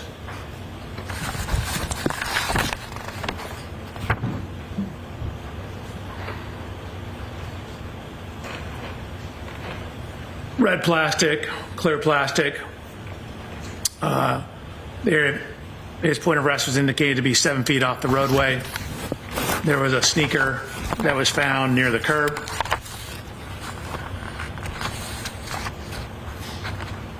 There were various fragments of taillight found in the snow on the morning of the incident, as to the afternoon of the incident. Could you zoom in on those photos so that we can see the dates? The date? Yes. Oh, sure. So January 29th at 5:46 p.m. This one's at 5:52. One's at 5:59. This one down here is at 5:46. So there were various fragments of the taillight that were ultimately pieced back together and determined to be from Miss Reed's right rear taillight. Additional evidence was found. This is taken on the afternoon of the accident, again around 5:50 p.m. Could you zoom in, please, for us? Sure. So what you see here is what was later identified as Mr. O'Keefe's right shoe. And this slide number, Dr. Welcher? Yes, ma'am. 127. Could you show us the time and date, please? January 29th at 5:50 p.m. So a series of photographs. Again, you can see on the right-hand photograph that this is the roadway, this is the curb. The grass will be up towards the top of the right image. On slide 127, the shoe is found, up against, in the roadway, up against the edge of the curb. Baseball hat, again, acquired the same baseball hat. Baseball hat was also found in the snow. You can see. I want you, before you move ahead, the baseball hat, could you give us a close-up view and also the date and time? So that's where it's buried in the snow. These were taken on February 3rd. I'm not sure what time it was.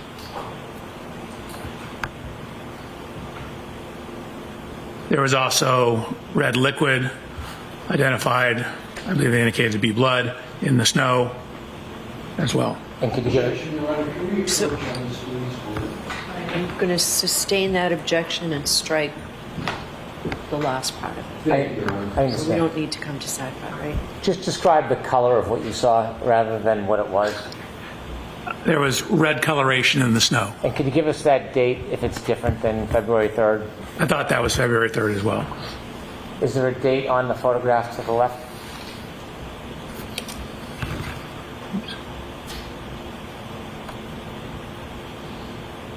I don't see one. Okay. Do you know if those photos were taken by the Canton Police Department? Assisting. Do you know when exactly those photos were taken? I don't, except I have them dated as February 3rd. But I think that may just be the baseball hat photos. Okay, can you continue? Then we have photos of a broken glass.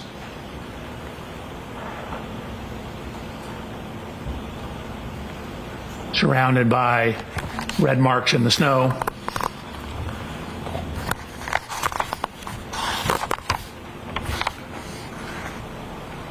Continue, please. This, by the way, is the flagpole. And that slide number, please, Dr. Yes, ma'am, 129. Thank you. Slide 130. Can you enlarge that and explain to us what that is? Sure. So at the bottom, it indicates where it's from. So this was from a presentation I gave looking at pedestrian injury biomechanics back in 2005. And what it's showing is what are the most common injuries in pedestrian impacts.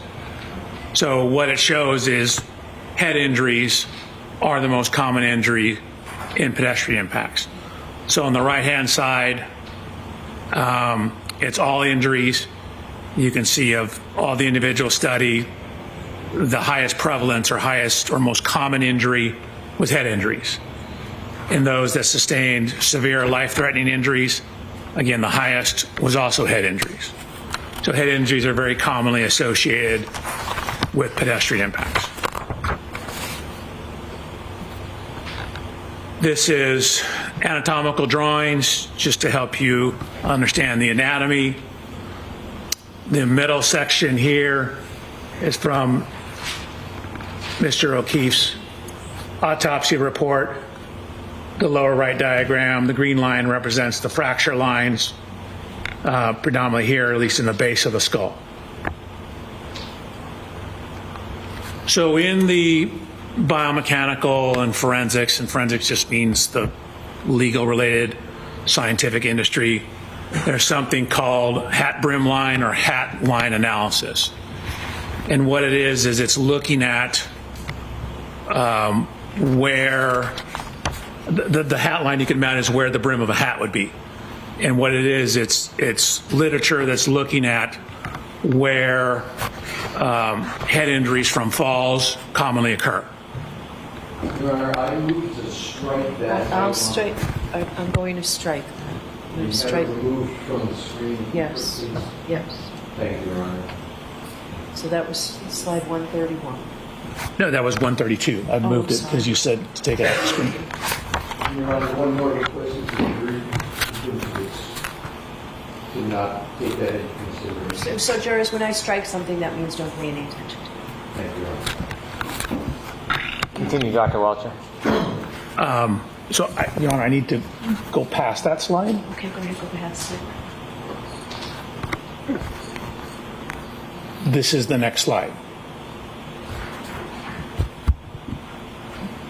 Okay, if you can continue. Sure. So I provided peer-reviewed scientific literature that looked at a metric where they were publishing research trying to delineate falls versus blows or assaults. And so this metric is in that scientific literature. They looked at a total of 400 different events, 235 falls, 165 assaults.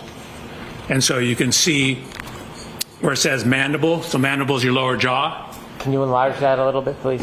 Your Honor, pardon the interruption. I'm moving to strike. Yeah, let's take that slide down and I'm going to see you at sidebar.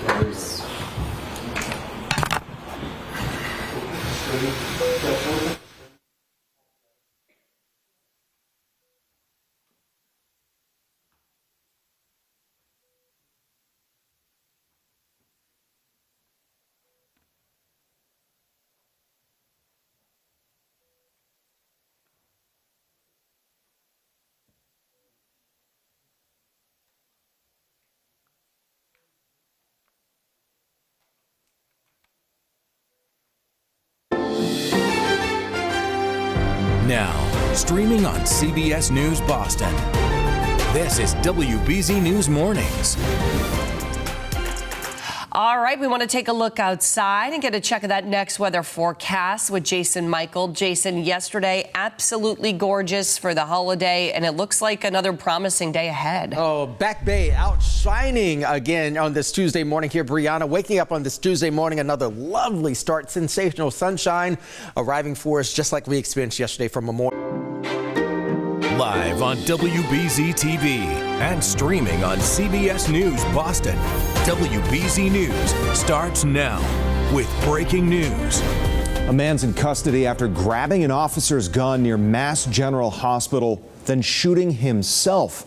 Thanks for joining us. I'm Chris Tanaka. The suspect is now being treated at the hospital. WBZ's Paul Burton joins us live outside Mass General. And Paul, you actually spoke to a witness about this?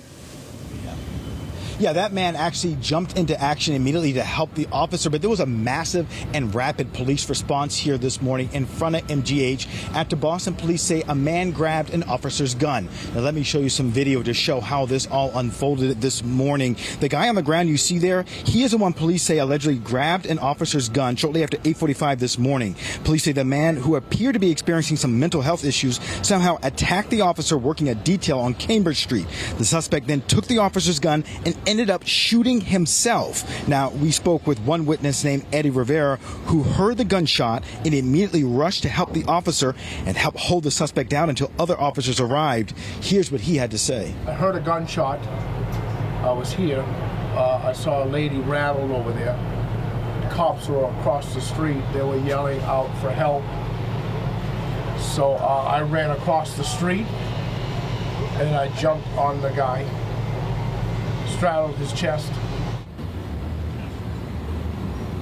I am told the suspect is expected to be okay. He will face a judge later on. The hospital says that they are open and running and everything is back to normal. No other injuries were reported. The incident remains under investigation. Live in Boston, I'm Paul Burton, WBZ News. All right, good info there. Thank you, Paul. Well, the Trump administration is making a new move against Harvard University.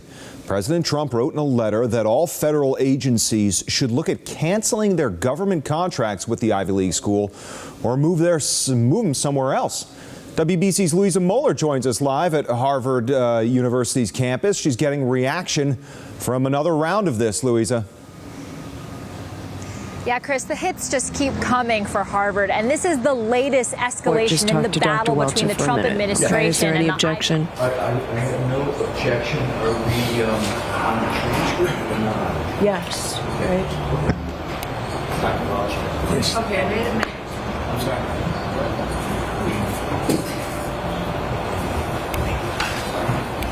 Question motion on the headings evidence. Lexus and John O'Keefe. Yes. Following the next couple of slides. Absolutely. Thank you.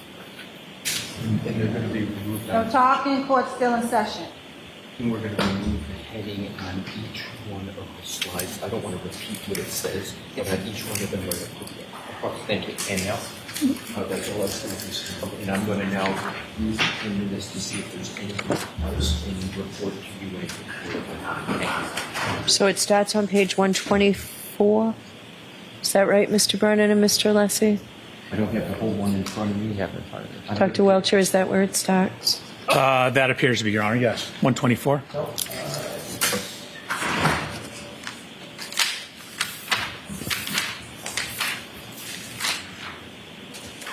It starts at 123. I have to start.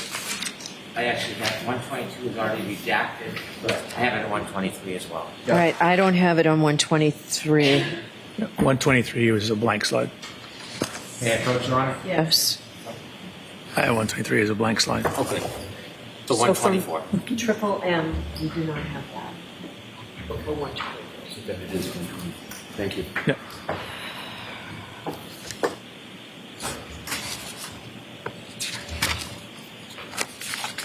What the 124 through 138, is that accurate, counsel? Checking out what it is. I'm just going to do it. Chrissy, do you need a break? Do you need 5 minutes? Yes, Your Honor. Okay. So if you could do that for us. Absolutely, Your Honor. Dr. Welcher. I'm doing it right now. We can bring the jurors back. Your Honor, if we could just, now I just want to look at the rest. Okay. 2 minutes. And then Sure. Your Honor ask us to do that. Sure.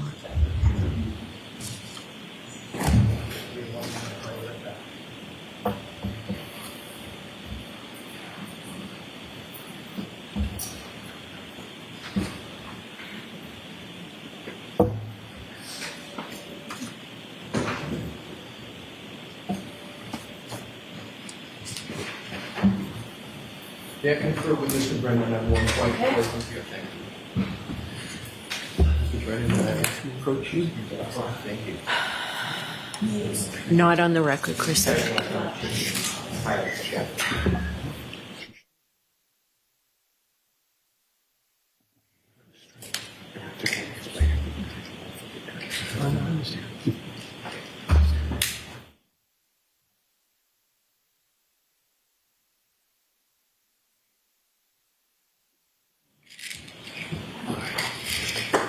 Excuse me, Mr. Brennan. 1 point is this right here. It's fine. It's going to confirm with Dr. Welcher. Yeah. Your Honor, Mr. Brennan has given me permission to confirm confer with Dr. Welcher about. Sure, and it won't be on the record, right? Yes. You want it on the record? Do we need it on the record? No, thank you. Okay. Thank you. Dr. Welcher? Yes, sir. Please turn to slide 137.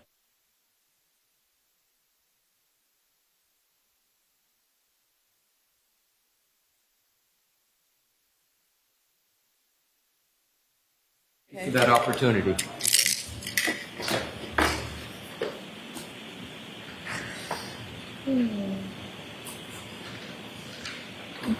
Yawn, you struck one slide. I'm sorry.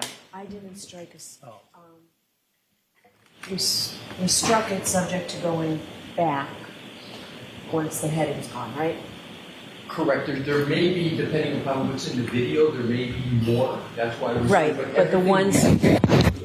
All right, so So I can go back and show them. Yes. I don't want to offend the quarter. Okay.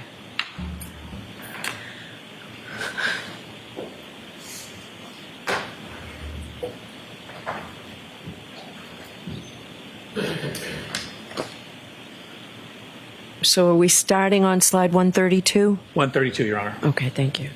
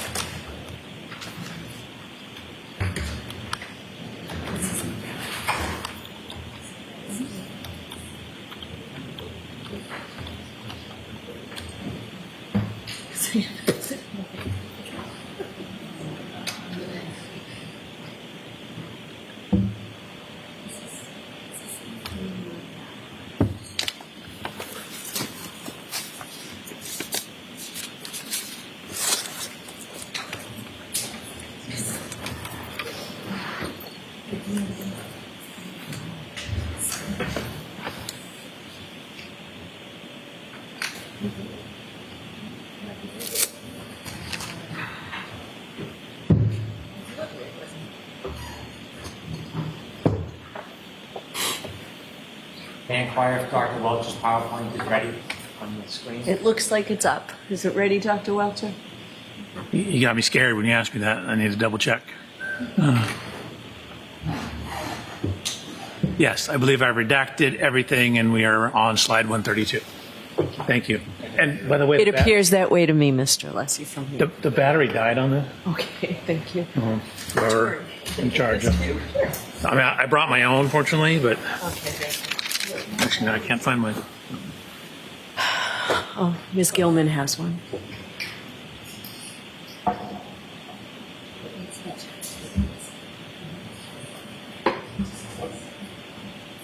Oh, backup. All right. Troy, is that ours? Equally bad. I think these laser pointers do not work on those monitors. Yeah, we've had that trouble.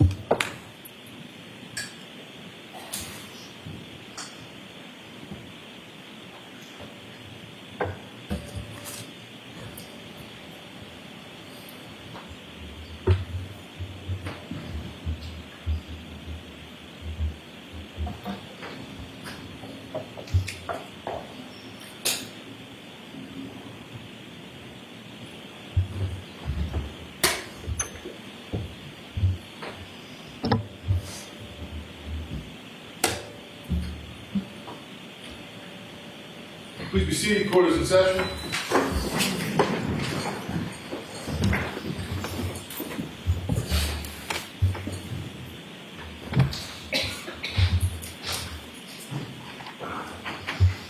Dr. Welcher, if you could return to slide 132. Actually, 133, Dr. Welcher.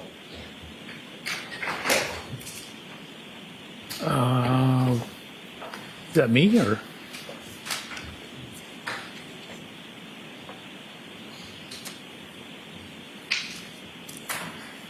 $132 or 133? 133, please. The next one after that. So we did skip over 132. So we skipped over that one as well. Keep going. There we go. If you can enlarge that just a little bit for us. Sure. Now you mentioned that there was studies that talked about guiding the difference between potential injuries. Correct. Okay, explain that. Sure. So I gave 3 papers and someone's dissertation on this issue.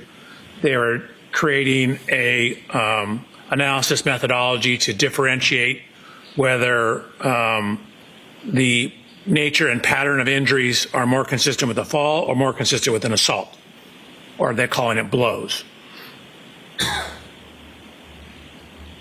Okay, could you walk us through what this chart means? Sure. So this is their flow chart in terms of their assessment. So it starts at the very top. You can see they analyze a total of 400 events, 235 falls, 165 blows or assaults.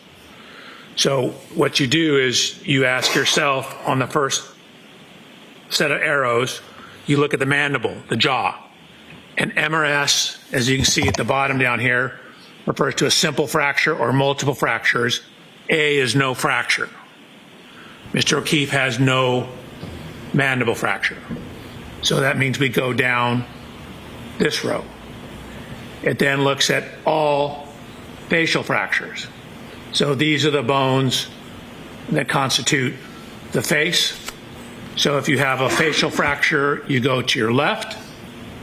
If you have no facial fracture, you go to the right. So if you have some event, no mandible fracture, no facial fracture, what they've indicated that is predominantly associated with falls and not assaults. Thank you. You're welcome. In addition, did you do any further study on the force of a person falling back and landing on their head? Oops, I did. Could you what I did was I did what are called drop tests. I took an anthropomorphic test device, ATD, which is just a fancy name for a crash test dummy, and dropped it backwards onto a hard surface to look at what happens if you were to, say, fall backwards and hit your head onto a hard surface. So on this particular photograph of Mr. O'Keefe in the upper left, there's noted to be abrasions above the fracture line in the area. You can't see that at all. You can see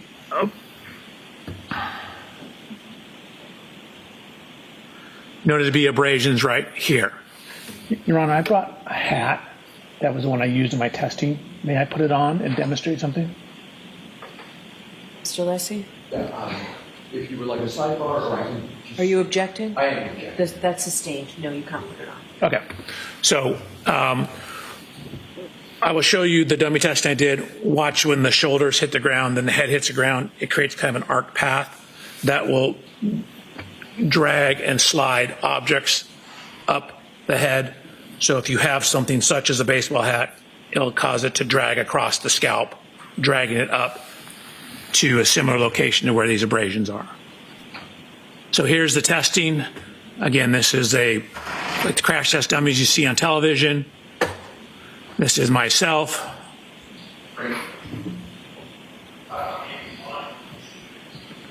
Me giving me similar instructions, telling them what we're going to do.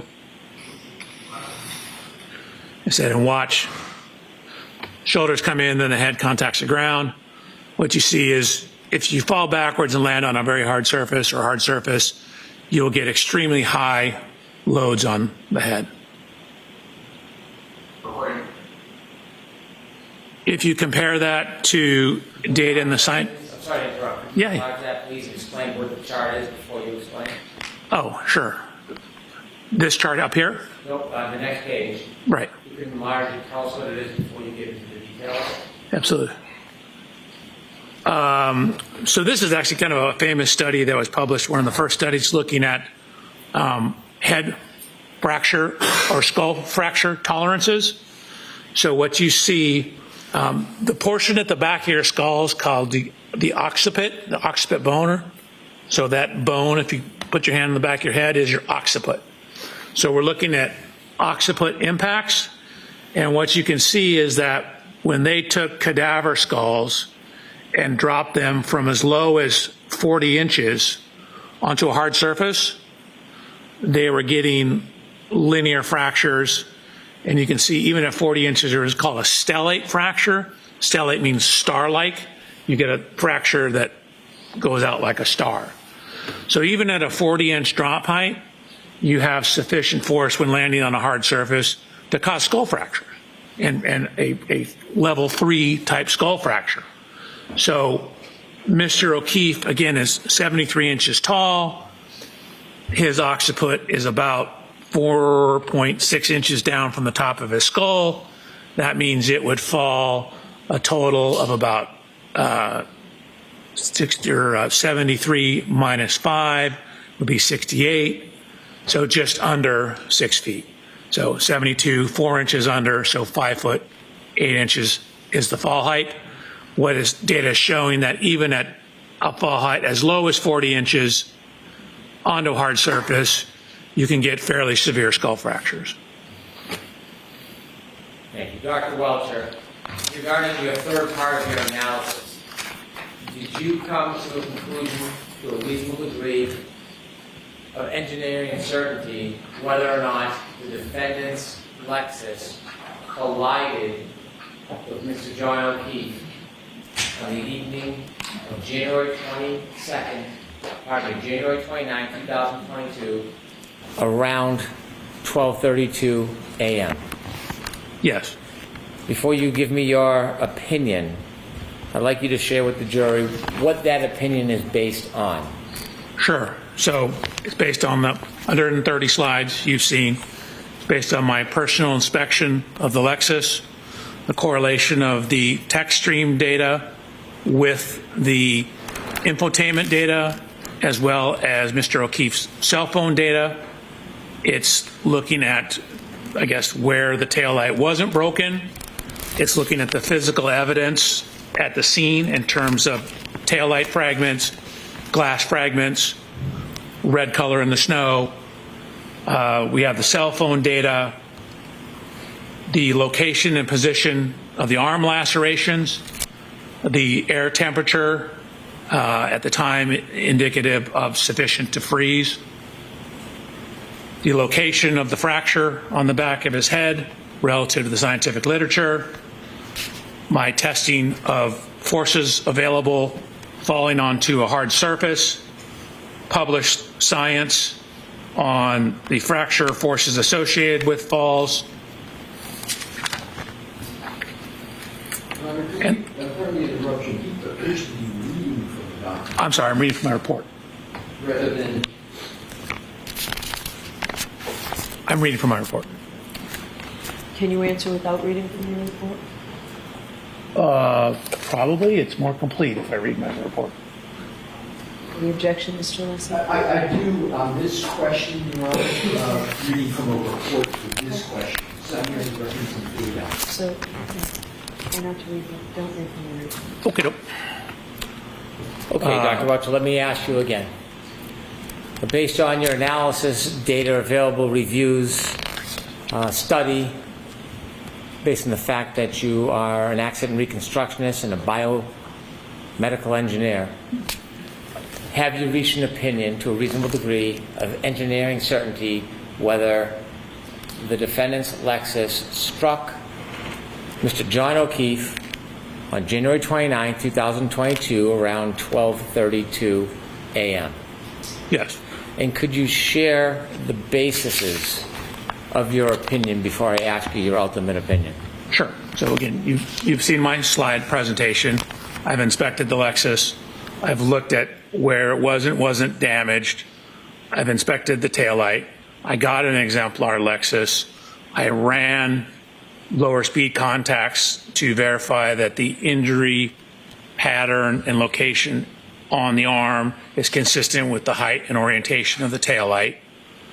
I have looked at fracture tolerance data for falling backwards onto hard surfaces. I've looked at the metrics of where his injuries were and what injuries he didn't sustain. I've looked at the cell phone data, and then I've looked at Miss Reed's interviews as well. Based on all the evidence you considered, could you share with the jury what your opinion is to a reasonable degree of engineering certainty about whether the defendant's Lexus struck Mr. O'Keefe on January 29, 2022, around 12:32 a.m.? Objection, Your Honor. Going to 11. I can answer. Yes, based on the totality of the evidence, DNA, everything I've talked about, that is consistent with that happening with a reasonable degree of scientific certainty. That is what happened. Objection. Move to strike, Your Honor. So I'm going to strike that. I'm going to see Counsel Zaba for just a minute.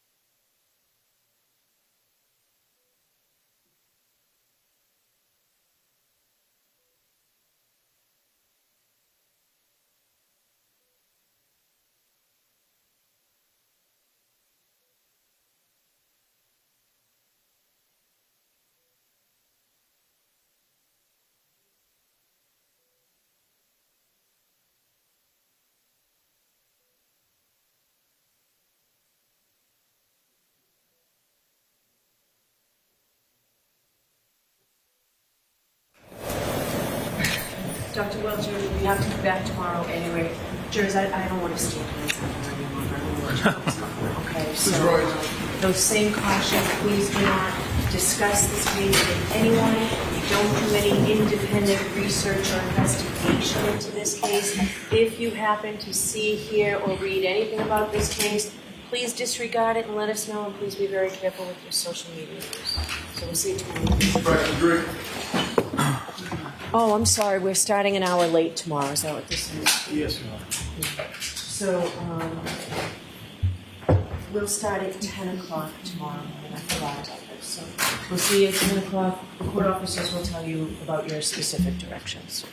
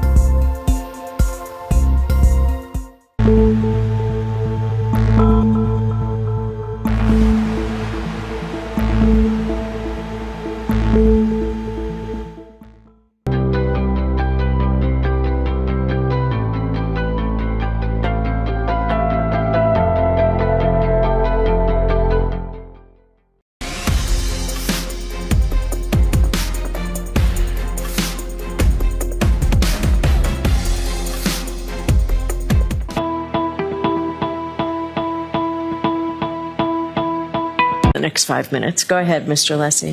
Thank you, Your Honor. The point number one is the question of whether, based on a reasonable degree of scientific or certainty, he has an opinion whether a collision occurred.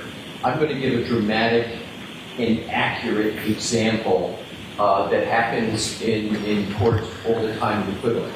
So, by analogy, if the issue is whether or not a defendant has stabbed an individual and caused a certain event, that is the ultimate question for the jury.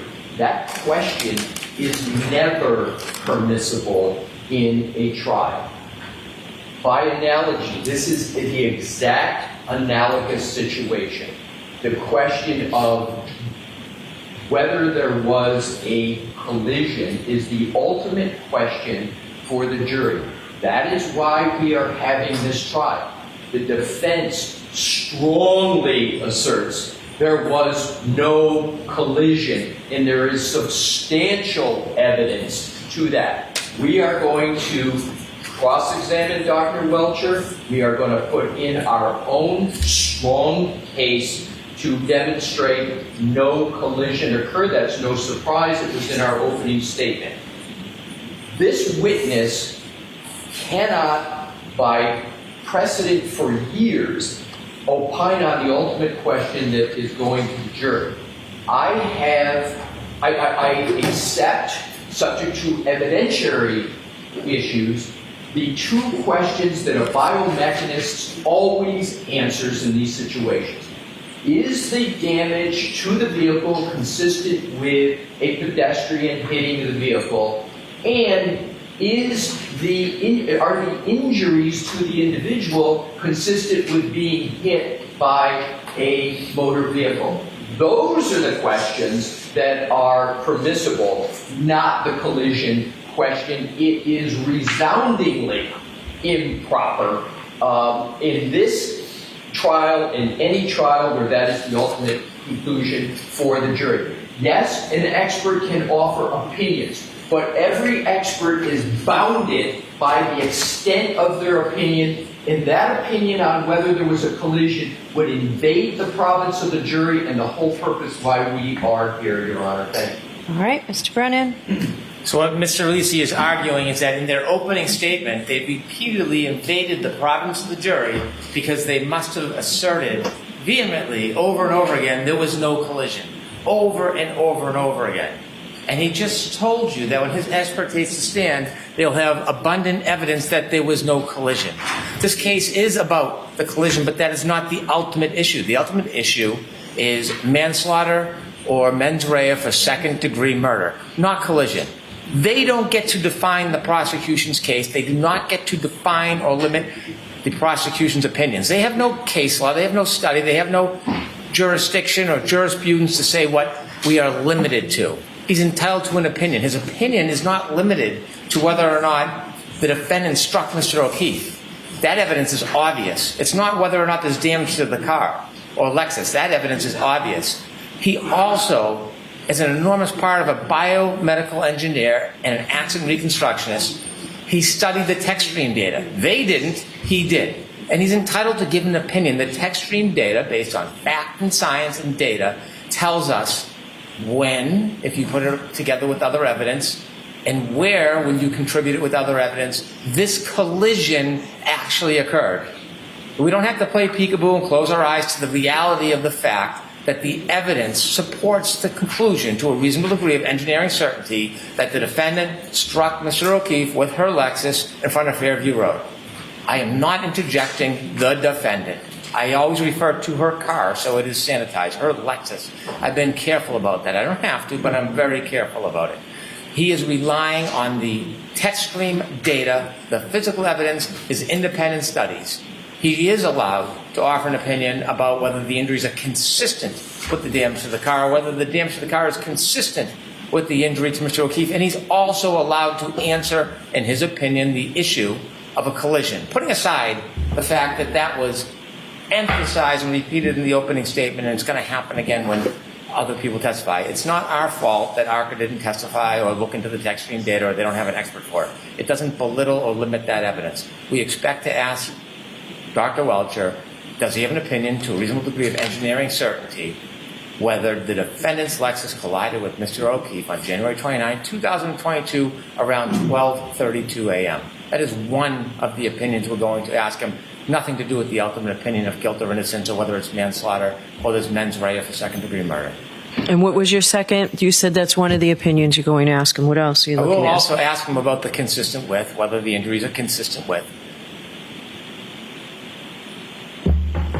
With what? I'm going to ask him after this part about the difference between a clip or a side swipe as opposed to a full-on injury, pedestrian collision from a front or back of a bumper, and there are further slides to emphasize that point. And so there'll be an opinion regarding that as well. And you consistency with a side swipe or a clip. Okay, so this is not the end of Dr. Welcher's testimony. He's just moving on to another area. It's close, but it's not the end. Okay. Go ahead. Yeah. Your Honor, here's the case. Attorney Brennan said, the case law, here it is. Commonwealth v. Coleman, 366 Mass 705. And it stands for the proposition exactly that I articulated. I won't repeat it. Secondly, Your Honor, we practice what we preach. I have the ARCA report right in front of me, and I have the report of... Is that a new one, or is that a... This is the new one. Okay. It's also, the old one is the same. So I can, either one is the same. They do not... Mr. Brennan incorrectly said what our experts are going to do. I don't know why he did that, because he has these in writing. Neither Dr. Wolf or Dr. Rentschler talk about a collision or conclusion. It's consistency. It's those two questions I said at sidebar.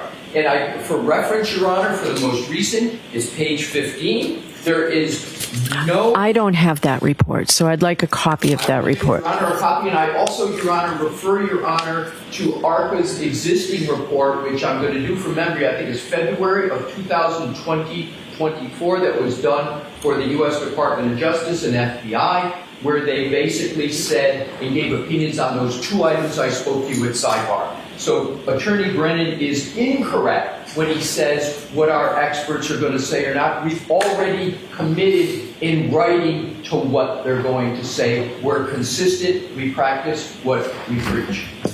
All right, so we will discuss this tomorrow before we start.